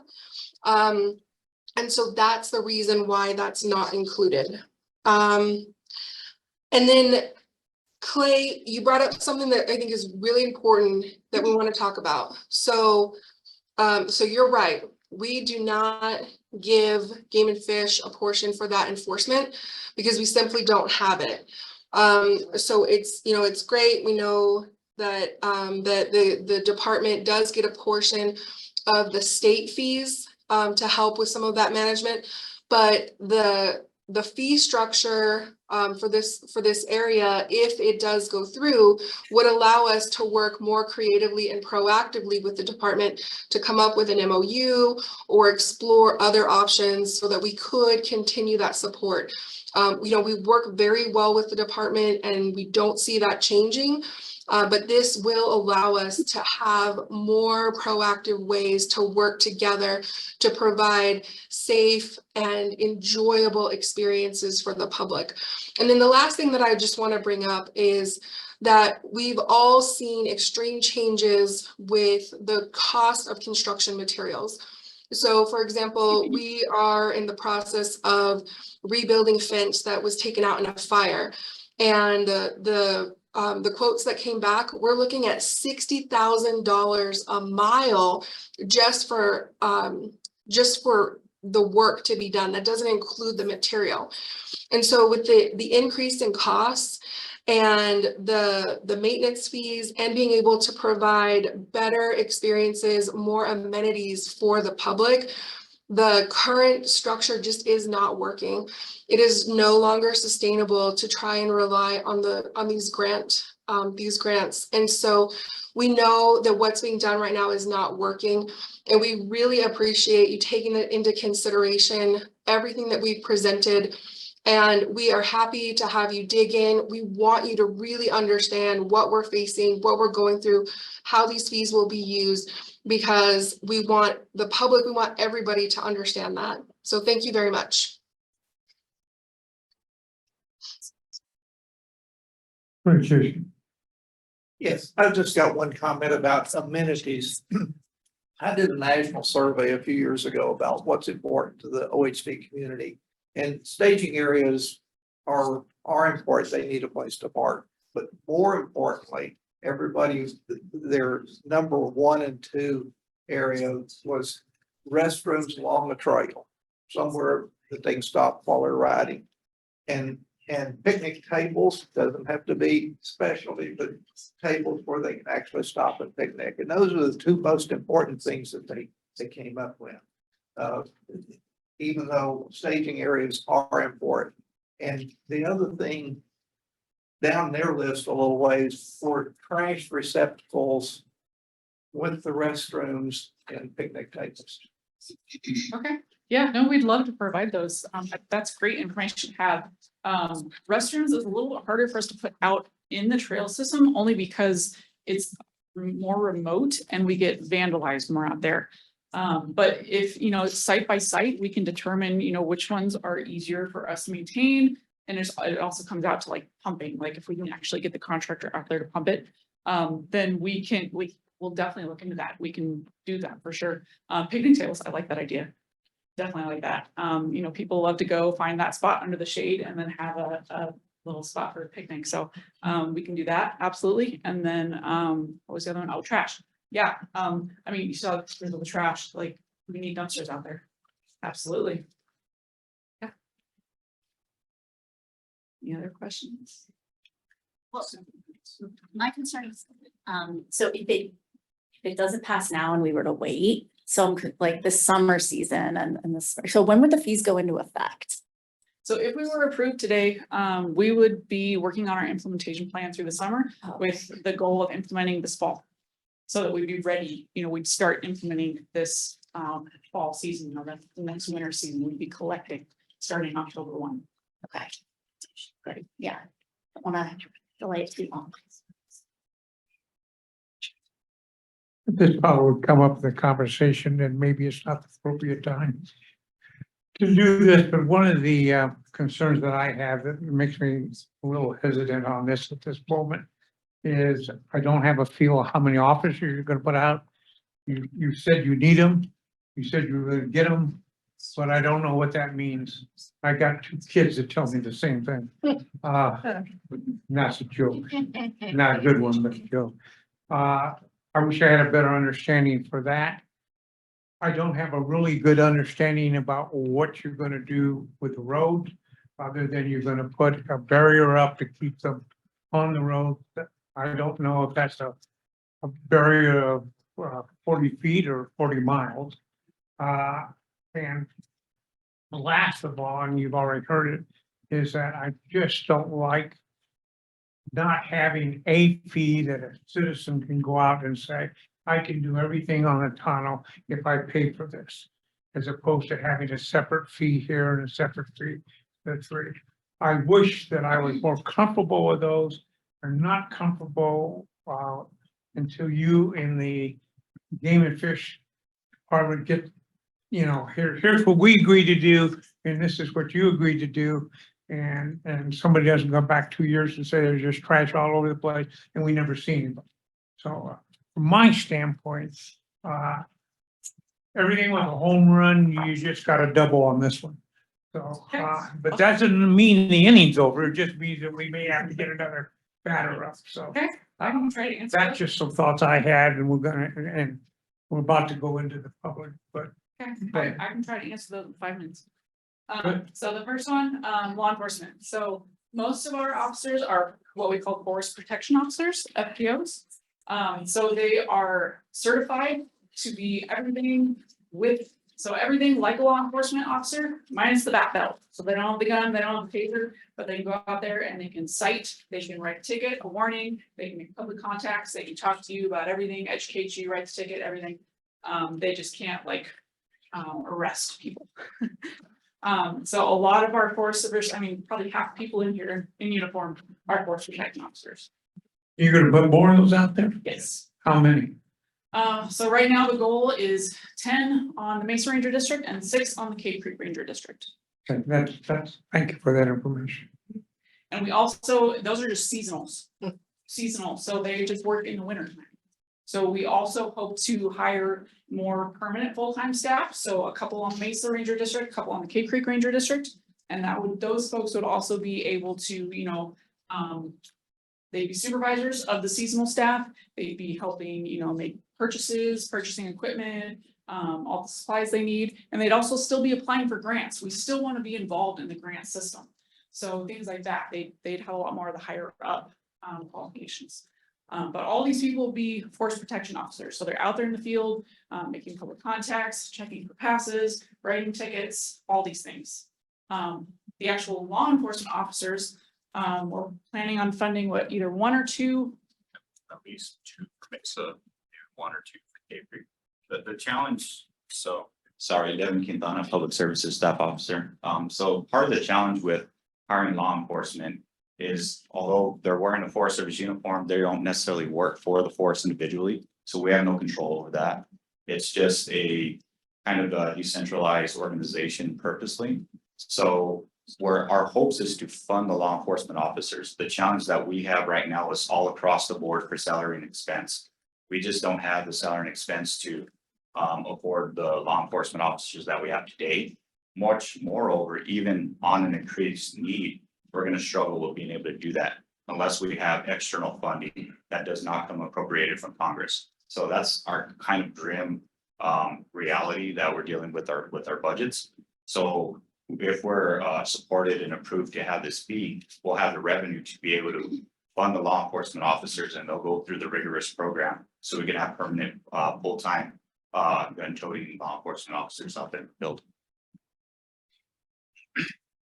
And then you asked about roads and putting in like pipe rail and things on the side. So that's site specific. So depending on where we're having the most issues of where we need to keep people on the road. So the spot that I showed you was at Lower Sycamore. So that's our main entrance area to Lower Sycamore. Is probably a 1 mile section of getting to the main staging area. So that's where I'm thinking the most issue is just getting them to the staging areas. That's where it needs to be fenced off or pipe railed, just to filter them to the staging areas. If there's other areas further in where we've got consistent resource damages that we need to mitigate, then we can also add pipe rail. But usually those, we don't need to install fence. We just need to go in and, you know, plant more cactus or things like that, rip up the ground, not actually install huge facilities, things like that. I don't mean to interrupt you, but it's 2 o'clock and we're obligated to go online. So. We do have one person that is identified to speak during the for Forest Service recreation fees or provide comment to that. And is that person online? Yes, they're online. The name is Richard Smith. Richard, if they're there, we'd like you to come off of mute. I'm off. Can you hear me? Yes, we can hear you. Okay. I'll try to be really quick. My name is Rich Smith. Personally, I am a dirt bike rider, 4-wheel drive user. I've been in Arizona since 1975, using the Tunnel National Forest for motorized recreation pretty much all of that time. I am also the president and executive director of a nonprofit called Tonto Recreation Alliance, or Trail for short. And we've been a partner of the Tonto since 2009, so quite a long time. Just the 20 seconds about our organization. We average about 5,000 volunteer hours a year of trail maintenance working in the Tonto. We monitor literally all 3,000 plus miles of OHV usable trails. We've installed and maintained more than 3,800 fiberglass trail markers. We've made interactive electronic maps of OHV trails for the public. and some maps installed in popular areas. We're helping the Tonto with lots of information about route conditions and alignments for the motor vehicle use map. And there's a ton more that we could do. And all of this stuff requires some ongoing funding. So while we're a volunteer organization, we have a small staff, basically 2.5 people, who help with volunteer events and a lot of the rest of the coordination. So that's kind of who we are. I can tell you that when the Tonto first started discussing the fee proposal, even though some of the fee money can come to support partner organizations like us, I was very firmly in the no way, no how category. And I have ended up in the support with recommendations category that Kelly talked about. And I'll tell you how I got there quickly. So I basically had the same question that some of you have expressed, which was, what are we going to see? What's going to happen because of giving you more money? When we first started discussing it, because I think we're also used to the Forest Service having, being perceived as about regulation and restriction, it's really easy to, to latch on to enforcement and more mitigation is what would happen with the fees. From the beginning, what we said was, well, that's not enough to justify it for us. Those are good things. We'd like to see that, but that's not enough. And we spent the next several years actually off and on talking to the Forest Service about this program. I'm glad that Mr. Sanders, hi JC, that he brought up facilities and that kind of thing, because when we talked to our fellow OHVers, that was the list we got as well, was the list of improvements that would make the recreational experience better. The short list is bathrooms. Some areas are getting disgusting. Dumpsters, we can educate the people not to throw their trash around, but they need some place to put it. There's degradation happening to OHV trails in the Tonto that fall in between graded roads that are maintained by the forest road crew and kind of some of the more challenging trails that we maintain using volunteer support. There are ones that need more money to do repairs, but not the style of repairs that a road crew would do with a bulldozer and a grader. Those could be addressed with fee money. In terms of the educational part, one of the things that I firmly believe is that the more people appreciate the resources in the forest and understand them, the more they want to protect it. And so there's opportunities for more interpretive signing, for more, let's educate you about how amazing the Tonto is, and why you should take better care of it. And then, also support for, for us, for nonprofits like us. So we get most of our funding through grants from Arizona State Parks and Trails. The funding that we get is kind of for ongoing sustaining sort of work, like I described at the beginning of this. We've been advised by state parks, we're starting to be advised by state parks grant staff that we may be too dependent on their funding as kind of almost the sole source for what we're doing. That they might want to look harder at spending it on individual projects. And so we would like to diversify our funding base from, mostly state parks to, some of the funding coming from the OHV business community, which we are working on. We're getting more support from businesses that have to do with OHV recreation. But we'd also like to see some funding from the federal government. And it appears that this is either, kind of the only or at least the best possible source for some financial support for groups like ours coming from the forest. I guess last thing I'll say is, in terms of reservations about the fee proposal, I at least have gotten to the point where it's not, I'm in favor of the fees. The only things I'm quibbling about are implementation details. So like, I would love to see more of the forest area covered by fees. Somebody brought that up. I would like to see that as well, so that the fees could be spent more broadly across the forest. I don't think they can say it right now, but in discussions with the Tonto, I think one of the things that we're going to keep pushing for is more areas to be added, in addition to the 5 starting ones. There are other areas that need the same sort of love and care as the 5 that are being done. So I think that's an ongoing discussion. You know, and then you know, sort of a eventually work on a broader federal land fee program for the state, because I'm thinking that if the Tondo does this, other forests are going to want to do it too, and maybe we should look at a broader program. But so I'm in support. I would love to see it happen from our standpoint. And if you have any questions, I'll be happy to answer them. Richard, that was very helpful. Thank you. You guys have been with this thing a lot longer than most of us who have about 2 hours worth of education on the whole thing.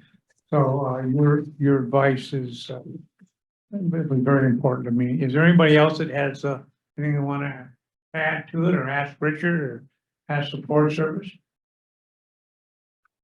Yeah, I think we're in our. Now I'm a little confused.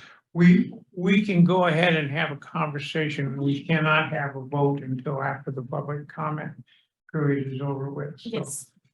with that in mind, a little confusing is there, what conversation do we need to have between now and the time that this ends? I would say starting to pin down where everybody is at with some of the proposals, especially those that you can really make a decision on or that you really feel comfortable with. You know, maybe starting to draw out some of those recommendations for some of those proposals that you've seen today. So that when it does come down time to vote, you already have developed and see where people stand within the RAC. So that when it does come down to time to vote, we've already kind of distilled a few items that have already kind of risen to the top to address. I'm a little concerned about that because we're going to bring something up that somebody else could come in and we've already made, we're not asking for a vote, we're talking. Right, I mean. So we'll be okay, I right? think so. Okay. My Let me guiding do, light behind me. Yeah, let me do one more call out to our public here. Just let them know that this is the public comment period between now and just about 2:30 for public comments related to the recreation fee proposals by the US Forest Service. We did have a few people come in a little bit later. We'd appreciate if you'd raise your hand, identifying that. Until we see any hands raised, we'll keep monitoring for that, but our discussions will continue through that time. Or through this designated period, and we'll just kind of. So you'll be able to watch to see if anybody gets in. Yes, The way I was going to do it, and I'm not saying this is the way it ought to be done at all, but I was going to go back to the beginning of with the Coronado Forest. We have a whole list of those. Part of me says that they're I guess what I would say is, can we do that all with one? Or are there, because they're all pretty much the same. Or would it be your pleasure to do them one at a time and have that discussion? Or is there one of them there that bothers any particular one and we can pull that one off and do the other? If you've got any comments along that, what I will do without your comment, and that's why I want them, is I would go through the whole list and say, if we have any questions or anything like that on those. And I would not ask for a vote, but I would know because then when we come back with a vote, I would kind of know, and you would know where we're at. just wanted to confirm, Bill, are you looking at going down through each proposed site within the forest, or are you just looking at the forest as the package? No. We have four I'm thinking- forests that are presented today. I may not be explaining right, but I'm at the first page of Coronado National, and there are all the fees, and then there's. Coconino. Coconino. God help me. Okay. Hey, don't discount us. I'm not, but I live in the Coronado, so you can understand. I have the same problem you have. Where am I? Anyway, on the Coronado, No, on the cochineal,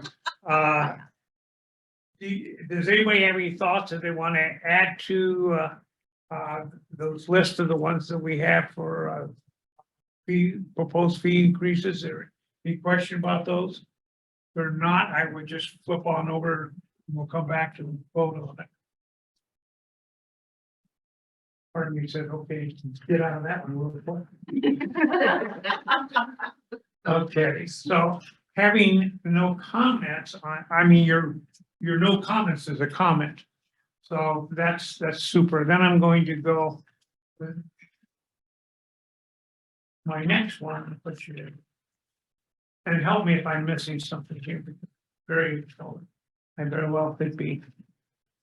I think we'll go all the way over to 3, which is the Coronado or Coconino, depending on how you look at it. So we have the request on those. Is there any questions or anything that get brought up that you might want to have answered now before we get into a vote on it? Otherwise, I would just do the same thing with that. I don't want to miss my opportunity of driving that traffic, so I. Okay, so having not heard any, I will go on to, I can pronounce Preston. That's not true, because there's 2 ways of pronouncing Preston. That's true. I've gotten that wrong. So we have the fee proposals for those. Again, I would say the same thing. Is there anybody who has anything they'd like to comment on the presentation of proposed fees to us? If you do have it now, otherwise I would just, we'll take it and we'll move on to the next one. Man, I'm on a roll. No. Auto. Dun, dun, dun, you guys, I feel so bad for you. I visualize you with a wall out there saying, it's the weekend, they're coming. I mean, that's a tough. Well, as I see the Tano, it's 2 propositions. One is the fee proposals for the various campgrounds. And then the other one is the HOV. So let me start out with what I think is the easier one, and that would be with the fee proposals on the Tano and that they propose. Is there any questions about that you might have and you want to talk about? For the campground, not the HOV. Right. As they presented it in our book, JC, they had it separated. And then when they made the presentation, they put it together, which is fine. I just didn't know that until they put it together. So I'm gonna undo it again and say, let's do campgrounds in the center. Any thoughts on those? Okay. Now we're down to HOV presentation. Now, yes, okay, I was gonna say, let's skip that and go to what was the last course of that then? Oh, that's it. Or am I missing? All teaching us how to tie. Sure, Paul. You guys have got another force that I. Okay, so I have a feeling that everybody's comfortable with the campground and fees. Now I would ask for a discussion about whether you're comfortable with the HOV proposal, whether you'd like to put it off. I can get some questions answered. That seems to be the question that we have here. We're gonna okay these as they are now, or are we gonna have some questions? And I'll give you my example. I'm still concerned about a bunch of fees that I think should be put all into one fee. And that's my concern. Maybe nobody else is concerned about that. I just don't like I would like them to come back and say, if they did, well, we took into consideration, we're gonna take the tunnel path, it's gonna be good for everything in the forest, because that's what it sounds like, a tunnel pass. And we're gonna raise it, this amount of money, and that will take care of that. That's just my thoughts. Does anybody else have any other thoughts concerning the HOV on the tunnel? Yes, I'd like, to see a detailed plan for amenities, what they plan to do, short-term and long-term within the trails themselves. I'd like for that to come back to us with some sort of proposed cost structure for those amenities and time frame for them. Also, I think we need to have a good resolution between Tonto and Arizona Game and Fish concerns where they can come back and say that they've resolved those issues. Because I think they're still pending. I agree with the one fee cover all. That would be an ideal solution if they could work something like that out. Like the Tonto Pass. But I feel like we need more detail and resolution of some of these problems. Any other comments or questions?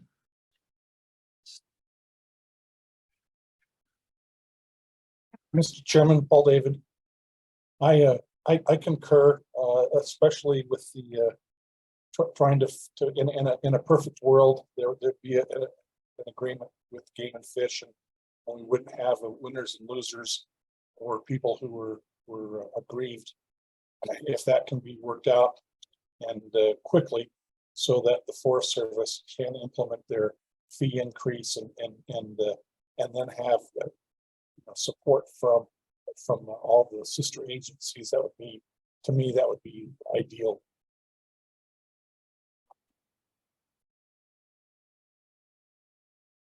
Thank you, Mr. Spry. Did you have a comment, Jim? I just wanted to know on that report to Congress of what we've done with the fees report that goes, the annual report. Is that somewhere that is readily available for people to see and review?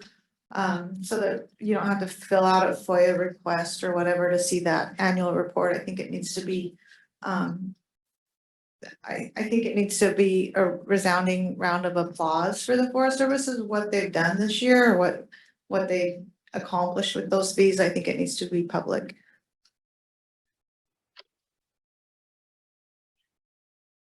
Start on mine.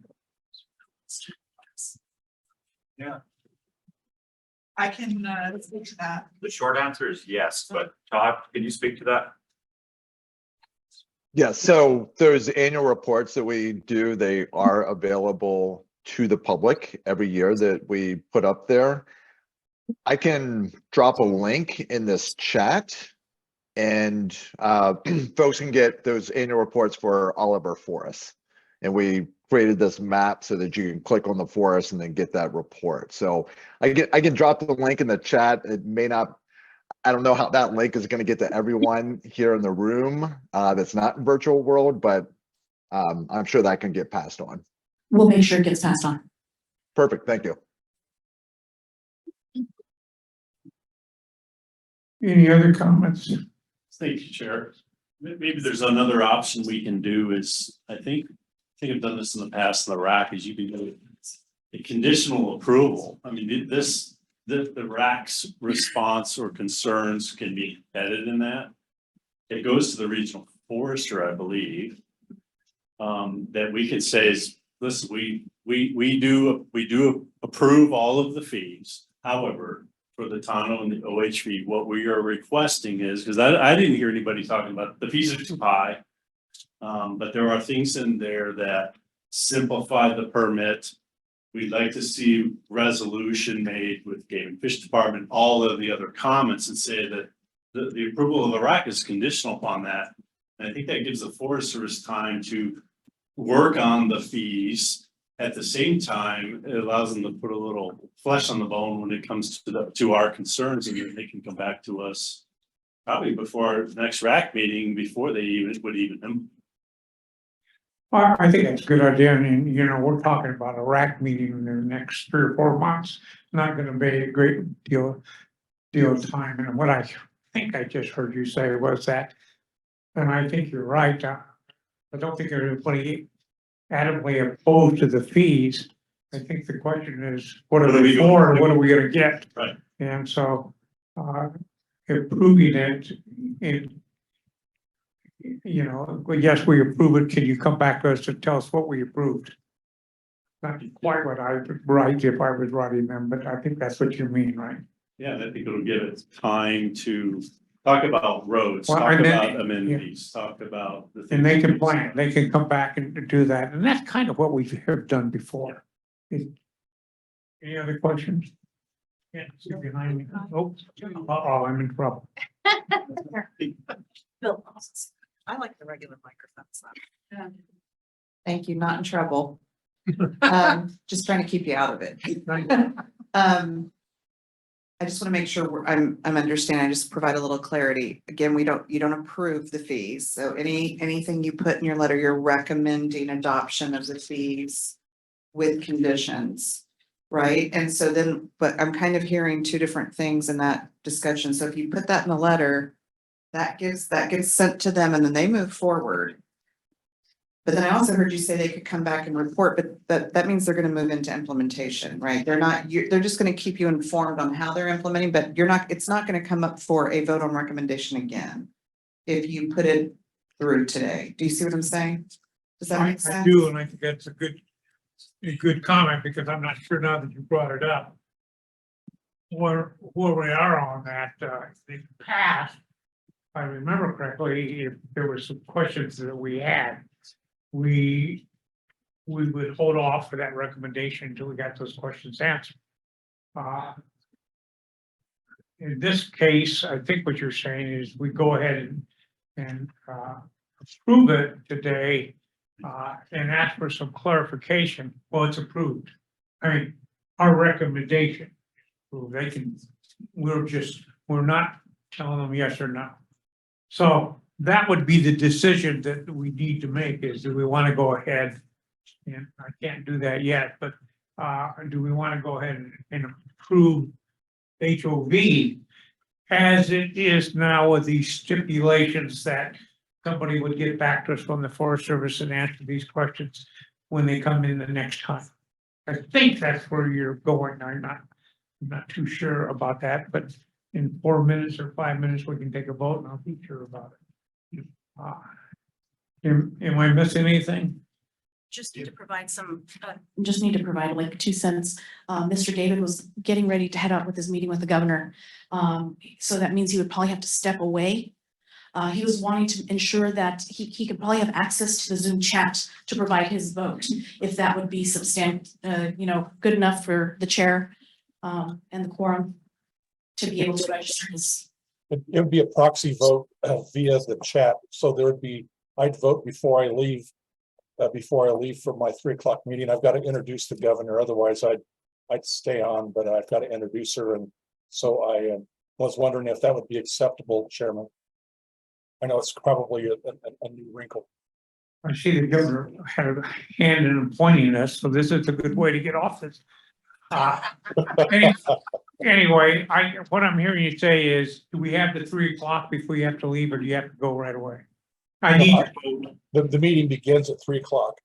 So we're cutting into travel time. we'll go, if you give us 10 minutes, I can get through this. I don't know what's going to be the result, but. Oh, I've got plenty. I just thought that since the public comments didn't end till 3, that.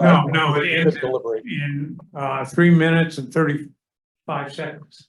Okay, I'm all yours then. Okay. Thank you. Boy, you scared me. I just want to make it clear again, because I'm not sure I'm hearing that. That recommending the Forest Service, the RAC supports and recommends the adoption of the fees, but we also recommend that you explore these other things is fine, but that means it's done. They don't have to come back and ask for permission again. I want to set up expectations where if Forest Service goes back and starts doing business, the RAC is not expecting that. There's still more to come on that before it's implemented, right? But you're putting in writing things you want them to consider as they make their decision on the fee. That's one option. The other option is to not do that today. And I think you've got more comments, but I just want to make this very, very clear because I want all expectations aligned and understand where we're at with the two different directions. We do have one comment online from Allison. Thank you. Can you guys hear me? Yes. Yes. I'm in agreement more with the option one. I think the Forest Service has demonstrated a couple of different things. One is I think that they demonstrated that there's a need, a legitimate revenue issue, and barring going to the Appropriations Committee and getting them kind of fully funded, I think that kind of needs to be addressed. And I think they've done a lot of work to kind of come up with a solution here. I think too is that they've also demonstrated their willingness to kind of make some compromises and to continue to work with fellow agents and stuff like that, and agencies and nonprofits in order to finalize some of the details. Because to me, it sounded like they need an approval on the dollar amount and the source, and not necessarily how to make some improvements on the implementation of it through the actual policies and administration. And so that's where I go back to one of the things that I had suggested is a request for a report back on some of that progress, so that there might be some more level of accountability there. So I think I'm leaning more towards option number one that was mentioned by someone right before me. Do you have something you want to add to? Yes, if this is turned on. I don't feel like we should be approving it at this meeting, because if we approve the fee, it's a done deal. We need to hear what they're doing to resolve some of the issues, and it would be good for them to address the one Tonto fee idea. I'd like to hear what they could do with that before we just carte blanche approve their fee. Are you finished? To me, timing wise is 3 or 4 weeks. It's not like 3 or 4 years.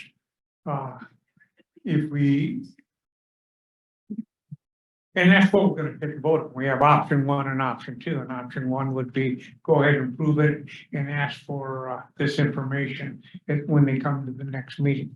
Or option number two would be, hey, we have some questions. We feel more comfortable if you get with a game and fish, if you ask, see how that gets resolved, because the whole thing is about policing this and making sure it works.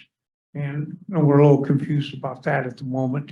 And also how you're going to staff it, and what your amenities that you did on your campsites. If we had those same amenities that you put down on this HOV, this wouldn't be a part of the conversation, at least from my standpoint. So I think if I'm correct, we are out of the public comment period. Yes, we are. Let's just make sure there's nobody else on there that came in at the last minute. Last call for public comment. Any hands raised for going once, going twice? Public comment closed for public recreation proposals. Thank you. So what I'm going to do is I'm going to start out, I've got a move it here, and we'll work ourselves back to the top. And because I believe that's where the conversation is. So, but we can go ahead, because I need to take care of my supervisor who has to leave and get his input on this as quickly as possible, and can't get it hung up, or else we won't have a form to even vote. So now the first one I have on my page is Coronado. Is that what everybody else has? Oconino. Once again, once again. You gotta understand, it's been 25 years down. I don't get the flagship. You should, we'll bite you up. So with that in mind, on the Coconino, we have the proposed sites, and is there a recommendation, somebody on the RAC to okay these as they are written up?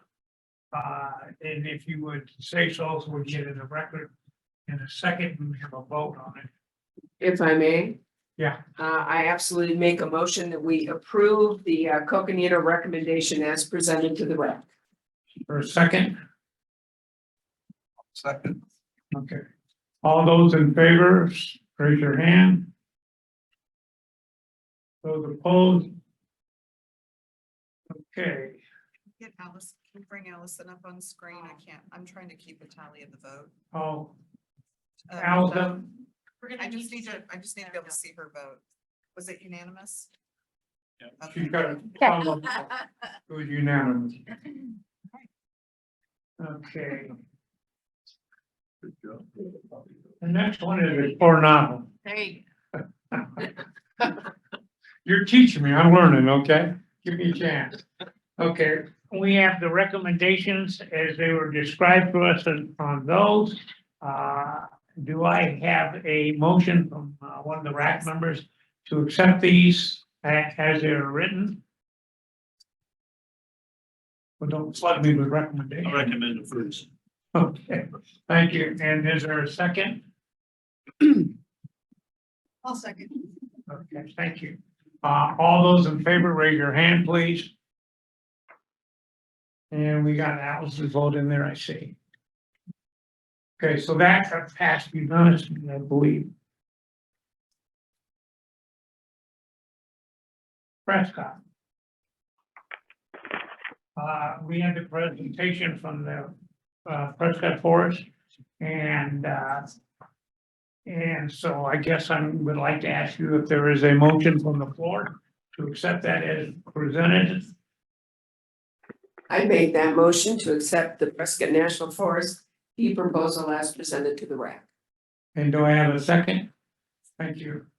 All those in favor, raise your hand. Those opposed? Okay. I know how to say Tom. Maybe I don't. Okay, I'm gonna divide this in kind of half. We have site recommendations for approvals. Do I have a motion to approve the site not the HOV, but the site recommendation for the Tonto?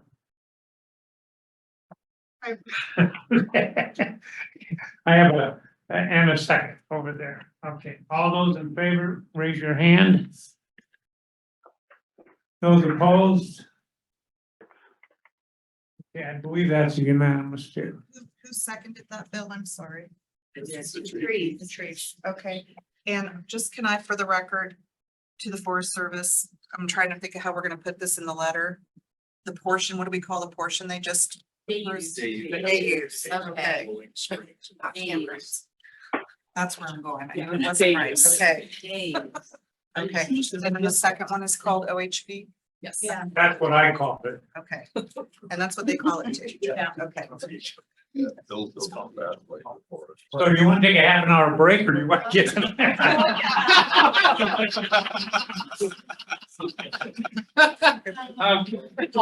God, okay, we have a proposal for the HOV on the title, which was an extra.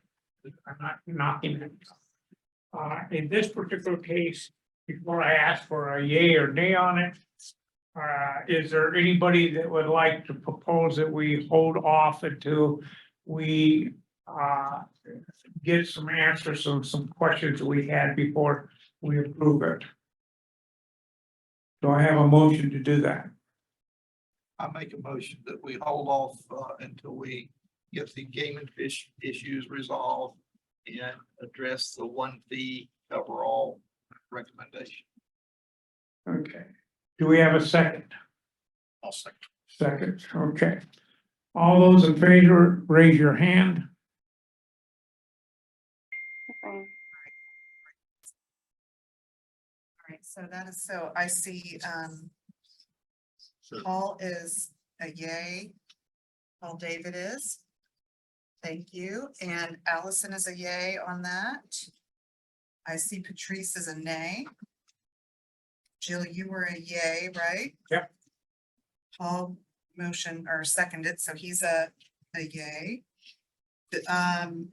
Sharma's a yay. JC yay. Eileen nay. Hold on a second. Eileen is a nay, correct? Okay. And Bob is a nay? Right. And what about you, Bill? I'm a yes. Okay. So what it come out to? 1, 2. I think I have 7 yays and 3 nays on that motion to table it to the next meeting. Is that jive with everybody else? You have 4 tabling and 3 against it, so I understand exactly.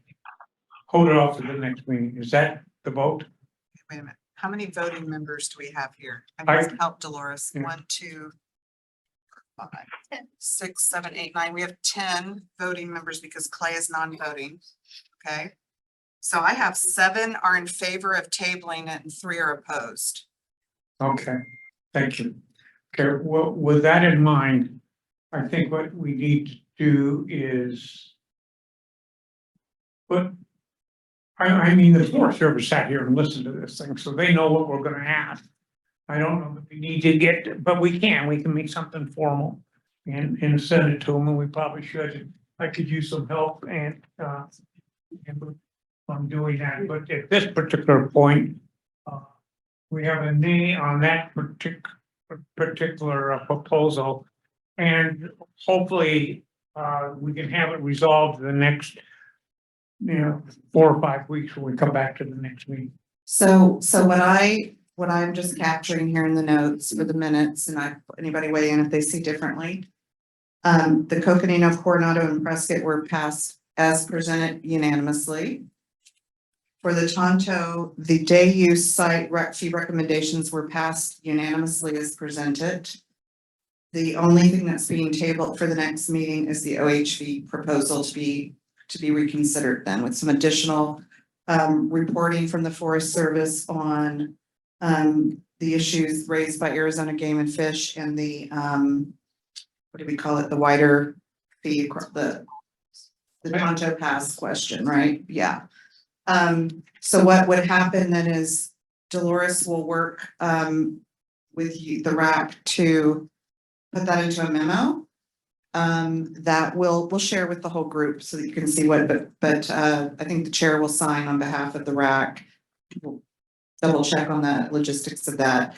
And then that'll go to Ray Suazo, the BLM designated federal official. And we'll probably do it through you, Jara, as the DFO today. And then he'll send it to the regional forester. That means all the things that went through today move forward. And then at the next meeting we have, we'll put this on the agenda as a follow-up item. It will not be in 4 to 5 weeks because we have to federal register notice everything. So make sure the public has a right to, to participate in the meeting. So what we'll do is we'll discuss our next meeting after we just close this vote up, because that'll be part of our agenda today, is to figure out, because we have to schedule our next meeting with BLM proposals too. At the earliest right now, based on some dates that I just got from Ray's scheduler, we're not looking until September. So, I mean, It is what it is, yeah. Right. But I mean, So that's not that far. we could potentially, we will look at options with even we have to look at 15 plus schedules to see what works. So I can't tell anybody today when the meeting's gonna be, and we have the summer season, which can be hard to get people in August in Arizona based on my personal experience with putting Well, we already together. eliminated the summer on the polling we did at the first part of the year. So because I think we're also open to doing a short virtual public meeting to just focus on this particular issue and then kind of carve it out from the BLM's next meeting potentially, but that's only based on, calendar availability and all that. But I just don't see it being a lot earlier than what Dolores just outlined. Yeah, to you. September. And that's fine. I just want to say something to the Forest Service. There was no comments made about the cost of the fee, okay? That's not part of what we're asking. I think, I didn't hear anybody say, when they're asked for this to be resolved, that we needed fee increase, or we didn't agree with your fees. I just want you to know that so that, we're not asking to come back with different fees. You can come back with whatever you want, but that's not part of what we were concerned about. And I apologize for putting you off another 4 or 5 weeks, or maybe 8 weeks, I don't know. It's difficult on us too. We don't want to do this. No offense, but it's not fun to have all you people have to come down here again and do this. And we know what you're up against, but we've got our own constituents we have to look out for too. So, please don't take that as a, as I said, you hit almost a home run. But you left one guy on third base, but we'll bring him in the next time to get up to bat, so that we'll be fine. Does anybody else want to make any other comments along these lines? Otherwise, I'm going to go to, okay, Joe. I just want to thank all of the Forest Service for all of the hard work that you've done. I think it's a great tragedy that we are so underfunded for recreation, and I think the American people have spoken large and loud just by showing up to the public lands that's an amenity we want and we need. I would be okay with doubling these fees. I would be okay with it. I would also use my social media to throw out some little rumors that are not true, but something to the effect that we're gonna not allow side-by-sides on the forest, and let Honda, all Yamaha start pounding on Congress's doors with big fat checks, because I think that should be industry driven. And I think that it's sad that the industry has gone leaps and bounds in technology, but the funding for the playground has not kept up with the technology. Joe, I want to add something to that, and I know I'm talking too much, but when I was a game commissioner, I went up to Sedona because of the problems we have at HOVs up there. And I mean, I got my eyes open, that whole place is a beautiful place in the world, and they're tearing it down. And I could see nobody was doing anything. You're running stuff and people get on it for 2 hours. They're not being concerned. They're just running. I met with the dealers up there, and I think this is a message I hope we would talk. And I said, you guys are killing yourselves. Because unless you get control of this thing, there's a group of people that meet downtown every year called the legislature. And trust me, you do not want them to regulate your HOVs. And I got standing applause, thanked me for everything, even bought me dinner that night, nothing happened. So I wasn't very effective. You got dinner. Well, I did get a dinner. Tell that was effective. Anyway, you hit it right on the head. Somewhere along the line, on all of these issues, we've got to get people who, and I think I counted 17 places, dealerships in the state, and I added up that they all just sold 2 a day, and you add 360 or 300 days a year. That's a whole lot of new people, and it's going to get worse. So this is an area that we're going to be discussing, and the BLM. I mean, I feel for the tunnel. Go over and look at the Colorado River and look and see what's going up over there, which will never come back because they don't get rain. I mean, you go up a mountain over there and leave a track. That track's there forever. So we in the RAC have a big responsibility to help make this better for everybody. And I'm giving you that spill, and I wish I had them now, but because I agree, the Forest Service has done an excellent job. If I were to be hired by the Forest Service, which would never happen, I would say, send me any place but the tunnel. because of where you guys are and what you have to do, and thank gosh you're there, because you gotta be pretty dedicated out there to deal with the people in Cave Creek and the people in other places, because it's gonna get worse, so we're here to help, not to cause you trouble. So having said that, we can go into the wrap up, I think, yeah. And, We still have another public comment period at oh, that's right, what time is that one? 3:15. So Bill, what we could do is kind of do some of our other, first of That's what I all, was thinking. did you want to add anything? I thought I saw you raise your hand. No, okay, I would okay.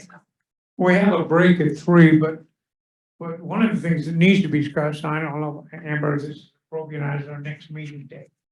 And Yeah, I we're don't know gonna, that, we'll hit on that before we close for sure. you know, having said for this, how important it is to get here, and you also know that it's difficult to get here because we all had those problems. I got a call today or sat down lunch and said, did you hear about the fire burning next to your house? And, so I immediately wanted to make a phone call and go down there. I still don't know. Rest assured, we have a fire down there. I'll see you when I get there. So I know it's tough on you. I think we should have a meeting in August, but I think it ought to be in Flagstaff in Coconino County. And see, I can learn. But we can't make any decision on that until we get Ray's schedule. Is that correct? So before we go to meeting dates, Patrice had a comment she wanted to make on the, I think where we left things. You know, and I don't know what we as the RAC can do, but I think the comment that Jill, you made, the comment that you made, Bill, as well. And, you know, just this administration put more money into our national forests in the history of the national forest, and it's still not enough. And I think that the reason that we're getting the information for fees, and I would agree with you, I probably would have gone to increase them even more. And I know they're public lands, and I know that there are all kinds of equities that we need to balance. But most importantly, our public lands are in fact being loved to death. And without the federal government putting the money in that we need in order to do the maintenance, upkeep, the backlog, etc. And that's just to get us on par. That's not planning for future use of our public lands. And you know, I don't know what we as a RAC, the message we can give. But certainly when we take a look at these fee proposals, it's purely, quite frankly, stopping the bleeding. It's not enough, and it's not going to be enough. And I think that's what's hard for all of us here that are members of the RAC, to try to do the highest and best use for our public lands and also to make the very best decisions we can for our public lands. So thanks, Bill, and thanks for the comments that are being made. Thank you, Forest Service, for being here. Really appreciate all that you do with not enough resources and not enough people. Thank you for all that you do. Your move or mine. If I may, Bill, while we wait to start the public comment period, we can kind of open it up for other discussion, but one thing that I would like to ask from the BLM perspective, while I've got our 4 district managers who are going to be doing this next time, and our resources, recreation staff here, do you have questions for the RAC about as you're heading into the presentations, or to the RAC, do you have things you would like to share with us so that I mean, obviously we've been absorbing the conversation today. We've been taking notes. Thank you, Forest Service, for, you know, being here and giving a really good example for our team. Any conversation we want to have around that while we've got everybody here? You got all theirs approved. I was wondering if you can come do it for us.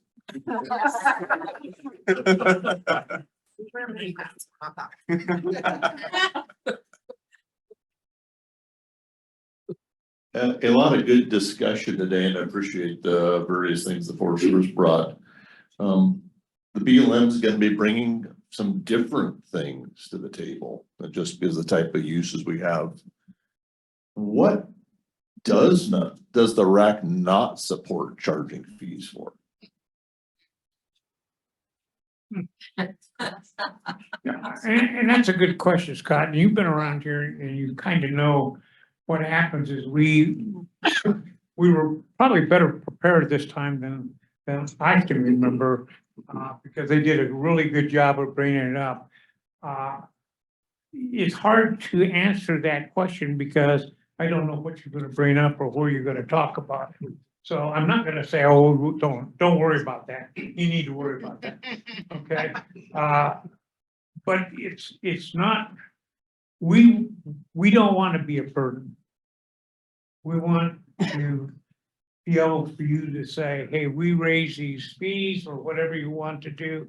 And we talked about it with the public and we also had a good discussion with the RAC, because I feel that it's part of my job to help convince the public that you have made a good decision, because I was involved in it. And it wasn't just the BLM, but it was the RAC made up of a lot of other people. That's, to me, the importance of the RAC. So did I get around by not answering your question and then going to? You were a politician, right?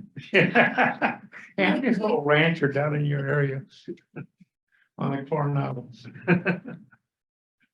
We welcome any input and thoughts. As we talked about yesterday, our intention is to release the first batch of draft business plans in the first half of May, coming up pretty soon, probably realistically closer to the middle of the month.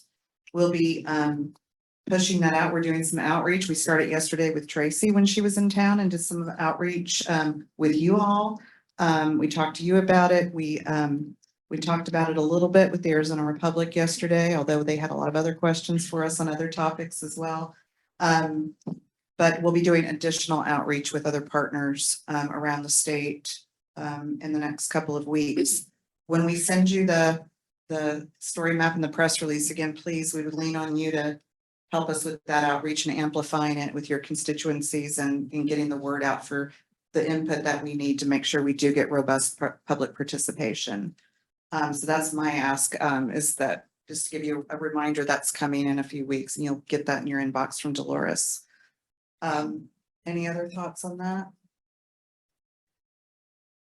Any other, we've got, Eileen. I was just gonna say, I like the options, like a weekly day use, red box pass of the year. I think at $20 is super reasonable. So I think having some options for people, that's really nice. And then as you think about fees, think about the barriers of entry to those uses. So it's like a high cost for an RV or a boat to think that maybe some of those, but I'm sure as you do market analysis, you'll compare and you'll see that. But that's something I like to try to think about. Hiking and walking tends to have a lower barrier of entry, so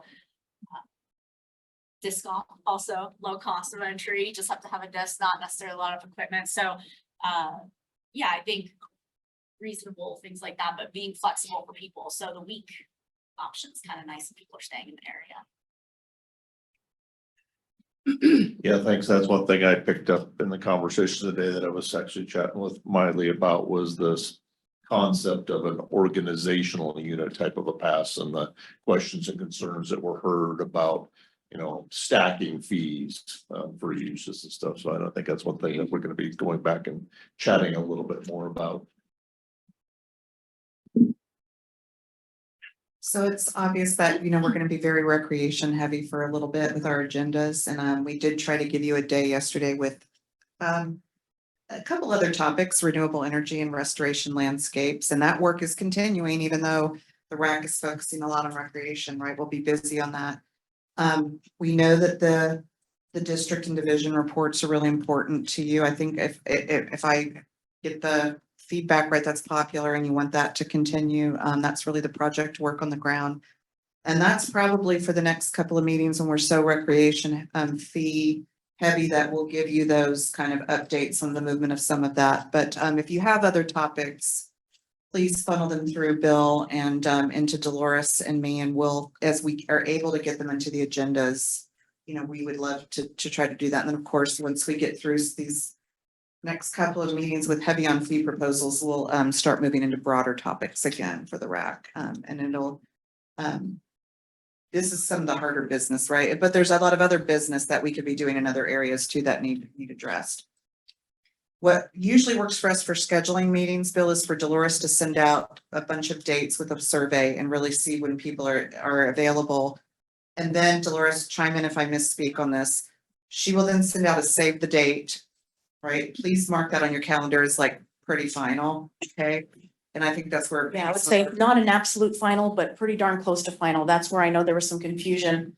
Kind of early on is when we did the polling, you know, most people could see the numbers and see that there was, you know, just maybe one or two off on maybe quorum or just numbers in terms of attendance. It all came down to a few other priorities on our side as well that may have differentiated the date from the first one that may have been looked like the clear winner in the polling. So I know there's some differentiation. The final is what comes out in the Federal Register. Yeah, so what we'll do is we'll send out a bunch of dates. We'll be throwing a bunch of options out. We'll see where we can land. That work, we have to take raised dates, you know, and then we go from there with yours. Once we land on recommend it, and we're going to try to notice 2 more meetings out of this one, 3 meetings, Dolores is saying. I'm saying 3 because we have this tabled stuff. Right, okay, so we may be trying to get 3 meetings in by the end of the calendar year. We'll put those out. We'll send you a hold the dates email that has the final where we landed. And really, it would be unusual when we notice it, it goes through the review process. It goes all the way up to the secretary's office because it's her RAC, right? She chartered all of you. So they look at what we're talking about, what we're covering to make sure the secretary's understanding the work we're doing and the dates are in there. They don't normally mess with our dates, right? It's really, and then really they don't normally mess with our agenda either, but it's technically not official until it's noticed, but, and we'll tell you when it's noticed, but save the date, please, when the email comes out. I And think you that's brought the up, best we can do today, Bill. With that. you brought up a good point, and I forgot about it. If you have, and you may, and that's one of the reasons you're on the RAC, representing various groups. If you have something you want to brought up, you need to get that ahead to me. And I've got to have at least 60 days because this has to be published and et cetera. Sooner So, rather than later. pardon? Sooner rather than later. Yeah, so, last time I used 60 days and we were able to get stuff done, but it takes time to put an agenda together and et cetera. It So, does, and it's kind of, this is a good example where, you know, government's not always as flexible as we would like it to be, but where, you know, we notice these out through the end of the year, and so we're kind of locked into those. But here's the secret, the secret sauce at BLM, what we do in our office is you might notice on the agenda, the topics are generally pretty vague. They're like recreation update, renewable energy update, and that allows us to tell the public, and we narrow it in as we get closer on the agenda, but it gives us the opportunity to say between now and December, we may decide it's a different project or something we need to brief you on. We're not going to make it project specific, right? It gives us the room to have some opportunity to be flexible. So if you come into Bill and you say, I want to hear about where that issue went with such and such transmission line or solar energy, we can say, okay, well, we've got a renewable energy briefing on there. We can put that information in there, if that makes sense. So please keep earlier is definitely better, but we will do our best to keep the agendas as flexible as we can and to leave time open for discussion like this where we can answer questions and make sure you're getting what you need. And of course, you can always individually, we can't have meetings that are not noticed. But if you have questions about specific projects or issues that come to your attention, please come to Dolores and me and we will run down answers for you. You don't have to wait for a RAC meeting for that if you've got a concern. I think the only thing that I would add is as you go back to your constituents and if they have questions about any of the business plans or any of the projects that we have going on, please reach out to us because you are our fingers into the communities. You are an arm of our outreach. So the more that you can help us, the more we can bring back to you. Thank you. We're at break. yeah, let's go ahead and take our break and then we'll come back with our public comment period and see how that goes. And then we've pretty well already gone for the wrap up. We'll be back here at 3:15, right? Same, you don't have to. Money making opportunity, you guys do. Not.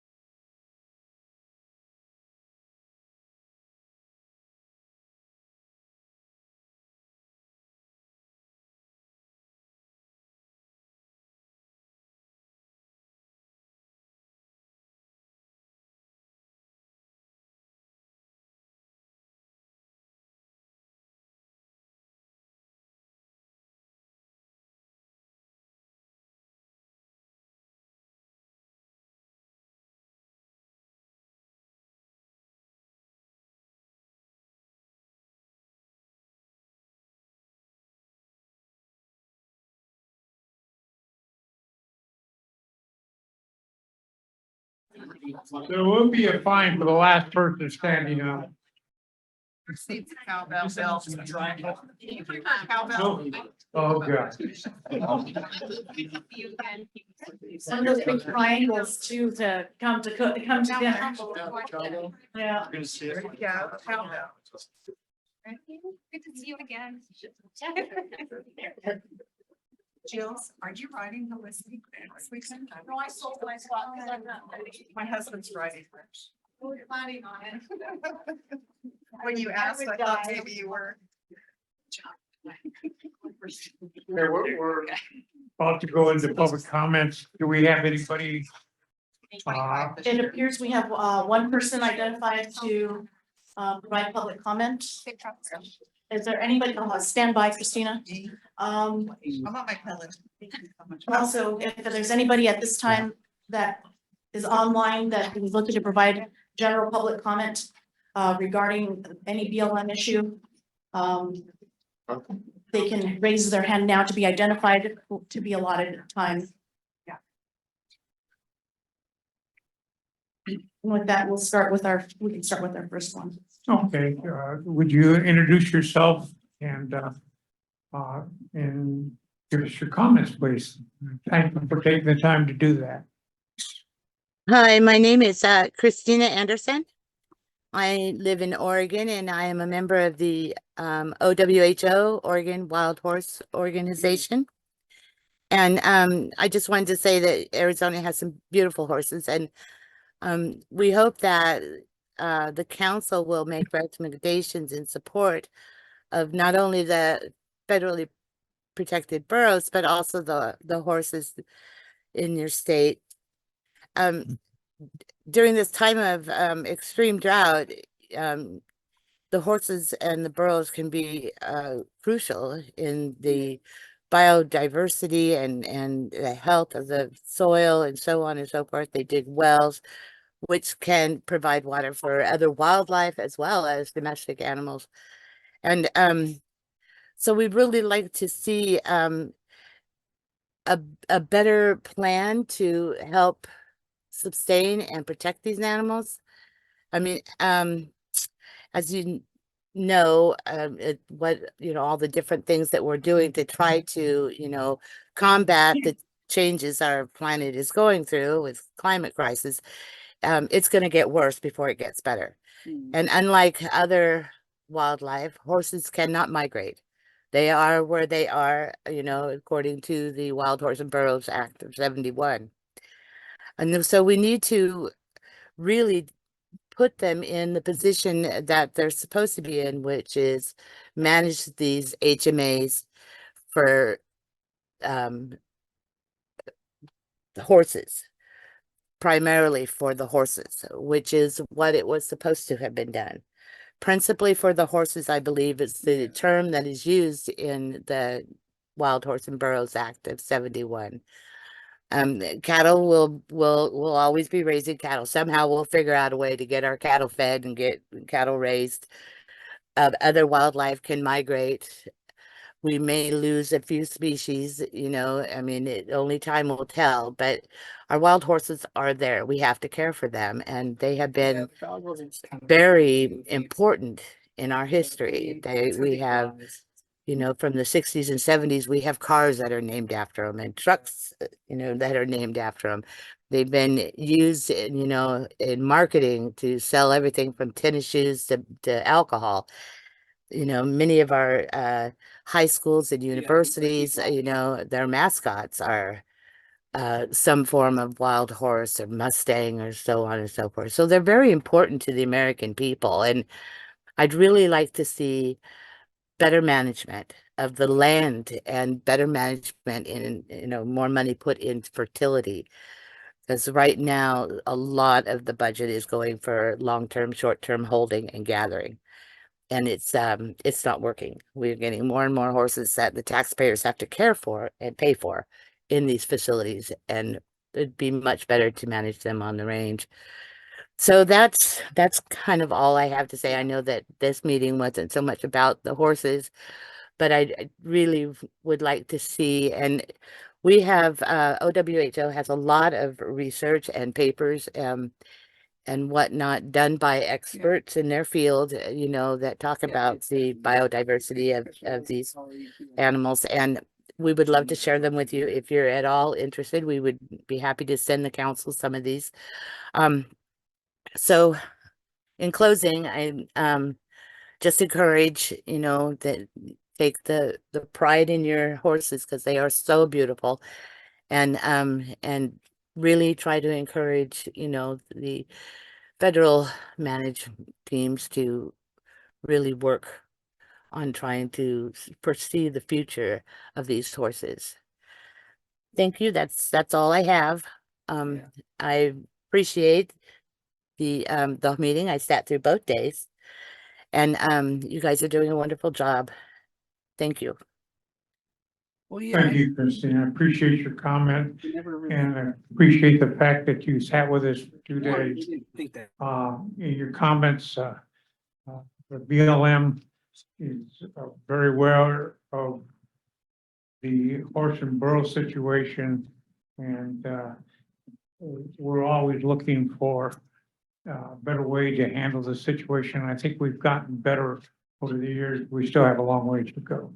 So your comments are very well, they're very timely, and I appreciate you calling in. I'm sure so are the other RAC. Is there anybody else from the public that we haven't gotten to? Okay, well, that brings us to we have a 30-minute open to the public. We can do some of the wrap up, although I think we've got most of the wrap up done. We do have to leave it open for the entire 30 No, minutes. that- But yes, but we can discuss whatever you would like to at this time. Does anybody else have anything they want to bring up? I asked Assistant Director if she would make some final comments before we go. Can't think of anything else that we need to do. Except sit around here for 30 minutes, I guess. But, anyway, or you could get out. What could I do about it, right? So anyway, if there isn't anything, do you want to wrap it up and then we'll just wait it out, take a break, do whatever. Sure, yeah. Thank you. I would appreciate it, and I truly appreciate you sitting in with Ray. Ray's got quite a team, all those people behind you, and et cetera. And I hope that we got that across to the director that we felt fortunate to work with as a RAC to work with this group, and what a good team he had. And Scott will give me another 20 AUMs on my land. So, knowing Scott, he's going to take some away. Knowing Scott, he's not even paying attention to me. Which has been my problem down there. Okay. Somebody pull him in when I go home. Thank you, Bill. And thanks again for everybody for making the trip in, and also the folks who joined us virtually. I can honestly say I think joining virtually is worse when you just sit there on your, Bob. I've done a lot of those virtual meetings and they get really long when you're in front of the screen. So face to face is, even though the trip in is harder, I think it's easier to be sitting here in a room face to face. So thank you, Allison, for sticking it out. We appreciate it. And making sure that we had the quorum, which is so important. This was my first time sitting through the actual the presentations for the fees. So that was very interesting to me, and thought that everybody's comments were very insightful, and really great to see the diverse membership of the RAC and the different viewpoints and the comments that came out of those. I think that's going to help strengthen not only obviously the Forest Services, they come back, but definitely the BLM as we look at our presentations that will be coming next. So I think that gave us a lot of good information and things to think about that, we'll tighten ours up before we come forward. couple of thoughts I had, and when I was saying goodbye to some of the Forest Service partners back there, I know there's been a lot of talk and a lot of, the focus on recreation, a lot of talk yesterday in our updates about our budgets. Just appreciate you all recognizing that, and that, we're limited as federal employees and as federal agencies, and sometimes what we can say, what we can, if we stand there and don't say anything, is probably because we know we can't or we shouldn't say anything. Probably more often than not, we should pay attention to what we shouldn't say. But it doesn't mean that we don't hear you. We may or may not agree, but we just can't say anything. So appreciate that you all recognize that. We take your comments very seriously. And again, we just, we try to balance what we can do. The budgets right now, it's just tough. Jill, really appreciate your comments, that you just, just felt to me like you get it. And, that's huge for us. It's a challenge, and the rising costs that we all feel day to day in our personal lives, just going to the grocery store and going to the gas station, imagine putting that fuel in where you pay for gas. We don't get a break in cost. So all of our fire vehicles, our law enforcement vehicles, our vehicles to go out into the field, our vehicles just to go to meetings, those are all costs, those rising costs that we talk about that I don't think people really think about. Something else I wanted to point out was really interesting, because even our employees didn't really know this, but when Congress votes for an increase, pay increase, cost of living increase for federal workers, that's great for us. But budget wise, on the other side, we don't get extra funding for that. So we have to absorb that within our existing budget. So when we have any kind of salary increase or cost of living increase, we already go into our year, at a deficit, right? Because we have to cover those salary increases. So it's just what we all take on and what we all struggle with as being federal employees. So if we seemed between Forest Service and BLM to be a little focused on the budget, it's because it's an issue. We try to balance everything. We try to balance continuing to provide the service that that we've given and that we want to continue to give to the public, and also providing good place to work for our employees. And it's probably, in my career, this is probably the most challenging it's ever been, I will be honest. So that's why we've been coming in REC heavy with the business plans. I'm sure the same with Forest Service with their fee proposals. So again, just thank you for your patience and your understanding as we, go through this whole process. And looking forward to in a few months when maybe we've gotten out of the RAC heavy on some of the other business that the RAC will be taking on. So I don't have anything else to say, Bill. Just thank you so much for your commitment. You run a great RAC. I don't have anything to compare it to, but I think you run the best RAC ever. Don't go anywhere. So thank you for that. And I think I don't have anything else. I just am looking at our team.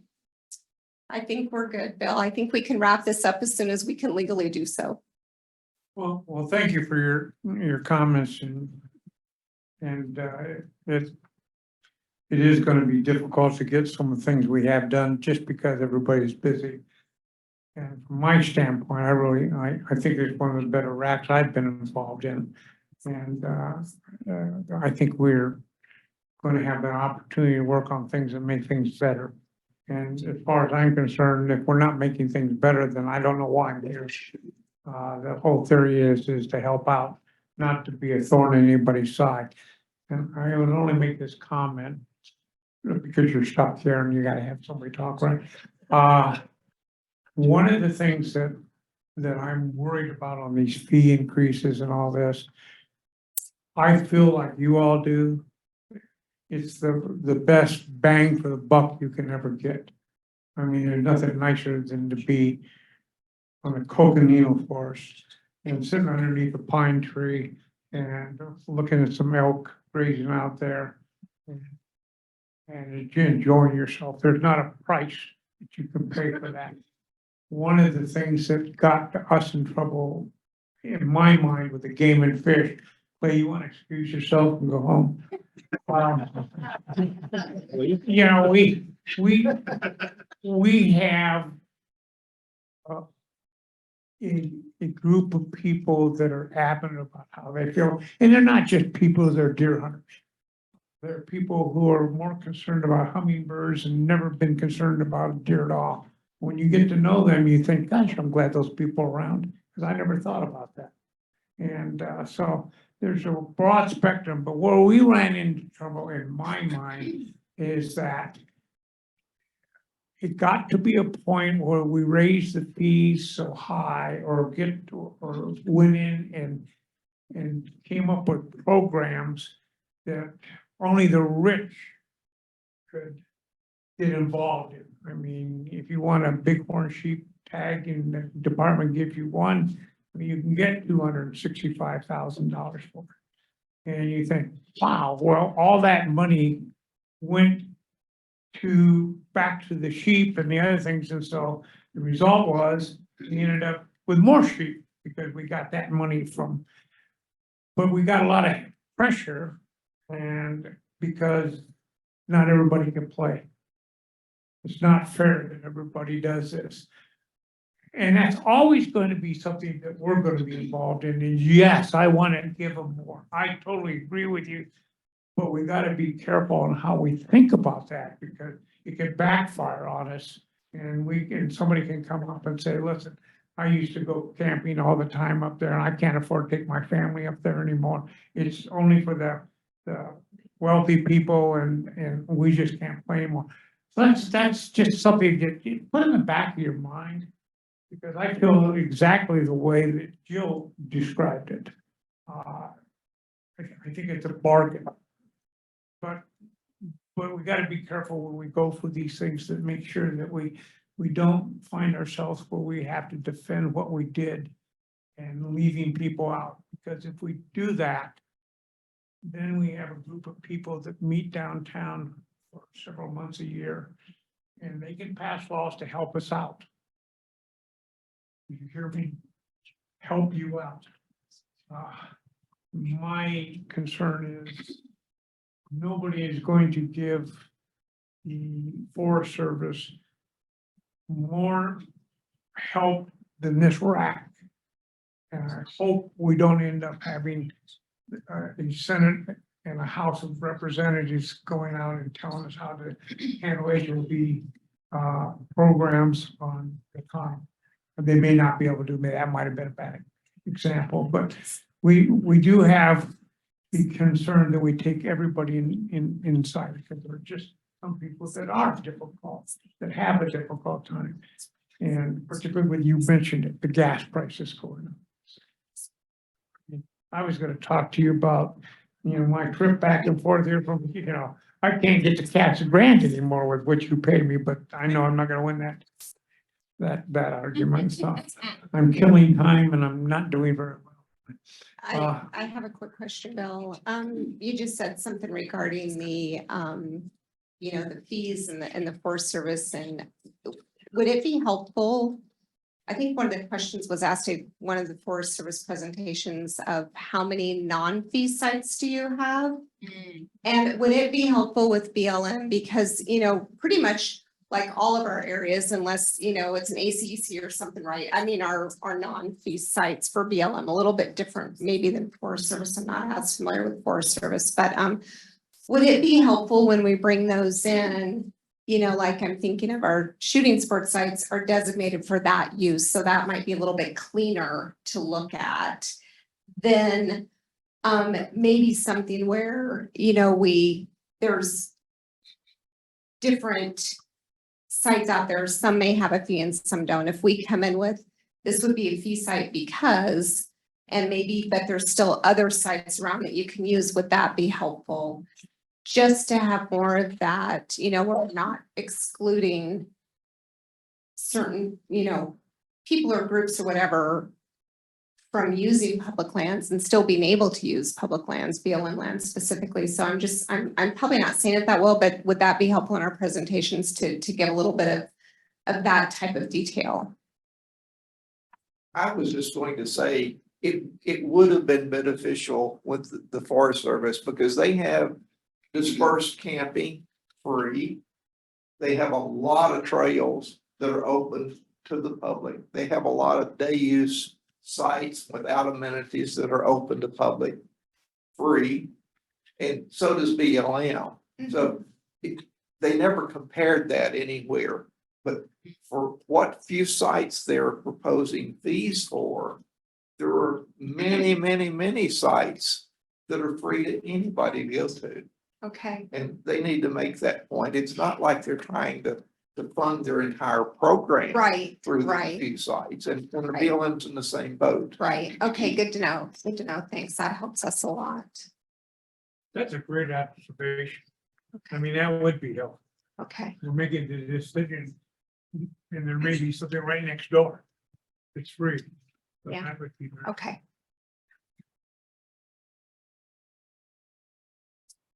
Chime in. Take about 20 minutes, okay? So It's just a little switch. It should. Jeez, okay. Okay, so this is coming from somebody who's spent 30 years in state agencies who have never gotten a dime of general tax dollars. So we've always depended on revenue, fees, permits, things like that for revenue. We can sit and talk about price all we want, and every time we've talked about fee increases or raising prices, if you ask somebody, would you pay more? They're gonna say no. They don't care that right now the Forest Service proposals were a cup of coffee from Starbucks or a gallon of gas right now. If you gotta tie to value. So BLM, yes, has free sites. Yes, you can do dispersed camping. You can go off and nobody will ever bother you, but you're not getting a bathroom. You're not getting security. You're on your own. And some people will love that. But when you're talking about raising fees, you've got to tie value to it. People will spend money if they think they're getting a value from that.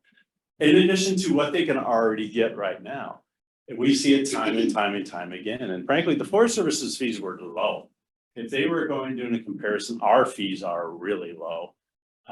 We were going to raise ours, and we decided to go a different route. But you get into this whole mindset now. It's because we can talk. If I said I want a fee increase because I want to pay for operations and maintenance, and I want to pay for my staff, and I want to pay for more accountants. Done, you're dead on arrival. But if you're tying it to that discretionary income that people now are going to pay to use BLM and Forest Service lands, you're now in our realm. They're gonna, believe me, they're gonna watch. And it's even bigger than that, because what we continuously have done, at least my whole career, is we would say what we're gonna do. We're gonna do it, and we're gonna tell them we did it, but you're also setting yourself up for the next fee increase. And if you drop the ball, you're never gonna get it through. And that's just how it works when you start talking about that discretionary income, but it's the value. And we've gotten twisted around the axle so many times about, is this too much? Is that too little? Is this too, we're taking a small sample of the public right now. And they're gonna tell you, nobody wants to pay more for anything. And the reason is because you're asking them. Nobody asks them, do you want to pay more taxes? Do you want to pay $5 for a gallon of gas or $7 for a Starbucks cup of coffee? Nobody asks if these people still pay it because it's value, or they have to pay it. But they don't have to come to a state park. They can go to, they can go anywhere else. And I think with the BLM and Forest Service, you guys are starting to move from, I worked with BLM and Forest Service my whole career. I know you guys are funded. It's woefully low, but to the average person in the public, you're overpaid, underworked. You get all the tax dollars and you're wasting millions. I mean, I hear that in my state agency, and that's something that's always going to be that over top of all of us as we're talking about that. But if they say, look, if I can go to an OHV site and I'm getting those amenities, now they see it. Now they're seeing the value of where their money is going. And it's just so important for us to deliver on those promises, because for the people around here, but the next generation that's coming up through our ranks is going to be really important. They stick to that. Another piece of advice too, do not listen to your bean counters and your accountants that you can't consolidate passes and all, you got to have a different code for this funding source.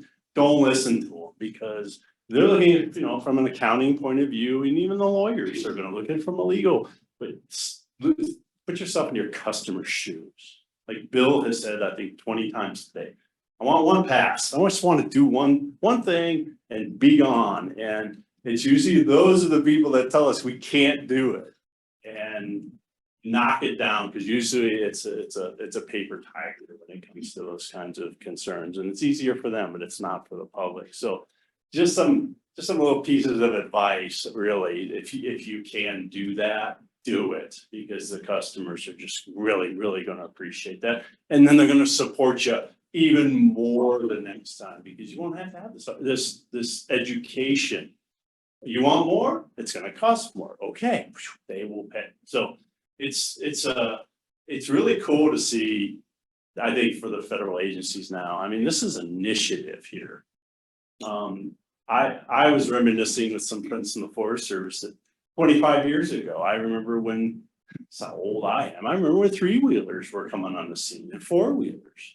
There was recreational shooting all over the place. I remember Table Mesa Road when that was just it was worse. But at the time, BLM enforcers didn't want anything to do with it. We didn't want to acknowledge that's happening because now the liability, but to see now taking the initiative with these sorts of OHV areas, shooting ranges you're building out there, man, that's a 180 from what it was. And look at how the public's responding to that. And that's a kudos to both of your agencies for doing that. God, we wrote many letters worse than the one that Clay read earlier. But that should be rewarded, and there is risk. But at the end of the day, if it's a bad idea, the public won't pay for it and change it. We can, nothing's set in stone. So it's welcome to the world of fee, user paid, user benefit. It's fun. Bill, I did have one quick question. You asked a lot about the administrative fees, and does everybody, just didn't know if everybody understood what rec.gov is? Okay. Use it. Okay, good. Yeah, because that was, I think, I don't know, Forest Service looked maybe, if they weren't understanding if it was rec.gov, or maybe it was just when you said the $6, but just want to make sure that people understand, that when we use rec.gov, that it's like if you go to, Ticketmaster, and they put on their extra administrative fee to purchase a ticket. It's maybe not that event that's getting that money, it's Ticketmaster. So just trying to, if anybody is, just not clear about what that is, that's not part of our proposal, because that's separate from what we're proposing. The problem I had with that was they didn't. Gotcha. I had. Wait a minute, that's not a $10 fee. What about, let me explain it, I wasn't comfortable with that. They lost a lot of credibility with me on that. So when the BLM gets involved in this, I would think they would address that, and I couldn't believe that I won't be able to, the Forest Service won't come back and address it too, because if somebody not mentioned it, we were talking about fees, cane fees that were not right. They weren't the right number. Is that not the total that you actually have to pay? No, Gotcha. and that lost some credibility. Okay. Now, I don't know they did it on purpose or not. I have my suspicions, but then I'm part of the public, see, so I don't trust any government. No offense to everybody in this. I'm taken. Those are all good things to know, because honestly, we probably wouldn't have thought of that because we don't charge that. We don't get that. So our fees are our fees, what we're getting approved and what we're implementing. The rec.gov is on top of that by that provider. But good to know that we can at least put that in there as part of the full package, especially sites that hopefully we're getting away from our old Iron Rangers, where people would put an envelope with a check or cash in that they'd get, shot and vandalized and broken into. So that's another thing that we probably want to, include on as we. We're doing lots of whispering over here. Yeah. I want to like, what rec.gov is like a delivery fee. It's a convenience fee for me. I get to get a permit or whatever through rec.gov or a reservation. And I don't have to drive to the site to get it. It's like ordering a $3 part from Amazon. You pay them $9 for it for delivery. But you're glad to pay it rather than have to drive 50 miles to get it. So I think even just a, in the plans, if we haven't already, Miley and Jerry, just, these fees would be on rec.gov, which would incur their administrative fee. Would that do it, Bill, where you're looking? And if they're not on rec.gov, then how are we collecting these fees? Like at the LTVAs, you used to go into the Camp Post Center. And remember, it was not that many years ago that they couldn't even take a credit card, seriously. They were still writing checks and cash. We couldn't even take a credit card on site. And that was in probably 2014. I remember that. So, would that be helpful to see that kind of detail and how we plan on collecting the fees? It would for me, because I will tell you, I have a daughter with 2 kids. And she doesn't care about anything other than the fact it costs her $16 to get in, and I told her it was 10. Gotcha. One thing we'll just flag is obviously that fee can change as the contract changes, right? It's not static. We don't have any control over that. So we want to just How it's make sure it's clear that that's not fixed, right? Because that fee pays for the contractor that runs the rec.gov platform for the US government. My thought was putting it into the business plans because of that reason, and we have no control over it, and it can change outside of anything that has to do with the plan. Is that's an aspect that Wiley can cover when we do the presentation that talks about like the funding. That we're already going to do kind of the overall perspective on recreation funding in BLM Arizona. And so we can talk about as part of that, like this is where we're at. This is how BLM compares to other agencies in recreation funding because we have some really good data about that from the blueprints. And then we can also talk about, okay, this is the part of the fee that we're not really going to talk about, and this is what that is, and this is why we're not going to talk about that. So we can absolutely address it, I think, and cover it, but I think we would want to be not include in our plans so that we're not confusing what is a part of the plan. Kind of the same reason that that I mentioned yesterday that we don't want to include the SRPs, but we're not including the SRPs in the business plan because really they're a total. But you mentioned, and I got it. Yeah, we can absolutely. I'm not opposed to the fee. I'm opposed to not knowing about it. And that's my feeling. There's nobody in this room that thinks that what those are going to be up, but we now know that there are additional costs. And that's all I need to know from my standpoint. And it needs to be transparent. Plan Yeah. that the public's reviewing that this, and you could even potentially, I don't want to, we could say in 2024, the fee is this, but it's subject to whatever the current, whatever the rec.gov fee is.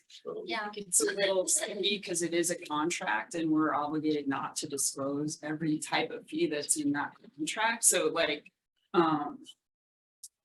Kelly was saying, depending if they're going to use the permit system or the activity pass, it's 2 different fees and we're obligated not to just, there's a little bit of. I think we just need to say. There's a range. That we're gonna use rec.gov Yeah. for that fee collection. Fees that are available. Oh, yeah. Yes. There And then will as a- Because you don't know anything else. Yeah, there will be, they will charge an extra administrative fee. Yeah. That's what we need to say. As long as it's disclosed, right? Yep. I think It is, that in the it plan. is, it is in our business plans right now, that it's a range, of what we know today. And then there's a disclaimer that, you know, if the contract changes, that's can change. And just out of curiosity, this is kind of maybe. I should ask this for y'all, but are all of our fee sites on rec.gov now? No. Or do we still have No. some that are not? Most of them are not even rec.gov. But that is where the agency, we're trying to allow more options for Right. customers to pay. Because that's one of the challenges is, you know, you can't use your credit card at a fee tube, right? So, yeah, that's something you're trying to add on. And it's, like Ryan was saying earlier, that's not subject to the RAC's input when we add those e-commerce options. So we are disclosing it in our draft business plans of what that range is when we move to e-commerce, if we're not already. And that's actually a directive that's in an executive order, and is it in federal law? So, I know it's an executive order to move online with transactions. So, yeah, it's just. I mean, it's in Florida, it's called reservation services. That's what we're using through recreation. Is the reservation service through that, you know, platform that services. How many agencies? I think it's 13 different agencies. Are we still in a run out the clock situation? We're out. We're No. done. Sorry. Nice, really, but that's okay. Do you need the microphone? So just because I feel like some of these issues are really state level or larger, and it seems like everyone's trying to figure it out in their own little piece of the world.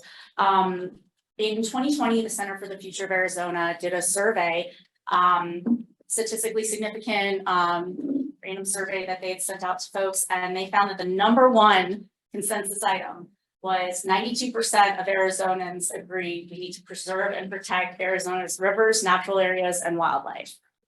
And that's huge. That was the number one consensus item. There was another part of the survey where it said, how many of you think your politicians listen to data? And I think it was only 25%. So, you know, but that's a challenge, but therefore, you know, to share this data with folks. I know, you know, some folks can't lobby for certain things, but just did want to bring that up because I do think that what I see is strong support from the public for protecting these areas, which is what I saw even in those Red Rock fees, you know, people saying we do want to see this. I think that sometimes we do get hung up when you feel like those fees do start increasing, right? $5, $8, when's it going to go up more? And it can be challenging. We want to get people into nature, right? The mental health, physical health, how can we help improve and make people, you know, get there? So anyways, just wanted to throw out that data from the Center for the Future of Arizona, because I do think there's strong support from Arizonans to help protect our natural areas. And then also 85% agreed with increasing spending on measures to prevent forest fires on state land. 84% said, you know, agreed with reducing urban heat islands. So I think that there's just some good data in there. I want to point that out. Want to help support BLM and Forest Service managing public lands. Thank you. I just wanted to say one thing. Well, I ran some quick numbers. I mentioned the mountain bike event that the Forest Service is hosting this weekend. That event sold out quite a while ago, and they're charging $230 to enter that event. The Forest Service is going to be probably taking in at least $40,000 over that 3-day event. The high school mountain bike teams, the OHV events, those are cash cows. If you put it together, some trails, the amenities that can host those large events, they come with their own temporary garbage cans and facilities that they put into their own bill. That doesn't include what, you know, you don't have to have full-time facilities for those large events because they bring in temporary stuff with that. So those are cash cows that I think we need to accommodate. And also, when you invite somebody to an area and you make that area user-friendly, you're actually protecting another area that you don't want somebody to go to. So if you've got an ACEC that you don't want anyone to go to, take them over here and make some nice amenities over here, because that's where they're gonna go. So when you do that, you're actually protecting your sensitive areas. And then I also feel like there's kind of three tiers, you know, the BLM is very much into motorized sports.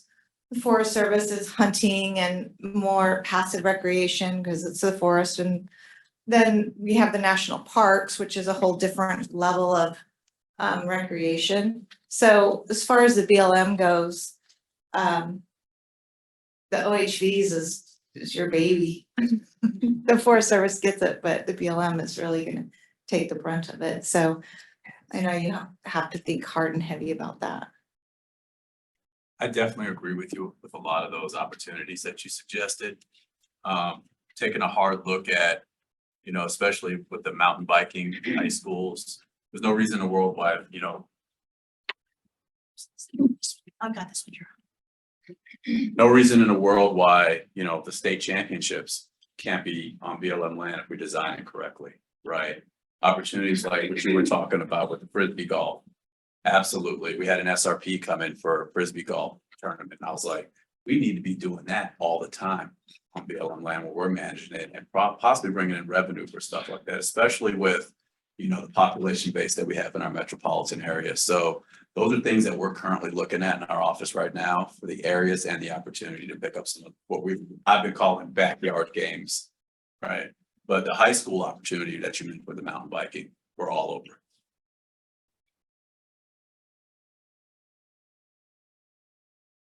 Well, are we done? Yes. Bye. Talk before one.